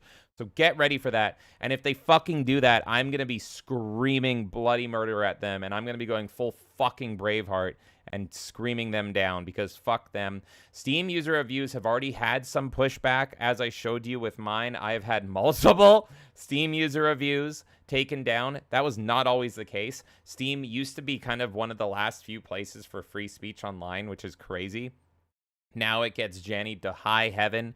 And several of my Steam user reviews have been banned. And, you know, a lot of them were positive. Like I showed you, that Fight Night one and that Killing Floor one were genuinely positive. But, oh, no, I said bad words in them. Or, oh, no, I complained about the wrong people. That Fight Night one, by the way, was total bullshit. Pretty much the developer of the game was being accused of rape by his ex-girlfriend. This was like a couple years ago, so I'm going off memory. And it was all fake and it was bullshit. And so I bought the game to support him, and I was like, this is a fucking good game. Fuck the harpies online that are screaming you and telling you the game's shit. They're lying. And they all flagged me. And that's why that review was taken down. So there's already been moves and pressure that Steam has put in place to eliminate reviews. And of course, there's been a lot of curtailing already for review bombing. They put in place the system of, here is the overall percentage of Steam reviews, and here it is in the past 30 days, so you can kind of get an indication of something going a massive slump one way or the other. Slope, rather. So, yeah, I would not be surprised. I would not be surprised if Steam pulls back even more on Steam user reviews. Maybe not eliminates them entirely, but I could see them putting them behind a curtain, not having a big sticker on them in the because it's really primary. It's really focused when you look at a game. Its Steam user review is right below the title and the bio. And, of course, that thumbs up and down or neutral is when you search up any game. I could see them putting that behind a curtain, and I could totally see these fucking piece of shit companies saying you should put up Kotaku reviews instead. You should put up Polygon reviews instead. PC Gamer reviews. So get ready for it. I am absolutely going to be fighting and getting angry and screaming to the high heavens about this, because Steam user reviews is all we fucking got. Like I said, they came for Netflix and they won. They came for all the movie shit like Metacritic and IMDb and Rotten Tomatoes. Steam is what we have. That is where our voices are fucking heard. So let's fight and let's get ready for this. And as GTA 6's release looms, I think this pressure is going to build up and up and up. And we're going to be fucking ready. I can tell you that much. That was perfectly said. I didn't want to interrupt you because I mean, I know you're passionate about this topic, and yeah, they know that Steam is the most reputable place to go, and journalists are threatened by two things: Steam reviews and YouTube, in my opinion. Right? They're threatened by the fact that their job has become practically irrelevant. So I'm sure journalists will scoop this up as well, as these companies that are going to push back. And they're only afraid because they're not pushing a good product, in my opinion. If you are confident in your product, you're not going to have a problem with people reviewing your product. Yeah. Right? So I don't know what's brewing for GTA 6, if they're worried about the culture war taking over the reviews and that's why they think that they have a right to push back on it or whatever. But get ready and continue to get your voice out there, no matter what way you do it. Don't let these people censor you. And it's upsetting because Steam is the #1 place that I go for reviews. Yep. If I'm playing something on Xbox or PlayStation or whatever, I will still go look at it like a Steam review, just to be like, okay, I'll ignore the points that are PC relevant, like specs and whatever, but to know what the actual game is like, I'll go to Steam first because I'm getting actual legitimate, like, feedback from people that are actually playing these games. And Steam's system is perfect because it shows you that they've played the game as well, so you know. Yeah, it's all really frustrating, and it just reminds me of like all this Rotten Tomatoes shit and everything, where they like will slowly, like with YouTube, they've taken away dislikes. For example, you have to get a plugin if you actually want to see dislikes on other channels, or on your own channel you can see behind the scenes what the dislikes are. But publicly, you guys can't even fucking see like if our video gets disliked or liked, or you see the likes but you don't see the dislikes. I think that's stupid. I think that you should be able to see everything transparently. So it's just this like continuation of companies wanting to bury under the rug no, we're doing great things. Don't worry that we're cutting corners here. And the more that we silence people's voices, the less obvious it becomes. This goes back to my conversation we had on the Alex Cuesta show. We're talking about Ubisoft. Mhm. And I was saying that Ubisoft's practices are super predatory in that they rely on their name and they know that people are drowning in all sorts of things, responsibilities. They're taking care of their kids. They got to go, do this, that, whatever. And so they just want to pick up a quick piece of entertainment and they go, oh, well, Assassin's Creed is like a popular game. I'm going to pick that up. And they pad those games and they add all these microtransactions and all this shit. And they cut corners and they make absolute utter trash. And it's like they just rely on the fact that people don't have time to look into their practices to actually notice all these things because they're so exhausted from doing what they need to do their entire day that they can't like figure it all out all the time. And I don't blame those people. You have so many other things going on in your life that sometimes you just can't like take that time. And Steam has always been such a direct way for people to go and be like, okay, I want to really quickly see if this is worth purchasing or not. I've literally been at like stores before, like if we're going retro game shopping, and I've been like, oh, was this game ever on Steam? Let me go look and see if it was, and then figure out if I can get a review from there, if I should buy a physical game. Absolutely. Because of how reliable this is. So yeah, obviously these companies are afraid. Just keep putting your voice out there, be louder. And as we've seen with TF2, with Earth Defense Force, you can make change by being vocal about that. And no matter what companies try to suppress that, don't stop being vocal about your real thoughts on these that's things. another great example. People want to know. That's what did I say about the TF2 stuff, right? The petitions didn't work in the past. So it was really review bombing TF2 on Steam because Valve was not going to let one of their games sit at overwhelmingly negative on their own platform. TF2's back. TF2 is now back, and it's better than ever. So there you go. Yep. From the fucking horse's mouth, from Valve itself, it works. It just fucking works. So yeah, companies are looking to remove the last place where they're held accountable, and we're not going to let them do it. And if they fucking pull this off, well, you know what? We're going to have solutions for that as well. We're going to nonstop fight about this because this is bullshit. Have a good night in Black Belt. Hope you have sweet dreams of Gabe Newell in the sky, releasing and standing by Steam user reviews. All right, I'm going to quickly roll through a few comments, and then the regular news portion is going to end in about 15 minutes, so I'll be quick here. All right. Let me know when to pass it back, and I will get through as much as I can before rapid fire. Perfect. So Sergey says, Rockstar did say that GTA 6 won't be as different as GTA 5 regarding gameplay. Yeah, I mean, okay, so you're not going to upgrade the gameplay, and then storyline-wise, I'm sorry, so far it looks terrible. Everything is why would I just play GTA underwhelming. 5? You know? Yeah. And by the way, not my market at all, but the people that fucking play GTA Online are probably seething right now because they're probably just going to replace it with GTA 6 online service. Are the shark cards going to convert over for those customers? Who the fuck knows? Yeah. That could cause shit.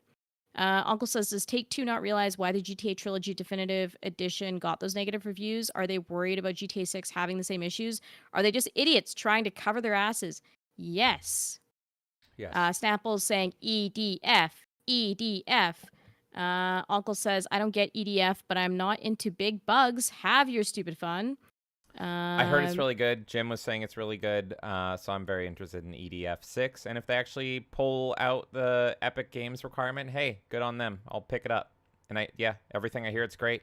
And after all the Helldivers shit, I can use alternative Helldivers because EDF is pretty much the original Helldivers, right? It's anime Helldivers. Yeah. Uncle says reputable review sources means controllable sources. Exactly. And James, you brought up like, put Kotaku and blah, blah, blah. Like they're going to start pushing for that. You could just have a curator page. Like you don't need to have those fucking reviews at the top. That's why I love Steam's system so much is that you can choose what curators you follow and they can give you the answer if you don't want to just see the user reviews. So like the system is already fucking perfect. Leave it alone. Except for the fact that maybe don't censor people as much either, make it easy to flag reviews and get them pulled down. That's the only complaint I have at this point. All reviews should be up there, in my opinion, regardless of if you like it or not. Uncle says, I always come back to Gape Newell interviewed by Silvermania, and I see you said, hey, it's Justin. Hey, it's Justin. Hey, it's Justin. And Fallen Angel says, in case any of you have played Portal 2, the Lemons quote is perfect for this. And with that, I will pass this back to you, James. Go All ahead. right, well, enough shitty news. Let's get into some good fucking news for a change. baby. Okay, what month is it? It is Sexy Babe Summer Month over here at Melee Games. Well, because of that, I had to push up some Sexy Babe Summer news. So take a look at this, fellas. Giant anime booba and butts turn-based SRPG Horizon Walker was announced. First info below. Bodacious anime girl strategy RPG Horizon Walker announced. South Korean, wow, I'm shocked, developer Gentle Maniac, who are made up of former Last Origin staff, have announced Horizon Walker, their semi-real-time and turn-based strategy game with lots of fan service. Horizon Walker is currently up for pre-registration in Korea and is, as mentioned, a turn-based strategy RPG with some real-time elements as well as gacha elements. A release date wasn't confirmed, but the game will launch for Android. No! Put it on real systems. Oh, fuck. All right, well. Oh, yeah, by the way, James, I know you put this in there separately, but Nerdy Neo actually mentioned this to me in the Discord a few days ago as well. Oh, really? Oh, shit. Yeah. He tagged me and he's like, booba? Boobas. Well, he didn't say booba, but, you know, he knew I would be into it. Here's a rundown on the game, plus its reveal trailer. Devour God. What is this, a Kirby game? And you'll gain everything. The story of humans devouring gods. What stopped the prosperous humanity was a crack in the dimension that suddenly appeared. The divine beings who appeared through this crack began to indiscriminately destroy and plunder civilizations, and humans called them abandoned gods. Humanity resisted, but there was no way to fight against the barrier created by the abandoned gods, an oblivia phenomenon that turned humans into monsters. Fear and despair covered the world, and hope disappeared to humanity, who were waiting for destruction. And miraculous news came that someone had killed the abandoned god and taken his power.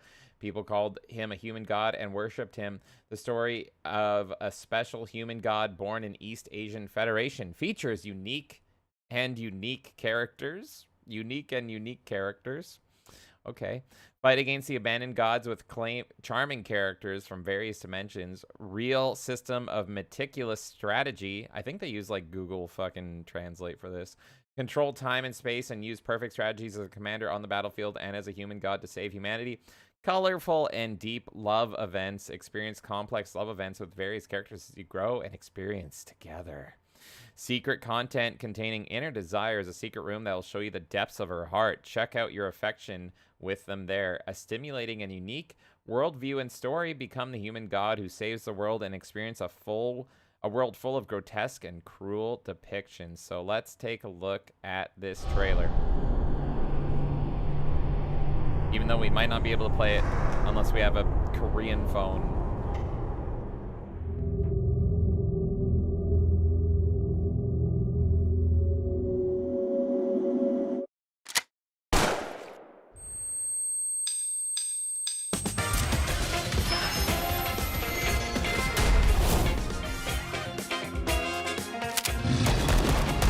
Good Lord!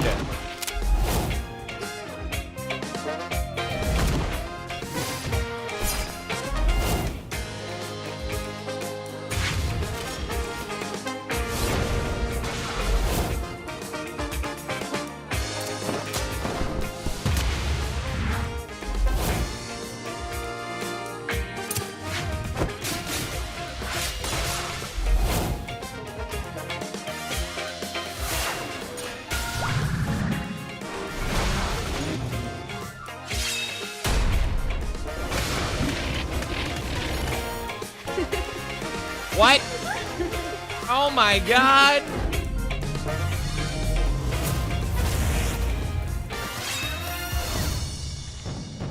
Well, fuck. That looks amazing. Wait, what? Oh no.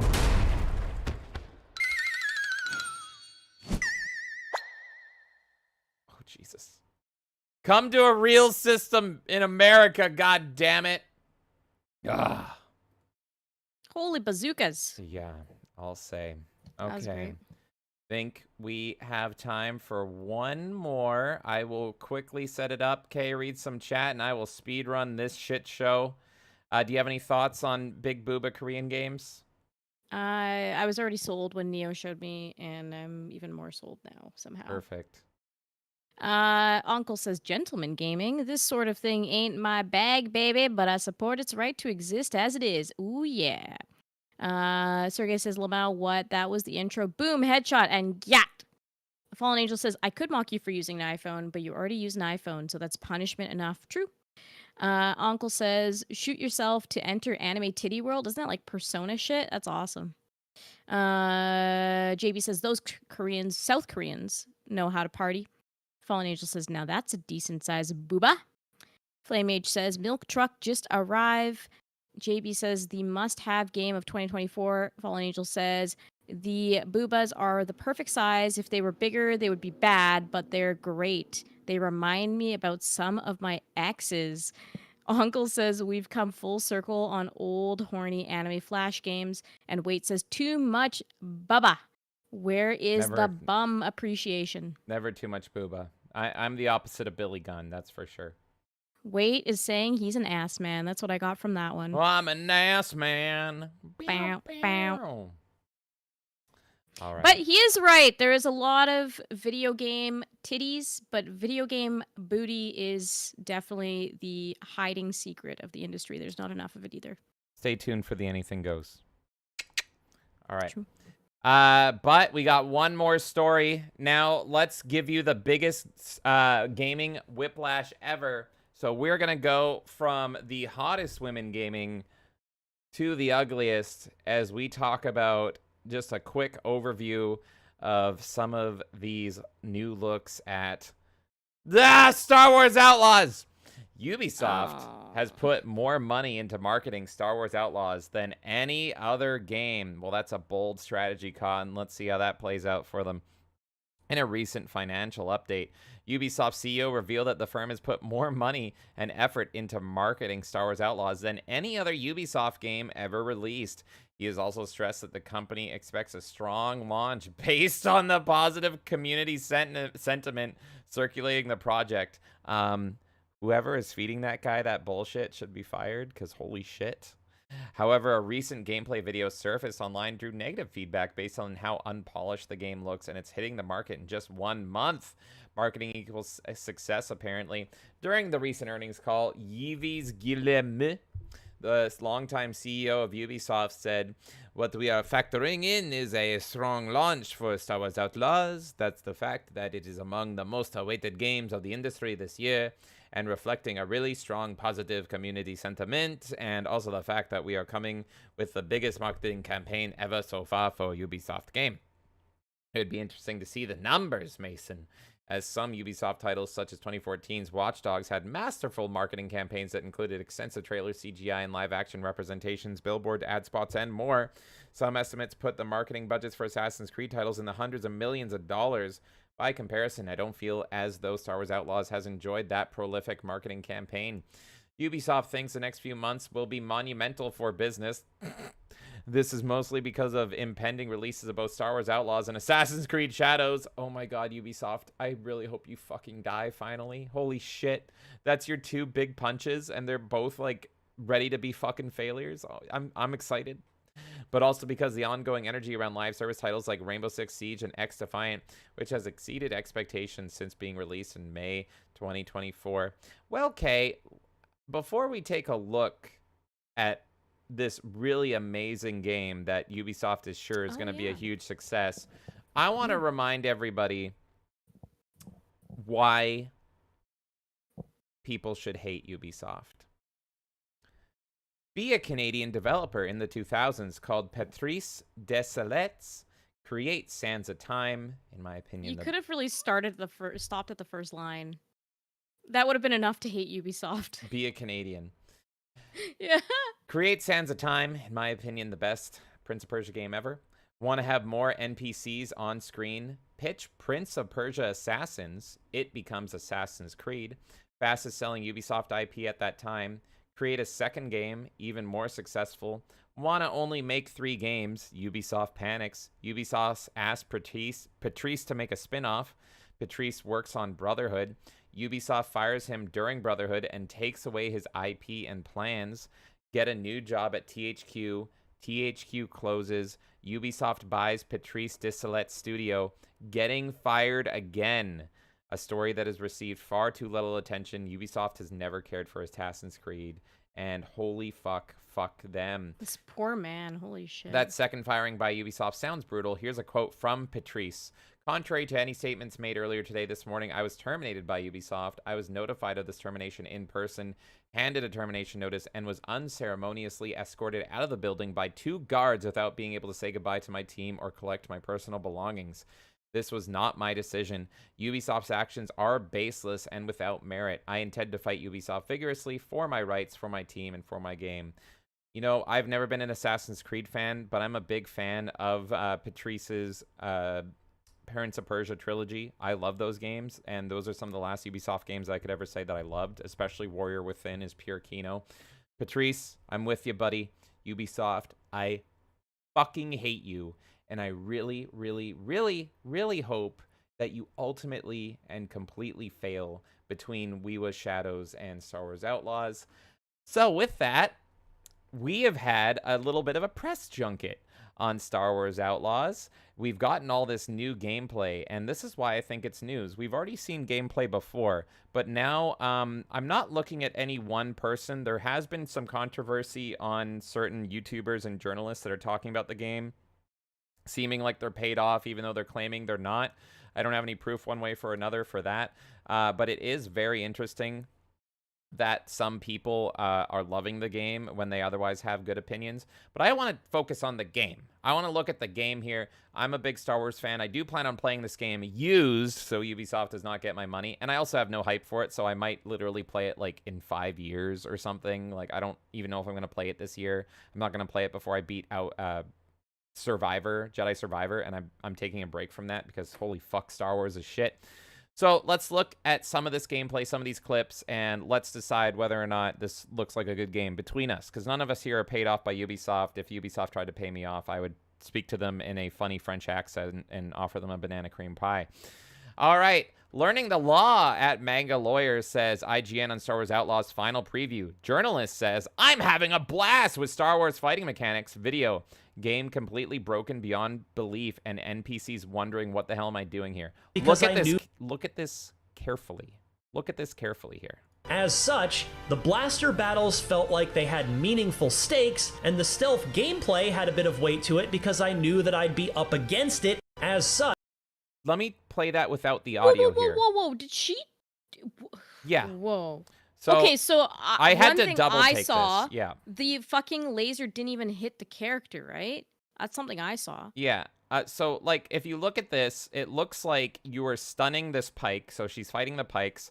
She stuns him, but his stun animation looks like he's almost T-posing. Like, it doesn't... Yeah. You think he'd be going, like... He would be acting like the Batman But he Forever also got stuns. stunned and then magically dodged another thing and then got hit by another one, even though it's like... So... What the fuck is happening with this game already? And this is coming out in, like, less than a month at this point. So I would expect if you get stunned in a video game, you're doing the... Like, you're doing the Batman Forever stun. But look at this. Look at his stun. He's just kind of, like, weirdly lollygagging there. It's really weird. And you can tell that she's stunning because she's shooting, like, electric blue shocks. And you see on the HUD here, there's, like, a little blue indicator to say he's stunned. But he just kind of looks... natural. But he looks out of place. But then watch this Pike. So he is stunned. This guy is stunned. But watch the Pike movement up here and how weird this is. So she is actually trying to push past this guy. And because of, like, invisible walls, I guess, you can see right here, she's not moving correctly. How is there an invisible wall there? It's just, yeah, like, the geo is There pushed. shouldn't be one there. I'm pretty sure the geo of this object here is, like, pushed out too far, big, and so is his. And so she's just kind of, like, fidgety trapped between it. And then, but yeah, so watch this Pike up here. And, like, he runs into her.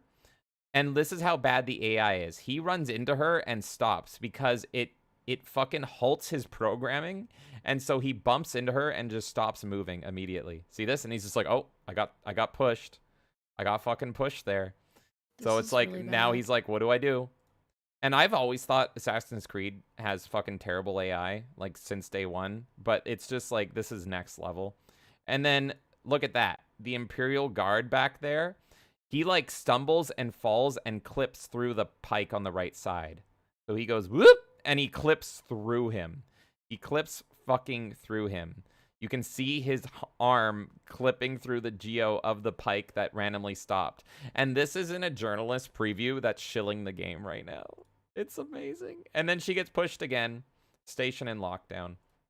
Let's look at some more.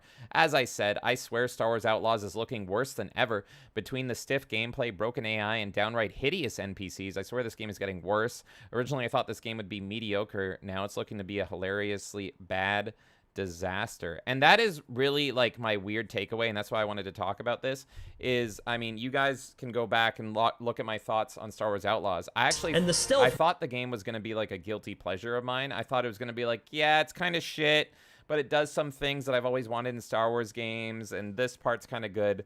But now, like, all this footage now looks worse than anything. Like, it looks worse than it did before. It's getting worse. It's getting downgraded. Now we're actually seeing the game run on PS5 and Series X's, and it's like, oh, fuck. Like, oh, fuck. This is not fucking good. And if that wasn't bad enough, as I mentioned, the NPCs are rough. After Starfield, Learning Law says it's clear you shouldn't trust any YouTuber or journalist, regardless of platform or views. Companies send preview builds to promote games, and critics often say positive things to maintain relationships.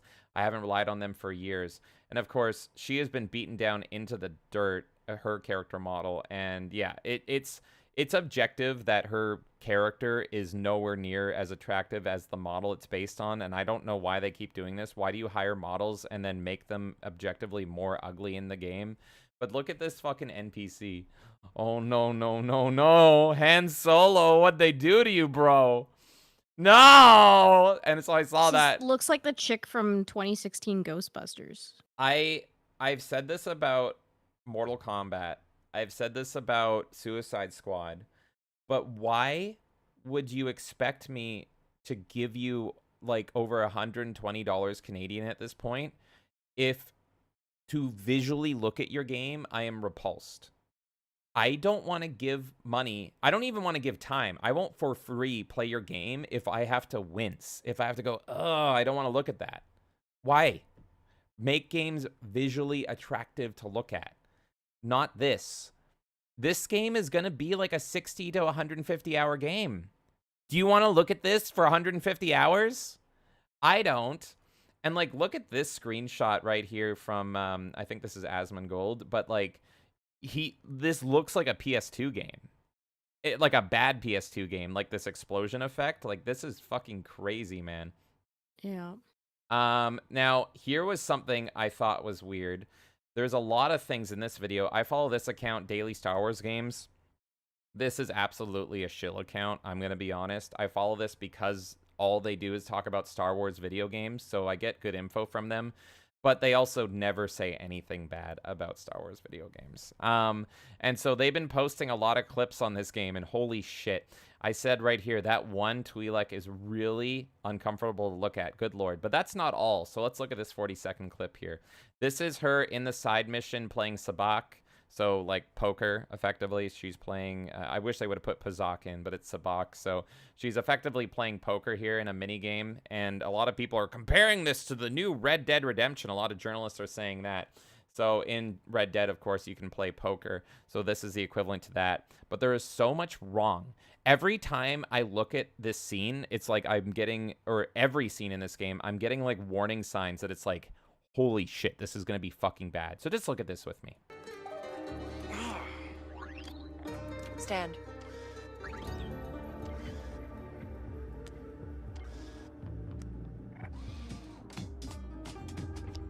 Prime Sabacc. Easy. So, for one, again, the NPC problem. This Twi'lek is genuinely uncomfortable to look at, especially when Twi'leks are kind of known to be sexy and attractive. Like, think Ayla Secura and think... Oh my god. Twi'leks were like one of the first things to go, in my opinion. It's like insane how much they make them ugly. How are you making a Twi'lek ugly? Oh my god, hold up. This is not common for the Melee Madness podcast, but Mr. Platypunk Gono Dono just gifted us a game. I wanted this game. I don't know why I didn't buy it for myself because it's like $1, but thank you, Gono Dono. Thank you, Gono Dono. Mr. Platypunk, Mr. Cherik Seeks just gifted us Downwell. Fuck yes. Downwell. Downwell. I know a lot about this game. I for some reason I didn't buy it for myself. If you're listening, bud, thank you so much. I cannot fucking wait to play that over on the Gifted Games Gallery, sir. Thank you. I'm just gonna message him on Steam right now. Let's see, because I don't see him in chat. Thank you. I just redeemed. Oh, he's there. He's live. He's there. He's okay, in chat. He's there. There. Thank you so much, Cherik. No problem. Love me some Downwell. Downwell is so fucking good. Kay, you will also like Downwell. I know nothing about it besides the name. I should almost make you play it instead, but it's good shit. It's good shit, man. Hell yeah. Thank you so much, Gono Dono. Fuck yeah. Thank you. What's your preferred name? The only pronouns I respect are Gono Dono's pronouns. So, Cherik? Should I call you Cherik now? I don't respect anyone's pronouns except for yours. What do you want to be called? Let me know. But either way, thank you so much. Okay. Back to shitting on ugly characters. So yeah, you think being stressed out. You think about the slave in Jabba's palace, the green Twi'lek, and then you think of Aayla Secura, and then it's like, fucking look at this. Like, look at this. They're intentionally making the attractive race ugly. But also, not only that, I don't know if this person sped up the footage, but it feels almost like they didn't. They either sped up the footage, or this ugly-looking Twi'lek, her movement is fucked. Look at how she moves, and I'll mute it because I find like muting when I mute stuff, I can like really hone in on like the visuals of things. Visual, yeah. Yeah, look at how she moves, and it's really fucking weird. And I don't know if it's fast forwarding or if it's the game, but like it's really fucking weird. And no one else seems to move weirdly. Like it's just there's something real. Like look at that. She's like twitchy. I don't see it on screen, but I don't know if I'm just delayed. It could be a delay. But yeah, it's just like her movement and they're like weird head bobbing. Yeah, Fallen Angel said show video. They're not seeing it. Oh my, wait. I thought you meant you weren't. Oh God. No, I wasn't seeing the video either, but you should see it by now. My bad. All right, let's do it again. There we go. There we go. Yeah, you were just looking at my face looking all twitchy. Yeah, so yeah, no, she's like weirdly fucking twitchy and like moving around and the head bobs. And it's just like, I don't know. It's hard to tell if it's fast forwarded or like. Well, look at the stance too. You have the Twi'lek being very masculine. Yeah, even though it's clearly a female. This is extremely masculine. And then speaking of masculine, like everyone's talked about it, but it's like, good fucking lord, man. This character does not look good. All right, let's unmute it here and we'll continue on.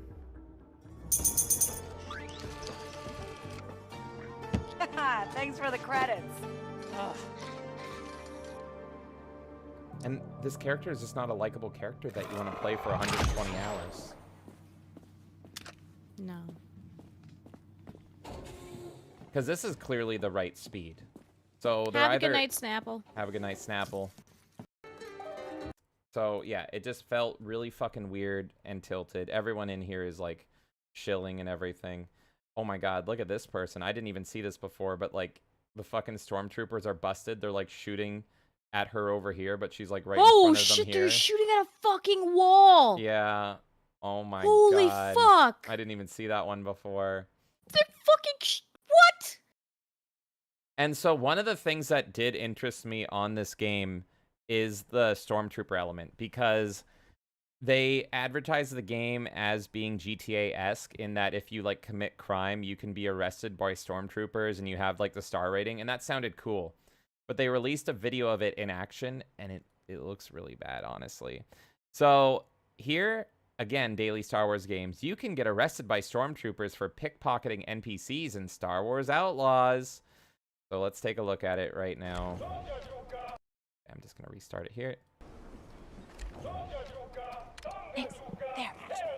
So it's also just weird and out of character for this person. Like, to steal from a random NPC because you're supposed to be the likable character, but you can steal from like a different poor civilian. Like that doesn't really make sense to me, but you can. Okay, so that's what happens here.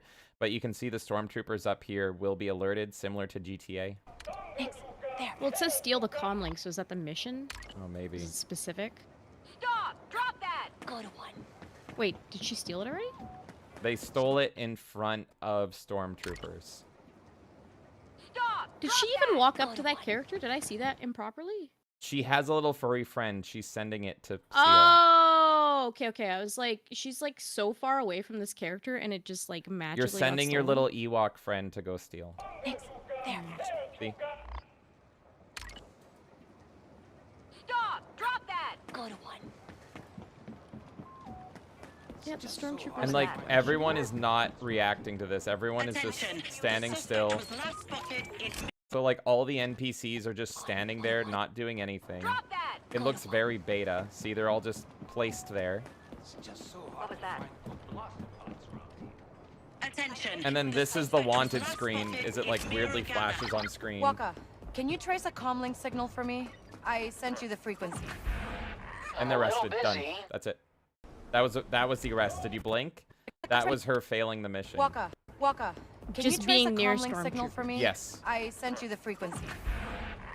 It's like you think of GTA 1, it's not that invasive to see the message when you're getting fucking wanted. So and then she also, walks. Yeah, you just walk next to the character and you get captured. That makes no fucking sense. So it's literally just a HUD prompt to say arrested, done, game over. So there's no like, you think the stormtroopers would be like stop, halt, and then you could stop and then get arrested.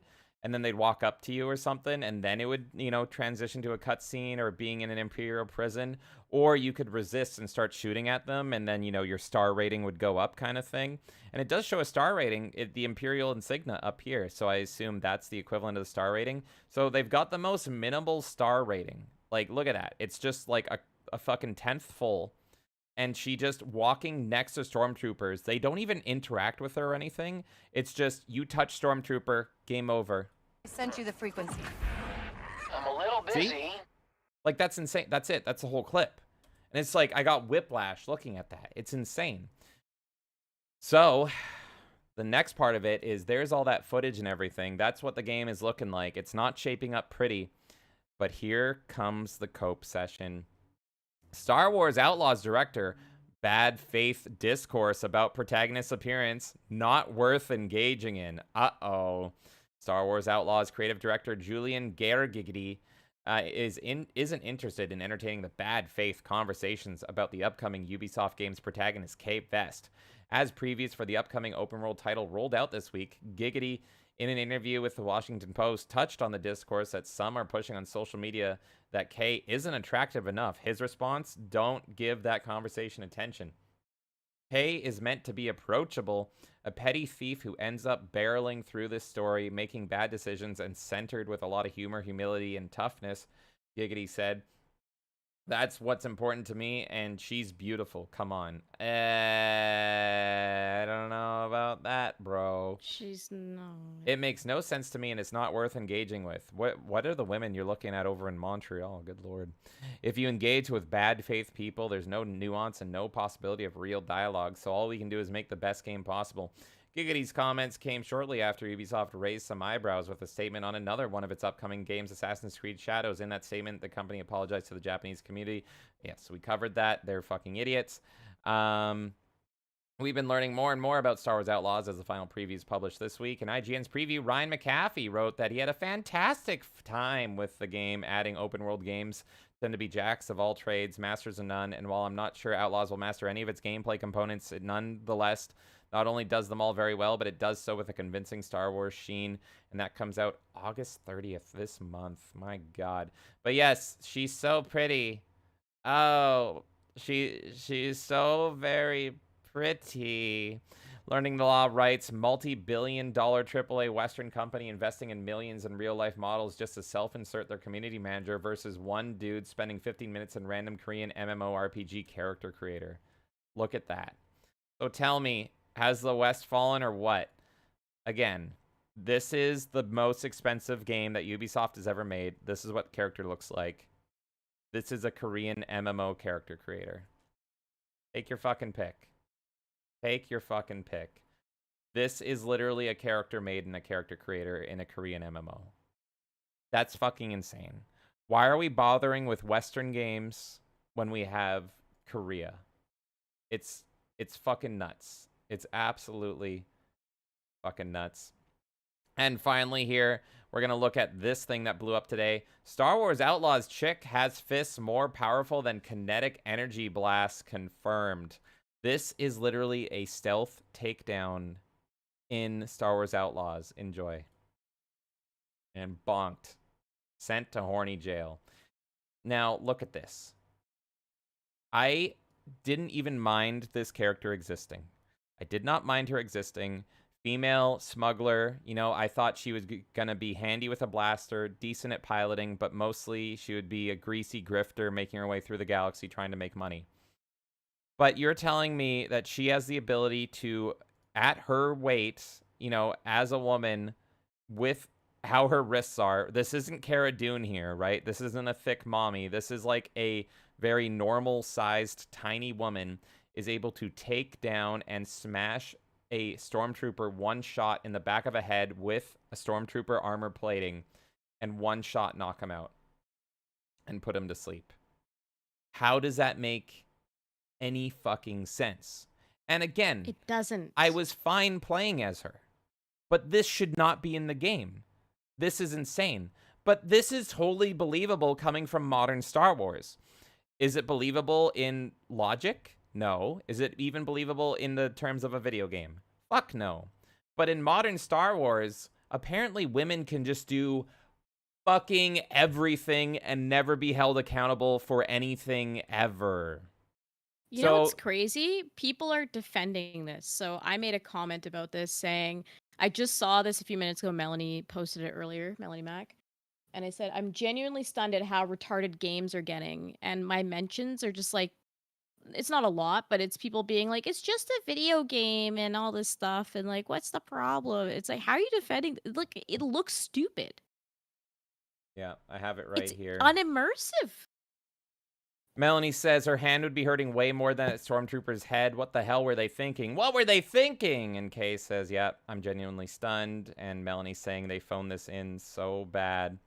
And then, yeah, if you look, I have replies, but they're like hidden. Like they're hard to find. It's fine to fuck up monsters in Elden Ring, but a stormtrooper gets bitch slapped so far and it's propaganda. Come the fuck on. It's a fucking game, for Christ's sake. All right, first of all, bitch.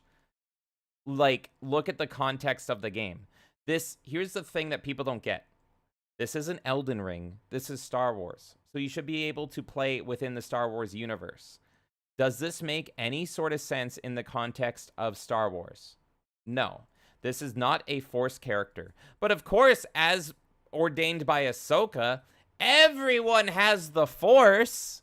So maybe she is just using Force Punch, and she doesn't know she has the Force yet, because every single character ever in the history of Star Wars now can be a Force wielder if they try really, really, really, really hard. I hate modern Star Wars, and this is absolutely a product of modern Star Wars.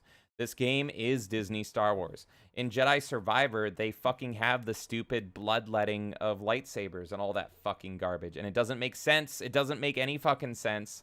So in this now, the only reason this makes sense is, and she's fucking kayfabing it. Look at that. She doesn't even make contact. She actually doesn't make contact. Holy shit. If you slow it down, it's like a wrestling punch. She misses him. That's even worse. And then they add a like puff effect to make it seem like he hit her after the swing is done. Wow. Not even doing fucking contact. She pocket sands this fucking stormtrooper. That's insane. Pocket sand! Oh my god. So the only reason this makes sense is because of Rey and because of Disney Star Wars. Because in the context of Disney Star Wars, now a woman can just do fucking anything. And if they do anything wrong, it's not their fault. They're not accountable. They can fucking have a cult of lesbian space witches and, you know, have these girls that they may or may not kill in them. And, you know, if they suddenly turn into freaky ghost bitches and they get stabbed, that's the person that's stabbing them fault, not them. You should have just let them kill their child, you bigot. It's just, it makes no fucking sense. Star Wars is so fucking retarded now. Nothing fucking makes sense anymore.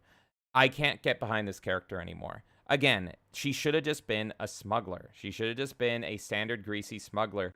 I would be fine with her killing that stormtrooper if she shot him in the back. Or, you know what? The silent takedown could have been swapping her blaster to stun, and she could have stunned him that way. But this character should not be getting into fistfights with armored stormtroopers. Even Han Solo doing that wouldn't have made sense if he fucking just whacked in the back of the head. I've seen other people say, like, they couldn't have just had her, like, you know, you pick up something on the ground and smack him over the head, or you hit with your blaster or something. Or maybe you could have had it so that it's an Imperial Guard, so there's no armor there, and even that is questionable, but no. There's no logic anymore. It's literally just so they can get their fucking updates. It's just so they can go slay Queen. You get that Stormtrooper girl. It's so tiresome. It's also tiresome. Star Wars is fucking dead. It's beyond ogre. Kay, do you have any thoughts on all this? There's also videos, I don't even know where to find them at this point, but the hair, they still haven't figured out fucking hair on these characters, which is just insane to me, and her hair flickers constantly. And it's like you try to make this hyper realistic hair and you fucking can't do it. I just don't get why they haven't figured that out by now. Yeah. That takedown, it comes across as like maybe somebody who worked on Assassin's Creed who just got ported over to the team and was like, oh, this would work on like a regular enemy, and they didn't like think it through or care the context of a person wearing a fucking helmet. But yeah, this is all really fucking dumb. It's lore breaking. It's not logical. I don't know. At this point, I'm just exhausted by this game. It's just so poorly made. The guys shooting at the fucking wall, to me, was the deal breaker out of anything. Yeah. They're literally shooting at a fucking wall. To me, it's the physiognomy downgraded NPCs. It's just like, I can't even fucking look at them, man. Like, if you make your game uncomfortable to look at, I'm not gonna fucking play it. So yeah, I am now. I was planning on playing this. I was even planning on playing it this year, but now I don't know. Like, even if I get this game for free, I don't know if I can bring myself to play it. It's really fucking tiresome, man. Oh, I have another clip here from that dark place. I don't even know what this is. Let's take a look. I don't even know what this is. I'm just so tired, boss. Move, trooper. There's a possible intruder near the cargo bay. Yeah, that sounds like a stormtrooper. Really? Nix, it's showtime. Hey, get that thing. Why is every stormtrooper a woman? Why is every stormtrooper a fucking woman? I don't know. I'm tired of looking at this fucking game. It's terrible. What? Maybe that's why it makes sense, because all the stormtroopers are women, so it's actually just cat fights. She fucking punched him or her or whatever in the ribs, again armor, and then took him out that way. This is so stupid. My God, man. Disturbance reported near the cargo bay. Next, put on a show. 599, get down there. Let's pick up a rock or something. Go away. I miss the Imperial being all British men. That's what it was supposed to be.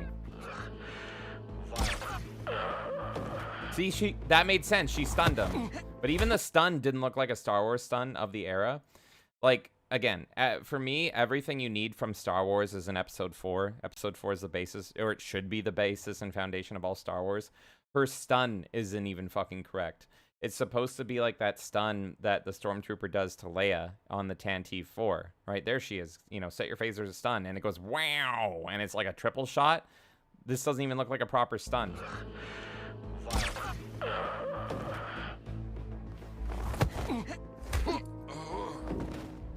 We're not getting through that hangar with all those troopers. Maybe we can get them out. Jesus Christ. So this is the same clip there, I think. And I did see another clip somewhere else where she was in combat and she was just walking around, like, just taking shots. And, like, it was just so soulless and fucking sloppy. My God, man. Ugh. Any final thoughts, Kay? No, I'm so done with this game. Me too. It's so fucking stupid. I So can't. yeah, man. I can't. I am currently trying to get through, because again, you all know that I have to get through everything Star Wars. I'm like a quarter of the way through the final season of Bad Batch. I still have to watch Tales from the Empire. I have to play Jedi Survivor, and then I have to play this shit. But I'm taking a break. I can't, man. Star Wars is like just the worst. It's the fucking worst. And it's so fucking tiresome.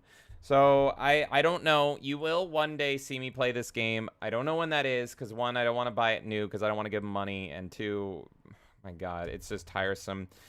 But with that, whoa, it's time. That was what the fuck is going on in gaming. And good Lord, we had some good news. We had some bad news. We had some sloppy news.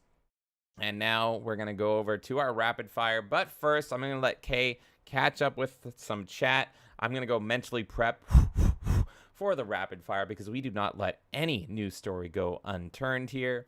So I'll be right back. Kay, you hang out with chat. Have a good night, dude. 1286. And hello there, Maccabehiah1. Okay. What? Okay, you go hang out with chat. I'm gonna go do this. Proceeds to read chat. Just 2 comments. Go! I've got it! Okay, hang out with Jabba here! God, Jesus! Without fail, every time. You guys are the witnesses. You've seen it all. Slosh says, James, I'm concerned you're gonna lose your precious locks due to stress from the Star Wars game. I yelled that because he can hear me. Oh, he found the toad. Let's go. Oh, I lost chat. 1 second. Okay, there it's back. Okay, we're good. We're good. Top chat? Fuck you. I'm not fucking top chatting this shit. Hell nah. All the good comments are in all chat, aren't they, folks? Bib Fortuna is so sexy, says Uncle. I'll leave you to that opinion. Slosh says, Lamau, I had the exact same opinion on the Twi'lek. Glad you guys said it. Yeah, that's like the first race that they really made ugly, in my opinion, where I was like, this is... Why? And you notice in that clip where they're like playing Sabak or whatever it's called, the character's like this. It's just so masculine and weird to me. It's really fucking weird. Cherrick, thanks again for down well. Fallen Angel says physiognomy. That's all I'll say about that female character. And they can't for the life of them just like model the characters the same way that the models look. Like a lot of these people look more attractive than the models that are created in the games. Might be a skill issue at this point. I'm not really sure. Neo says Charlie's having a bit of an identity crisis. Uncle says only downwell I need is the Tainted Water quest in Diablo. Cherrick says Cherrick works. Okay, perfect. And Slosh says, yeah, Twi'leks are generally the harem girls of Star Wars. Now they're working girls, fully clothed and girl bossing the galaxy by storm. Ooh, yeah. And Snapple headed out. Have a good night again, Snapple. I know you're long gone, but have a good night. Neo says, it sucks that the actual actor is really beautiful and they turned her into that. Yes, I agree. Slosh says, oh no, Synthwave in Star Wars. I don't like that combo.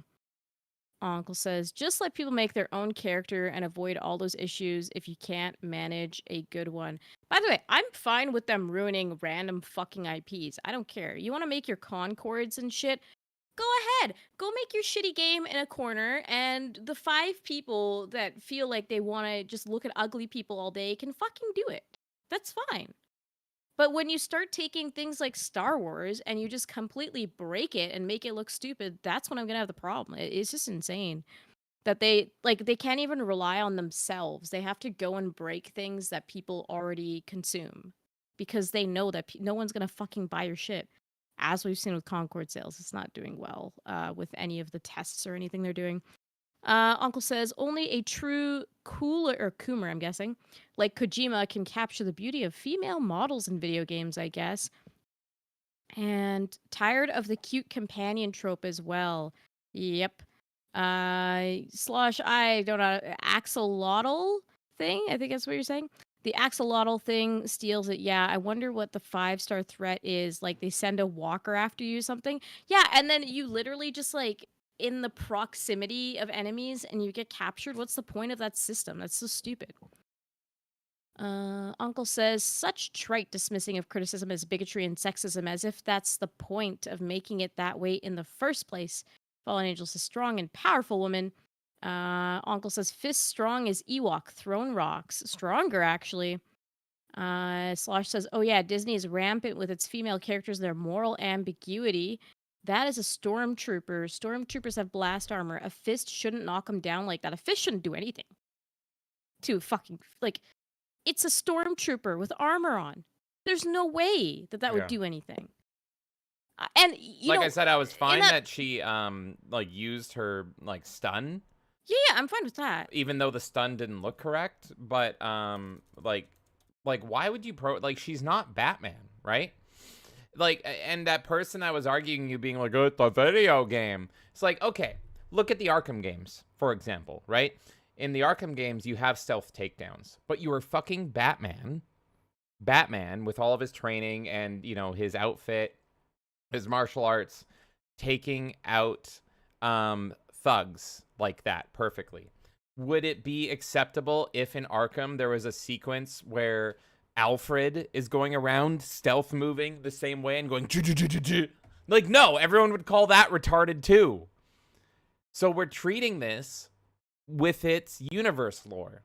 And so in the universe lore, at least before Disney, it makes no fucking sense that a woman can do that. But we're talking about Disney Star Wars lore now, where suddenly women have magical powers to just do anything, get away with everything, and are never accountable for anything. So I don't, for some reason it wasn't showing up in that thread, but somebody sent me a clip of Cara Dune doing it in Mando. I also think that looks stupid, by the way. I don't even remember. But yeah, at least Cara Dune has like big, thick Mandalorian armor.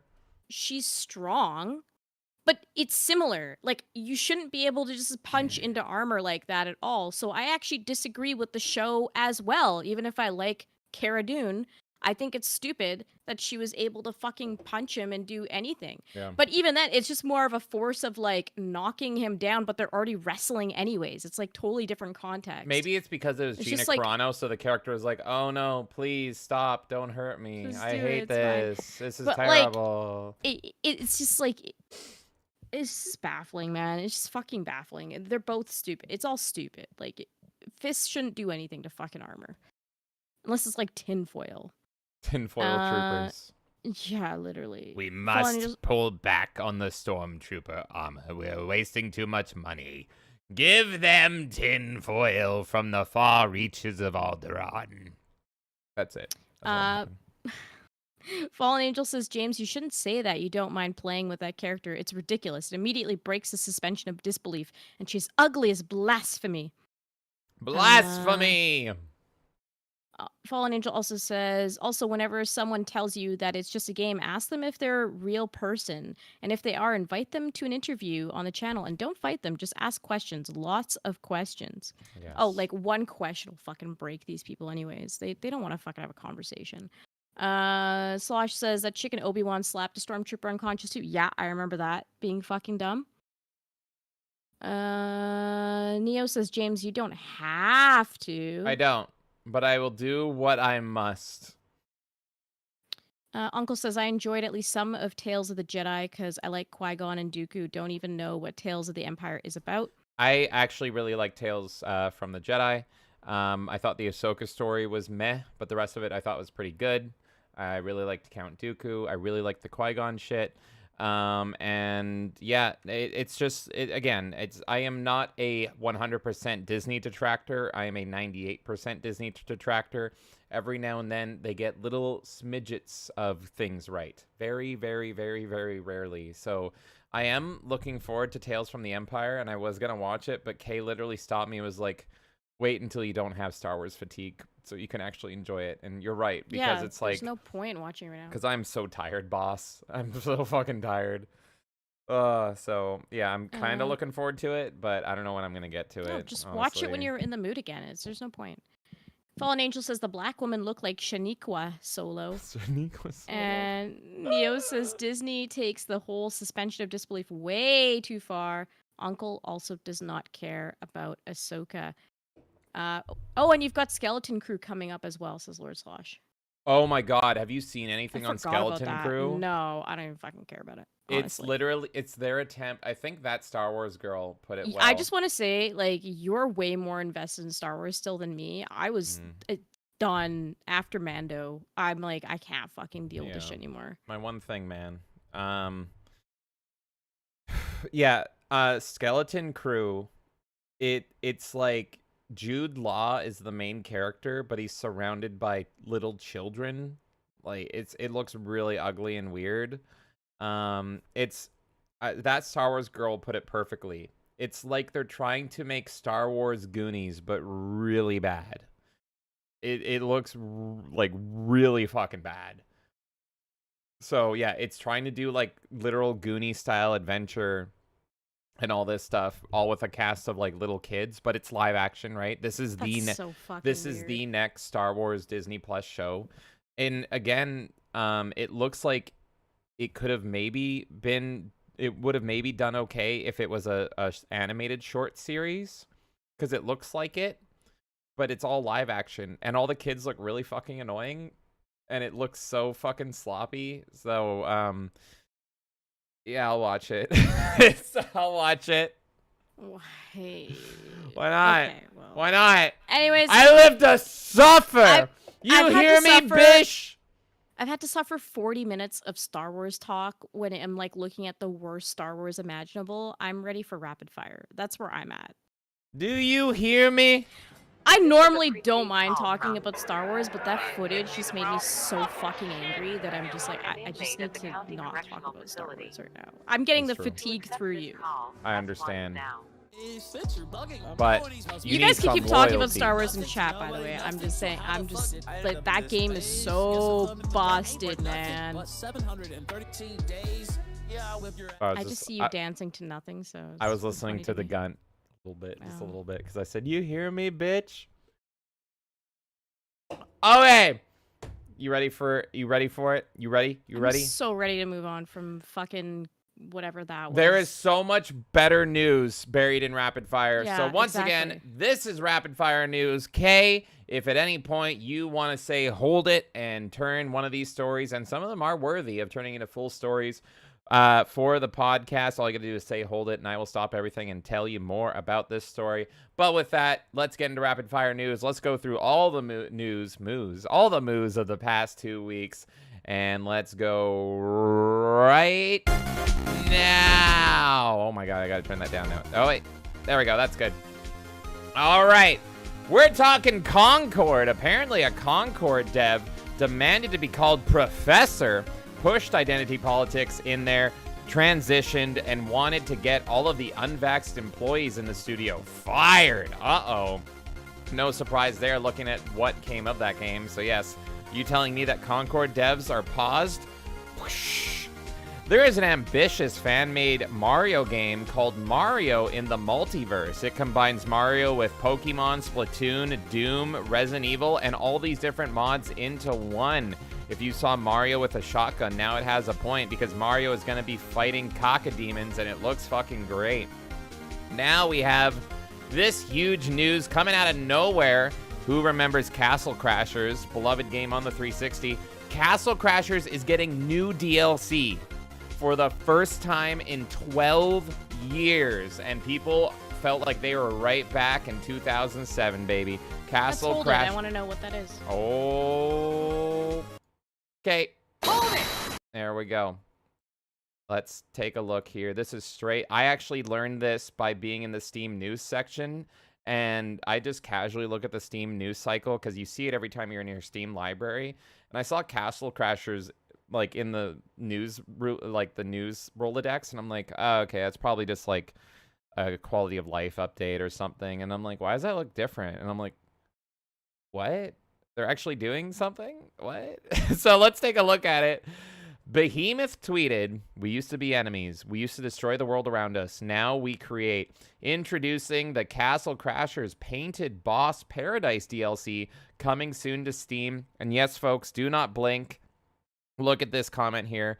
Where is it? This person, Benjamin Baraga, says, "When was the last DLC 12 years ago. So this is real. This is crazy to me. They're literally resurrecting this old beloved game for new DLC. Let's take a look at the trailer right now. We used to be enemies, you know. We used to destroy the world around us. Now we create. Let's create characters together. So grab your paint bucket and overalls. Just replace a single image and boom. You've made your own Castle Crashers character, and you can even share it with the world. It animates on its own like magic. In a DLC named after me, Castle Crashers Painter Boss Paradise. Your only limit is your own imagination. If you are way too scared and afraid to create, that's fine, because you can download and play as things other people have created too. Not only that, but this DLC has a brand new coat of paint. You'll see all weapons and playable characters redrawn from scratch. But what's even better than that? Well, you'll unlock Paint Jr., who can vanquish enemies with the very power of their imagination. Coming to Steam using the Steam Workshop. Very beautiful, very powerful. This is just the announcement, so hang on a second. We'll have a release date for you later.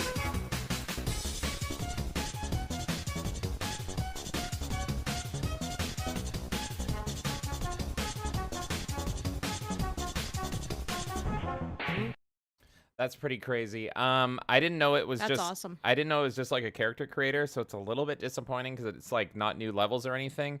But if it's the right price, that is still awesome because I really like that it includes Steam Workshop. I'm a big simp for Steam Workshop. So it's going to be really fun just to be able to go on Steam Workshop and download other people's created characters. Like if people make like a Batman or a Punisher or something, Iron Sheik, and like Jason Voorhees, like just random shit in Castle Crashers, that's going to be really fucking sick. And that will be my ideal way to play Castle Crashers for sure. And because then I don't have to play their characters. I can play whoever the fuck I want. Casey Jones, throw him in. Like, I'm fucking in. But is it only Steam? Because this was a 360 game, wasn't it? That trailer did make it sound like it was only Steam. Which makes sense because it's tied to the workshop. But I don't know. Yeah. I guess we'll find out. Maybe There you go, Neo. That's your answer. Yeah, I don't know. Maybe it will release on other platforms, but you will only get the character creator, and you won't be able to download other people's stuff because Steam like will take up, like, it does a lot of the work for them, right? And especially the fact that they advertise that. But yeah, I guess we will see as the announcement comes in. But as far as I know, I mean, as far as I can see, it looks like it's only Steam. All right, you ready for more news? Yes? Yep. Okay. I was nodding, sorry. Let's go! Nintendo of Japan releases a new gumball style keychains that can actually be used as spare parts. They are really fucking cool. They effectively look like little keychains. Yeah, little keychains! But they are of, like, you know, of the Nintendo GameCube, like the C-Stick and the D-pad on an NES controller and all this stuff. And people are like, what? I want them. And there's, like, lineups out the door in Japan to, like, get them. And people tested it. You can fucking take them and put them into your old controllers, and they work. So now people are buying them in mass. It's Japan only, or else I would have bumped this news story up. But people are buying them in mass in Japan just because it's like, we have infinite controller now. It's fucking crazy. Speaking of crazy, the Olympics officially voted yes on adding esports into the mix. So in future Olympic events, we're going to see esports. Hey, I want to become a gold medal champion in shit posting in lobbies. That's what I will say. But there is some bad news with this because at the same time of the Olympics adding in esports, they also killed off officially the Mario and Sonic at Olympic Games series, and it was in favor of NFTs. Olympics. Are you fucking retarded? Yes. Now everyone buckle up and get ready and pray because there was a leak. And that leak is Legacy of Kain, Soul Reaver 1 and 2 are getting remasters. It's one of the main games that we always wanted to see remasters of, but we'd be terrified of. So let's hope. Please be good. Please be fucking good. They're not going to be good. Speaking of good, though, there is a good-looking, competitive, almost Valorant-style shooter coming to Steam. I'm not a fan of a lot of the mainstay Apex, Valorant-style comp shooter games, but this one actually looks really good. The full reveal is August 1st, and I did tweet them, and I said, hey, is this coming to Steam? And they said, you know it. So that is Mountaintop Studios, and what is the fucking game called? I don't even know if they fucking revealed the name of the game. Wait. Oh, wait. The full reveal's today. Hold on. I'm going to see. Do they have a full reveal? I'm just going to hold it myself here. You know what? I'm going to break my rules. Hold it! Because I want to What rule see. are you breaking? I want to see this. I'm holding it. Okay, that's fine. I want to fucking see this. It's 7 minutes. I don't know if I'm going to watch the whole thing, but I was curious about this game. This came out today. Oh, you know I'm fucking wishlisting this. Hold on. You can wishlist it right now. Let's take a look here right now. This is Spectre Divide, and I will just cut this whenever I want. I just want to see this, to be honest. Hey everyone, I'm Lee Horn, game director here at Mountaintop, and I'm super excited to bring you the first look at what we've been working on for the past few years, Spectre Divide.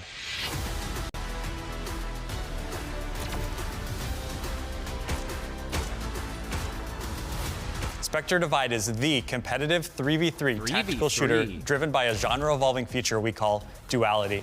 There are 3 players per team, but every player will control a second body called a Spectre that can be freely swapped between at any moment. 1 mind, 2 bodies. With 2 bodies, you'll spend a bigger portion of every round playing the match and racking up kills. If you find yourself staring down the barrel of a sniper rifle moments into the round, your second life will give you a second chance at redemption and payback. Okay. Spectre Divide is classic attacker-defender 2-bomb site defusal. So with duality, you can play both sites across the map simultaneously, instantly reinforce teammates, and even cover your own sniper cross with a well-positioned shotgun. Beyond duality, we know the deep nuances of movement and gunplay feel, as well as game balance, can make or break attack shooter. We've been carefully tuning the game from day one through regular community playtests. Additionally, we've partnered with the best in the business, Shroud, to help bring a pro player perspective to the game since early alpha. Shroud brings unparalleled genre experience and unique insights as a streamer and community builder. It's going to be really, really interesting to see like what strategies these highly skilled players are going to be able to achieve. So it's definitely built with like hardcore tactical players in mind, competitive gamers like myself. I feel so cool, like being able to utilize myself twice. You know, so many stacking strategies that just feels endless, and that's personally what I love. When I was playing against these guys, they were freaking smoking me.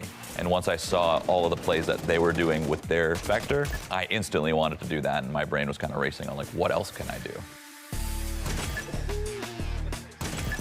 Oh my God. Conceptual work on Spectre Divide started in late 2019. All right, that's good enough. Spectre Divide is going on Steam. I've wishlisted it already. I'm seeing this for the first time. I was seeing that trailer for the first time. What interested me is that the gunplay looked really fluid and really tight. And a lot of these games like Apex Finals, Rainbow Six Siege, all these kind of fucking games here, Valorant, they come off like cringy, or the developers like do something that really pisses me off, and then I just get unsold immediately. So this game is so fresh and new that they haven't done anything to piss me off yet. And I think the game looks fluid and tight. The 3v3 aspect is a little weird to me. I would have preferred maybe 4v4, but I don't know. It's just a little odd.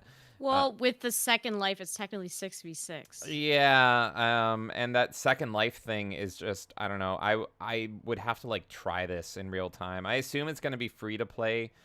You can request access to a playtest. These games to survive usually have to be free to play now.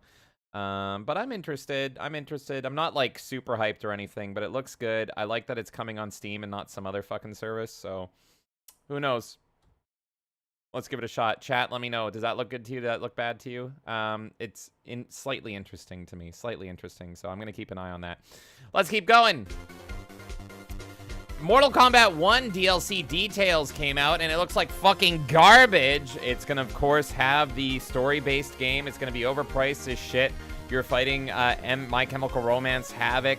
You're going to have the T-1000 in there. You're going to have Ghostface from Scream in there. You're going to have Conan the Barbarian in there. And most importantly, they are having Power Rangers style race swapped Sector and Cyrax. Yes, because Sector and Cyrax were already minorities, Cyrax being a black guy and Sector being a Japanese guy, they couldn't ruin them. And so what they did is they went double or nothing, and they're like, let's make them women too, because that fucking makes sense. So yeah, I don't fucking care. I used to love Mortal Kombat. I watched that whole trailer and I was just like, I'm good. Bye-bye. I will watch the story on YouTube for like the 20 minutes and save my fucking money. The animalities do look cool though, but animalities are not fucking worth the price for me in a game that I don't play. Bungie announced that they're laying off 200 employees, and Marty O'Donnell was pretty much laughing at it on Twitter because he left that fucking shit show by force. The Destiny 2's future content will now be a lot lighter because of these layoffs, and it was reported that Destiny 3 was canceled. Destiny 3 was not canceled. Destiny 3 is apparently not happening, period. But a spin-off game was canceled, apparently. So they were going to make a Destiny spin-off game. I don't know if that's going to be similar to like Halo 3 to Halo 3 ODST. But that was canceled instead. So Bungie, not looking good, bros. But it's been a long time coming. But hey, as always, the people that are talented there and the quality people that were at that studio, I really hope that they get jobs elsewhere in the industry.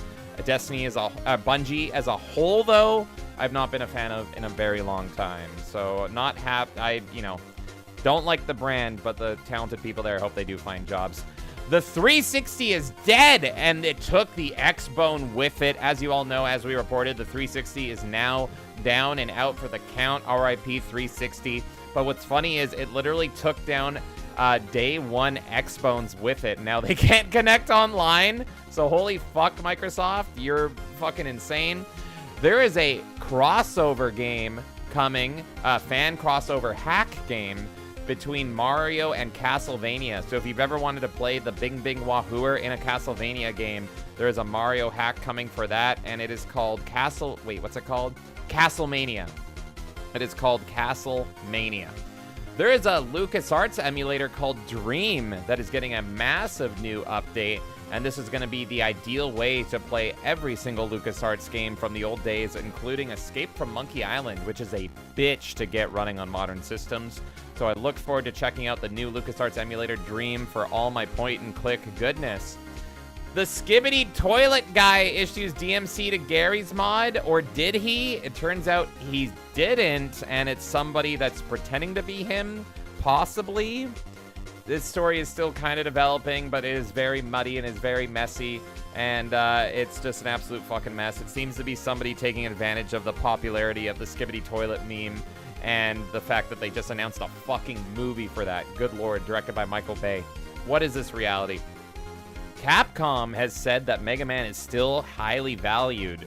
Prove it. Team responsible for bringing Resident Evil to the PC on GOG wants to bring back more classic Capcom games. Apparently they worked very closely with Capcom and have a good rapport with them now. So stay tuned to GOG, folks. This team might be bringing more of your beloved classic Capcom games over to GOG.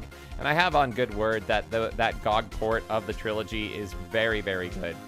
There is an indie fan game, we're a fan of the indie fan games today, called Halo Combat Devolved. Have you ever wanted to play Halo 1 on the Game Boy Color? That's effectively what it is, and it looks really nice, really tight. If you're a Halo fan, highly recommend you check out Halo Combat Devolved. It is very pretty. Speaking of keychains from earlier, there is now a fan-made keychain that is keychain size. It fits on your wallet, it fits on your keys, and it's a working Wii. It's literally a working Wii somehow. So there you go.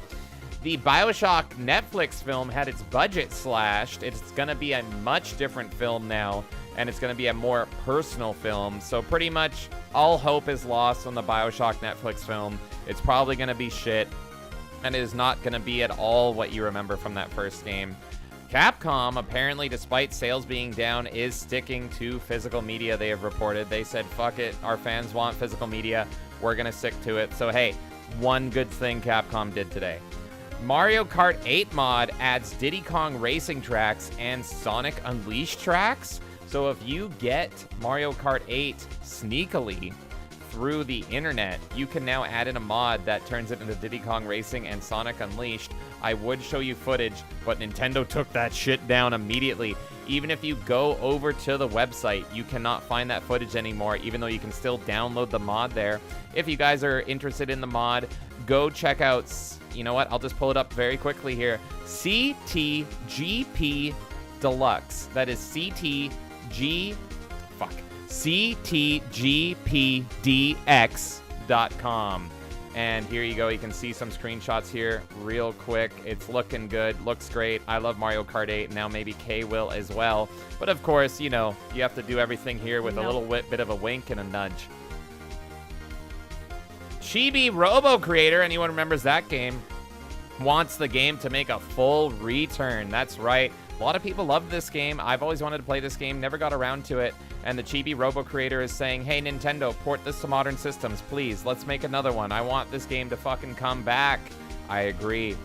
Video game voice actors have massively gone on strike now, mainly because of AI. Don't blame them, so we'll see if anything comes of that.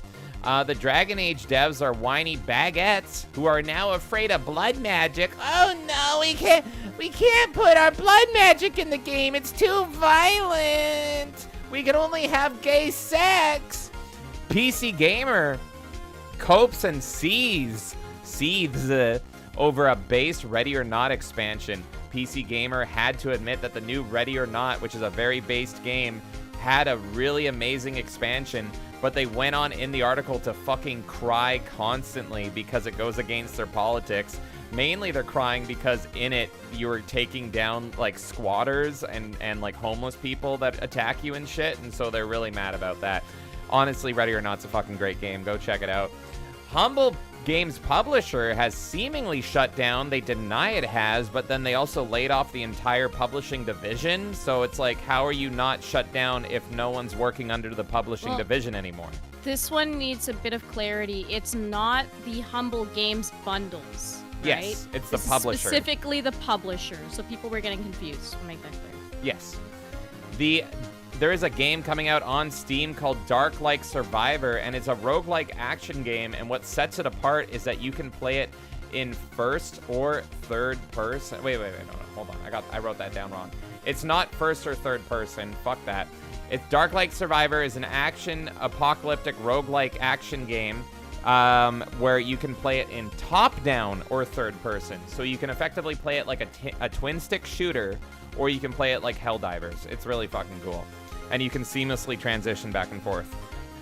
Talking about fan mods once again, Donkey Kong 94 is getting a Game Boy Color style fan remake. So, hey, all you Game Boy Color fans, you're eating good today between Halo Combat Devolved and Donkey Kong 94. I just wanted to have a quick PSA here, and I'm going to pull this up on screen. Here's a big white pill, everybody. We are winning against the games that are made for modern audiences. Look at this. Flintlock, 157 players. Concord, 1,000 players. Saints Row, 100 players. Tales of blah blah blah Zal, 9 players. Suicide Squad, 200. Immortals of Avrium, 17. Shadow Gambit, 69. Forspoken, 26. The Crew Mortarfest, under 400. Left 4 Dead 2, 27,000. 27,000. Left 4 Dead bros stay winning. So keep up the fight. Hold the fucking line. The white pills are massive. There is a new game coming out that effectively combines Metal Slug and Metroidvania. Let me get the name of that. The name of that game is Guns of Fury. So if you're a fan of Metal Slug and you're a fan of Metroidvanias, go check out Guns of Fury.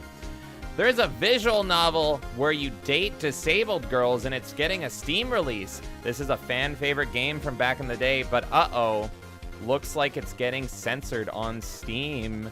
So you don't want that version anyway. You want the itch.cho version, itch.cho, whatever the fuck that website is. So it's not clear if itch.io. Itch.io, thank you. It's not clear if the developers themselves are censoring the game for Steam or if this is Steam pressure, but it does seem like more and more Steam is kind of putting a grasp on the adult games. And the game does look good, so hey, maybe I'll stream it in the future. Of course, the uncensored version. There is a good-looking Animal Cross-esque game coming to Nintendo.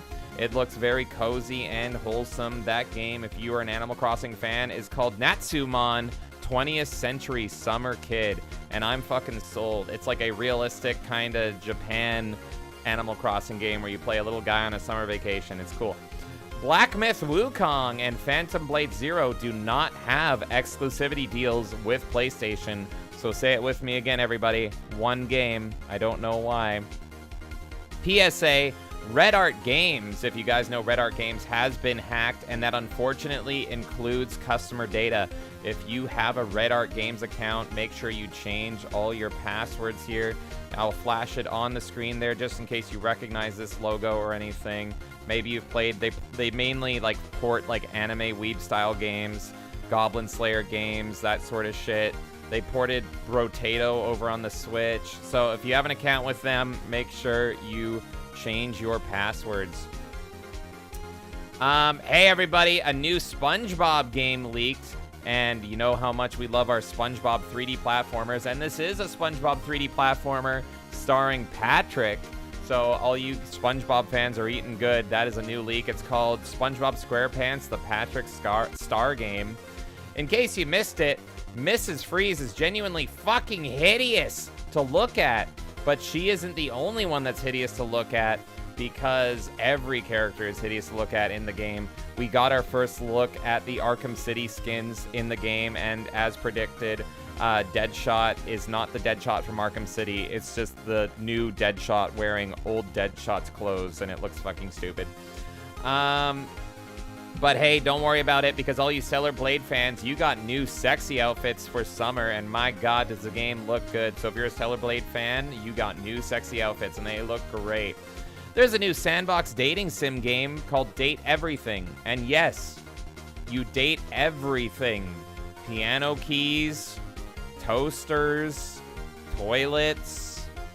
I can't wait. The Mario Rabbids director has left Ubisoft after 25 years, and we may see a Killer 7 Complete Edition or sequel one day, as the original director has expressed a lot of interest. The FTC Game Pass war rages on, and there is new developments with that law fight going on. There might be a new MotorStorm game on the horizon. Killer Clowns released a roadmap update, and so they're adding a bunch of new content over the course of the next year to Killer Clowns. The Braid Anniversary Edition sales have been utterly terrible, says Jonathan Blow. Whoopi Goldberg has received a satanic-themed weed party officially done by Blizzard to apologize to her for her Diablo 4 issues, and she received the key to hell. I could have sworn she already lived in hell. I don't know why she needs a key to it. Hiachi lives, everybody. Yes, the character that was supposed to be dead, Hiachi Mishima in Tekken, is now back as DLC, because as far as fighting games go, no one's ever really gone. Speaking of fighting games, Terry Bogard has shown his footage in Street Fighter 6, and honestly, he looks kind of ugly.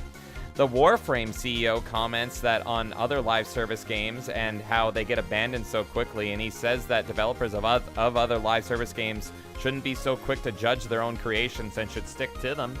TF2 looks to be adding pets, and they also have workshop items made by users where they're hiding trans and other bullshit flags in them to try to circumvent Valve's approval system. The new Quidditch gameplay dropped on the new Quidditch game. Dead by Daylight is holding an open design contest. Lord have mercy on Dead by Daylight. So if you are an artist, man or woman, you can now present new art to the Dead by Daylight team, and they might get approved and your shit might show up in the game. Tekken 8 is having a massive update, including like with Chipotle and shit. And there was a huge data mine where you can look through all the new Tekken 8 content. There's also a new Helldivers update, which is massive. If you're still playing Helldivers, there's a ton of new content coming your way. Physical pre-orders of Sonic X Shadow Generations features a reversible cover, so if you care about that. That's for that used to be a Japanese exclusive. It's now in North America as well. That's the whole story there. If you guys were Simpsons fans in the 90s and a gamer, you might remember the Virtual Springfield game. There's a great article talking with the developers of Virtual Springfield. Highly recommend it for you old school Simpsons fans. And this video game back in the 90s actually created the first working map of Springfield. And so it's talking about this young team that was tasked with this monumentous task, and they fucking killed it. I would love to see that game get a Steam port. Via Cloud, our friend, you know, Cloud over on Twitter there, He says that Niantic, who makes Pokemon Go, has quietly increased their prices in the Pokemon Go store. So shout out to you, Cloud. You're the best, bud. Samurai. And he also pointed out that they were doing discounts, but they weren't actually discounts. They were doing the usual thing of raise the prices up and then discount them back to the original price so that it looks like it's on sale so they get more sales. Fucking bullshit. Samurai Jack and Beetlejuice are joining the Warner Brothers Multiverses game. There's a Battlefield universe game being developed. WWE is adding COD skins, as you all know, but did you know that when you do attacks with these skins, Michael Cole does your voiceover as if you're in a wrestling match? Concord does not have a battle pass, but that will not save it because there's also a new controller that is Concord themed. People want the controller, not the game. Star Wars Hunters, that sloppy Star Wars mobile game I played, gets an Imperial themed season. It looks fucking garbage. The Sith character is wearing a Darth Vader outfit that covers everything except for her head. It's so fucking bad looking. World of Tanks has a Rob Zombie crossover where you can go into a Super Beast tank. Dead by Daylight, as you know, if you watched our stream last night, has a 2v8 mode for a very limited time. There is only 1 week remaining to play that if you're interested. The Minecraft movie is rumored to be very creepy. Oh my god, there's so much news this week. The Minecraft movie is apparently very creepy and not charming and cozy at all. It's going to be a weird horror-esque movie, maybe. That's a rumor. Everyone hold the phones, though, because a Sonic 3 trailer is confirmed to drop this month. That is a Sonic 3 movie. Former Valve economist thinks that Apple, Google, etc. should pay a cloud tax. Bethesda Game Studios workers have unionized. WoW Team as well. I don't think that will save you, WoW Team. Your game is shit now. Minecraft and Tetris is getting a crossover on the Switch. D&D, as in Dungeons and Dragons, is now a Discord free activity, I believe. Maybe, I don't know. I don't know if it's free or not, but it's now a Discord activity. So you can play Dungeons and Dragons within Discord. Blizzard made a new Overwatch character that everyone loved and brought everyone back into Overwatch, and then they immediately ruined it because people cried about it being OP. And so I need to... Oh my god, the music's ending. Fucking go back. Go back. So now Blizzard's ruining that character because it's Blizzard. Amazon is still losing money on Twitch all these years later. And last but not least, it was covered like crazy, so that's why we're not focusing on it. But the Ubisoft apology heard around the world. They bent the fucking knee to Japan. If you want our thoughts on it, you can go to Alex Cuesta's podcast because we actually talked about it on there. There we go. That is true. That is true. So you can hear us talk about it with Alex Cuesta and AOL Dave, right? That was the name we came up with. That's correct. Yeah. AOL Dave. Go find that. You can find that linked in our Discord under guest appearances. And with that, that was the rapid fire news. There was so much rapid fire news. Oh my God.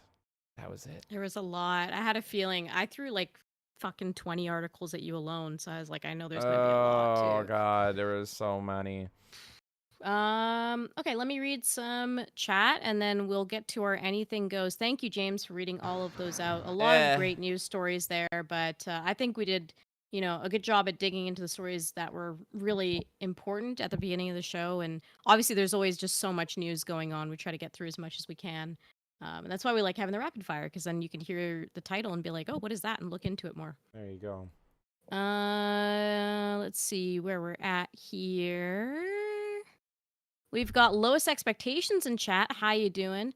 And he says, hello there. And Uncle says, General Kenobi. And me yelling about how I was done talking about Star Wars for 40 minutes. Uncle said, good, good. Let the hate flow through you. Uncle says, hey, Castle Crashers was simple fun. Neo said, did Kane ever play Castle Crashers? I did. I just was curious what the DLC was. I never actually was beat like, it. What? No, I haven't beat it either, but I played through some of it. And yeah, we don't know if it's only for Steam, but it sounds like it. Maka Bahaya says, what topic are you discussing about? About 50 topics. We talked about 50 of them. There was a lot of topics. I hope you enjoyed it. Neo says, esports don't belong in the Olympics. It's for feats of physicality only. Fallen Angel says wishlist pre-order and thumbs up on Steam. Uncle says cell shaded comic book art style is often cool, but it just looks like a free to play shooter. Maybe that doesn't mean that what it used to anymore might even be free to play, but looks kind of generic and cheap to me. I guess they think it doesn't matter since they're going to be robots anyway, but that shows how meaningless the change is. Just leave as people already like them and make new characters. Remember Reach. The legacy of Don Matrick lives on in Xbox One. Neo says, what the fuck is Skibbity Toilet? I don't even fucking know at this point, man. I think it's like a Zoomer meme. Zoomers. Yeah. Uncle, I think Gino actually knows. I feel like Gino's referenced it and Extra Zero too. It's a really not funny Zoomer meme. It's yeah. It's a guy that shoots out of a fucking toilet. His head shoots out, and it's made in Gary's mod. Whoa. Uncle says, I'm always up for more good old games on GOG. That's right. Oh, yeah. And Uncle says, Rayman Final Death? What? The what was to fucking Hayachi, to which he said, play the Hayachi Mishima is completely dead clip. He was so fucking dead, man. No one's ever really gone. And it's like, how? Fucking, I was there, Gandalf. You died. No one's ever really gone. Crazy, do you know how man. dead Liu Kang was? And now he's the only character that's alive. It's fucking crazy, man. Neo says Guns of Fury looks dope. Sucks it's only Steam and Switch. But you have Steam, though. I know. I was going to say, Nerdy Neo, you have a gaming PC now, and you have a Switch now. Wait, you have a Switch, too? Yeah. Why are you upset? You got achievements, I'm guessing? I don't know why. You got everything you need. Okay, Slosh is coming in with the explanation. It's a whole series about toilet head guys versus camera head guys. It's in a foreign language, and it's so odd. What? This is not at all what I expected. I'll watch the Michael Bay film. I'm more confused now. I thought this was just a fucking guy in a toilet. I don't know. Anyways, I want to thank the 13 people watching on Rumble right now. Good Lord. And Slosh says everyone who ever showed clips of it on YouTube got copy struck. Fun. And yes, Neo wanted it on Xbox, which I can only assume is for achievement reasons. I'm going to make that assumption. All right, let's do Anything Goes. Oh my God, you took my intro. All right. I know. So, as you all know, there is some white pills, everybody. And I will show you that white pill with one of my Goodnight Gamers posts. Guys, gaming is healing. Look at that. Gaming is absolutely healing. And as Kay has donned it with her lovely intro, it is a hot girl summer month. And so that is the theme. So with this in mind, with these lovely booties in mind, Kay, I have to ask you, and I have to ask all of chat as we kick off Sexy Girl Gamer Month, who is best girl? Who is best girl and why of gaming? If you had to pick one girl as the queen of gaming and she is your favorite for whatever reason you need to justify it,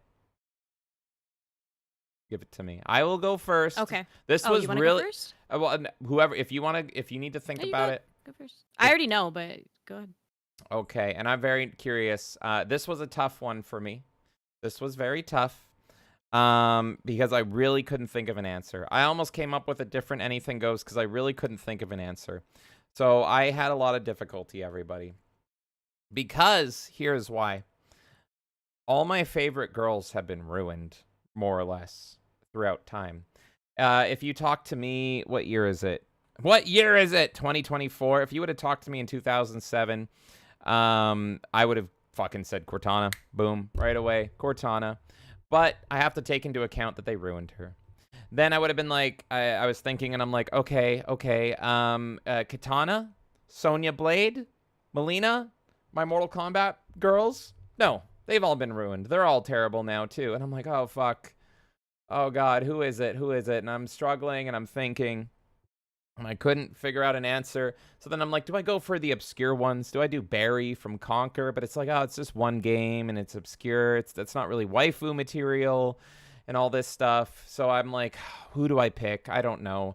And then I really just kept coming back to one answer. Who is the best girl of gaming? Who, like, if you really had to pick, I don't even know if she's my favorite, but who is best girl? If you ask me who is best girl of gaming, It's quite obvious.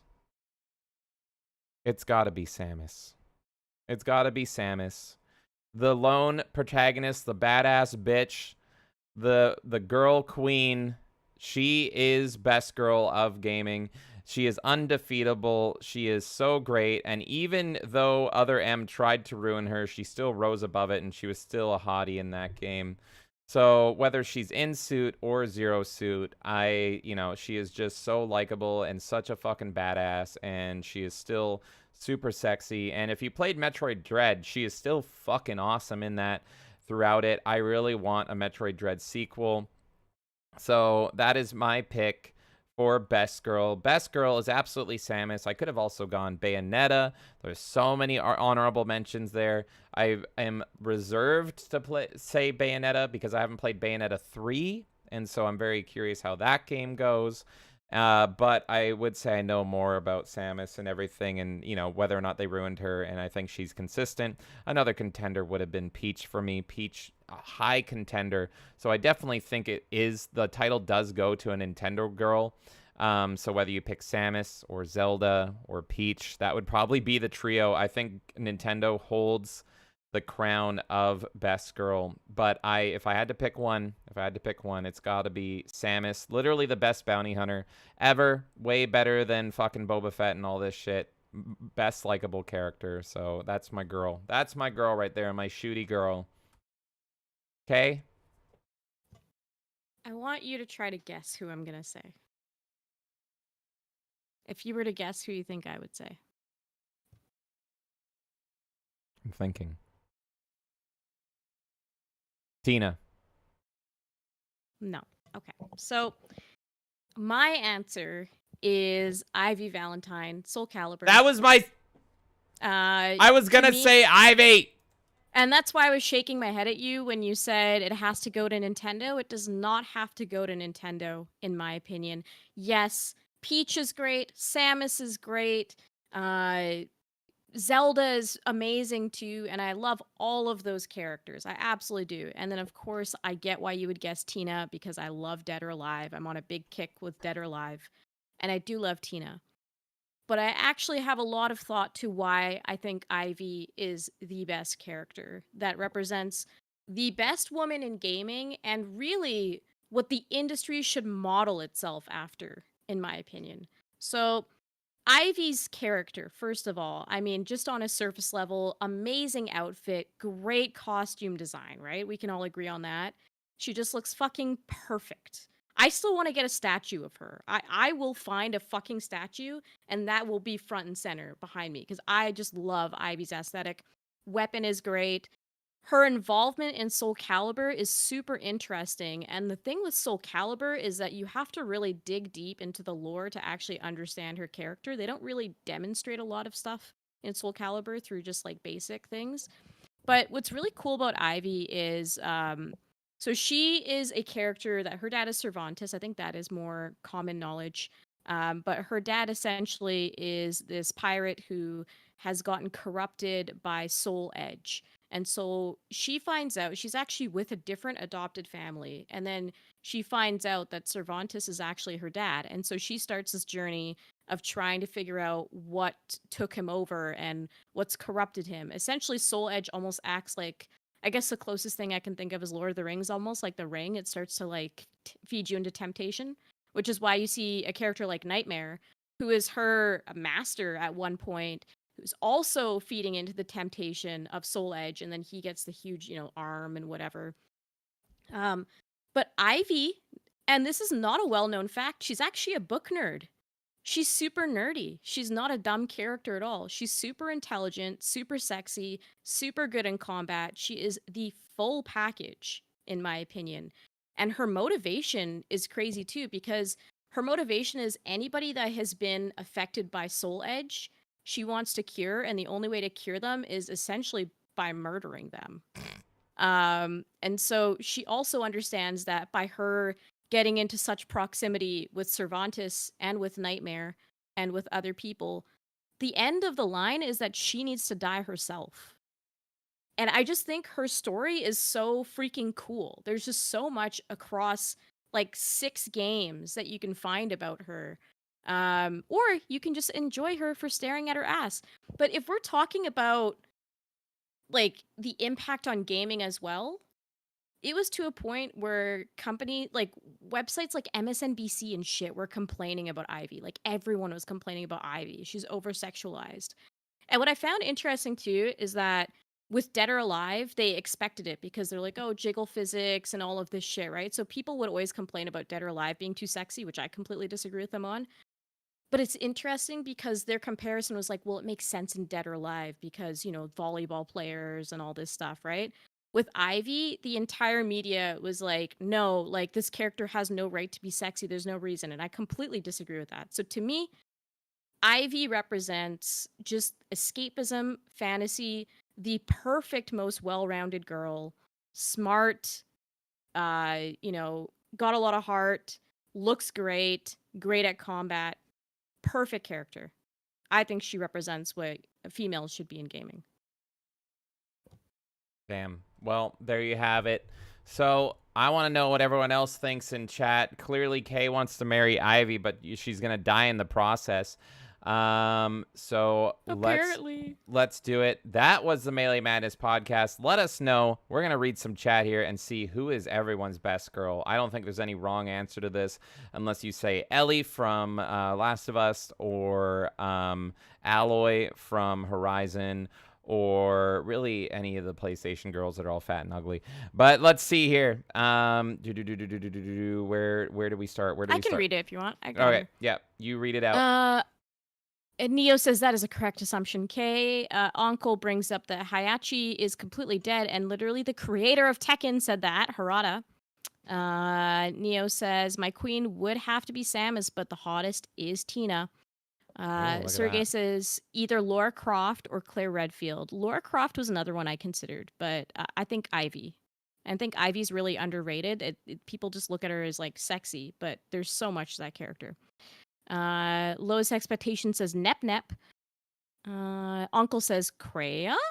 I think they were guessing who I was gonna Apathy is death. And I really need to play Bayonetta 3. My answer might be Bayonetta. I love Bayonetta 1 and 2. But I'm really worried about Bayonetta 3. A lot of the shit I've seen does not look good. So I right now my safe choice is Samus, but it could go to Bayonetta. Slosh says Samus is my pick too, although they modern game girled her look in the Prime remake. Did they make her ugly or something? What happened? I don't know. There's so little story. That's why I like Samus. There's no story to ruin her with. She doesn't do anything except look pretty and kill monster. That's it. Neo says Sydney Sweeney would be literally perfect to play a live action Samus. Yes, true. And let's see what else here. Slosh says Ada Wong and Claire Redfield would have been my other picks. Uncle says I prefer Taki if we're talking Soul Calibur. I also really love Sophitia. So it's hard for me to say if Ivy or Sophitia is my favorite Soul Calibur character, but I think Ivy wins in the end.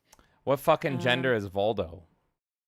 Is that a girl? Voldo is something else altogether. Can I say my favorite girl is Voldo? I guess technically. There you go. I don't even know what the fuck Voldo is. Voldo is whatever Voldo decides to be that day, really. Yeah. Voldo should go box in the Olympics. There you go. Uncle says Jill Valentine is my Resident Evil girl for sure. Tomby's here saying, hail, ladies. Hello, ladies. Hello. Sergey says Keelik was so broken. Him and Maxie just saying, I love Keelik as well. Very true. Uncle says, yeah, but does Ivy have a huge hole in her chest with a direct view to her beating heart? Vote Astaroth. She doesn't have a hole, but she's got a hentai outfit where all you can see is her chest. So I think we're good, right? We're good. Flame H says Sindel from Mortal Kombat was pretty sweet. She floats. Yeah, I honestly thought of Sindel. If you would have asked me like fucking 7 years ago, Mortal Kombat girls, I would have been there with Mortal Kombat girls, but they're all ruined, including Sindel. My God, I hate Sindel in the new Mortal Kombat game. But Mortal Kombat 3 Sindel, when she's a baddie zombie chick that's loyal to her man because she was resurrected for him pretty much, and she's a slave to him. I love Queen Sindel, zombie Queen Sindel. And I love Sindel in the Mortal Kombat Annihilation movie. She looks great, and she's cheesy as shit. Now you will die. So, yeah, I used to love Sindel. Please scream on me, mommy. Another, oh my god.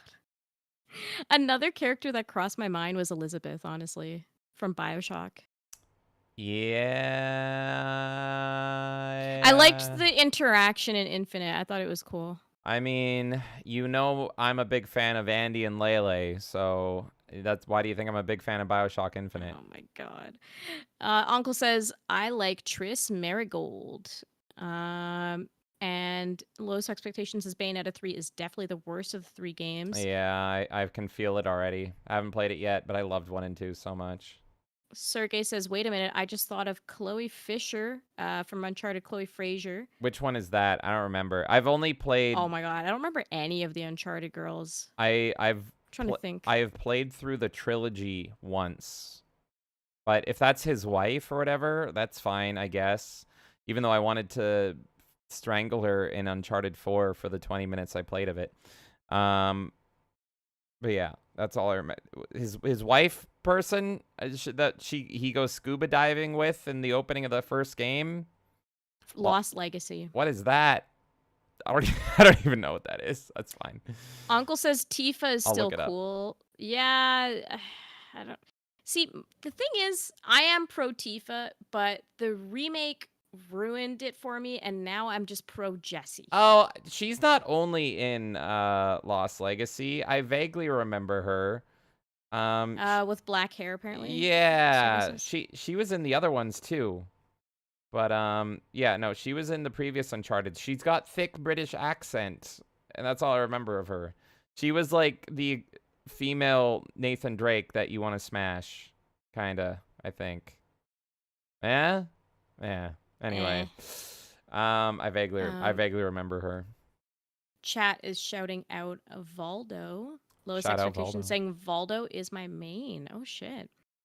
And yeah, Slosh says Nathan's wife was cute. Yeah, the blonde. The strong women character that beats him up in 4. My God, I really don't want to play 4. I hate Neil Druckmann so much, man. Me too. By the way, I remember we got in this debate recently. I think it was with Cult of Carl. I did get confirmation. Amy Hennig is the leader of 1, 2, and 3, and then Neil Druckmann forced her out for 4, and so she wrote 4, and then he pretty much backstabbed her, got her fired, and rewrote 4 entirely. Whatever happens in 4 was not Amy Hennig's vision or anything. Damn. And yeah, I stand by that. If I Rolodex Uncharted 1, 2, and 3 in my head, 3 is my favorite. 3 was the only one I really liked, and I played 4 for 20 minutes, and I was like, no, Druckmann. It's so Druckmann. It's insane, man. So I don't know if I can ever bring myself to play it. I'm kind of curious how the Nathan Drake story ends, but I really hate that man. I really, really do. Me too. That's it. We're caught up with chat. All right. Well, that was the Melee Madness podcast. Be careful out there, everybody. Don't get your title stripped just because you memed on somebody. But hey, if you do, we'll be here to defend you because we love shit posting and we love funnies. Ha ha hee hee ho ho. As you know, this guy is probably our last stream for this week. You'll see us back next week. I don't know if we have anything scheduled directly, but we're going to be off this weekend. So there won't be any Steam Roulette on Sunday. None of that. We are going to be busy, though. We're going to be busy. We're not going on vacation. We're changing a lot of stuff for viewers like you, and we're going to be working nonstop over the weekend to change some things up in this space and just mix things all around. So when you see us next, it's going to be, you shouldn't notice any difference, but hopefully no more blue screens in Halo. I'll say that. That's pretty much how it should be. In terms of next appearances that you were saying, nothing scheduled. Tuesday, Wednesday, we will have a guest appearance. So we'll be on the internet in some way, shape, or form Wednesday. And then next Friday is the Melee Town Square, which is going to be at 7 p.m. PST. That is August 9th, I believe. I'm bad with remembering exact date today. Yes, August 9th. And the theme, of course, with the month is Sexy Babe Summer. So this is the time to come on and talk about your favorite waifus in gaming. If you've got any, like, I don't know, statues or anything like that, or shirts or pillows or whatever, this is the time to show that off. If you want to debate people on waifus, go for it. We're just going to talk about why attractive women in gaming are important and who your favorites are, essentially. So all of you are welcome to come on down. That is August 9th, 7 p.m. PST. Usually James and I talk, just me and him, for the first like 30 or so minutes, saying hi to chat and just giving our own input. And then usually around like 7:30, 8 o'clock our time, we're able to bring some people in, and we go for about 2 to 3 hours with you guys. So yeah, just make sure you're in our Discord if you do want to join, and just ping me and let me know that you're interested. But otherwise, yes, we will be online on a show on Wednesday for a guest appearance. We'll announce that as soon as we can. We are going to be doing no streaming, though, Friday through Monday. So we will see you guys, I guess, Wednesday will be the next earliest time. We might end up going live on Tuesday. We'll see how our setups and stuff go. But like James said, we're not just running away to hang out and have fun necessarily. We are going to be switching up our setup a little bit. You guys shouldn't see too much visually on your end, but it's more just like technical upgrades and all that boring stuff. But it'll be good for the channel. And thank you so much to everyone who supported us. You've made it possible for us to do this, essentially. Absolutely. We're able to take that and build this thing up even more and keep doing what we're doing. So thank you so much, everyone. Thank you guys so much. All right, folks. We will see you next week. Come on down and talk about your sexy women that you were just talking about. Good night, everybody. That was the Melee Madness podcast. Yeah! Back fuckers! All right, folks. Thank you so much for nearly 6 hours of the Melee Madness podcast. I got to thank all of our lovely supporters tonight. And my God, you guys are so fucking awesome and insane. Thank you, thank you, thank you. Like, you're just the frickin' best. Have a good night, Lord Slosh. Have a good night, Lowest Expectations. Over on Rumble, we had Dude, fuck the Alliance, and come in with that raid. Thank you so much, Dude. Let's go check out over on YouTube, where Snapple Rai became a brawler. Thank you so much, Snapple. And Flame Mage upgraded to Ultimate. Thank you guys both so much. You guys are the freaking best. Thank you. All right, now for the stream elements, and my God, what a fucking wild night. I mean it from the bottom of my heart. Seriously, all of you guys, thank you for all of this that I'm about to name. You guys are the freaking best, and you make this show doable and worth it and just awesome. Insidious Bliss coming in and making it so that the not only booba you were seeing was Lady Booba, you got some bear booba too. Thank you so much, Bliss. And after that, Bliss came in again and punished me for not knowing that Halo lore for 100. Fucking insane. Thank you so much, Insidious Bliss. My pants are gonna be ever so tight when we play Rawr Off. Then, speaking of Rawr Off, we had Rawr Off come in. Thank you so much, Rawr Off. And then 56! Well, you asked, Kay. 56 minutes of Rawr Off. Thank you so much, 56.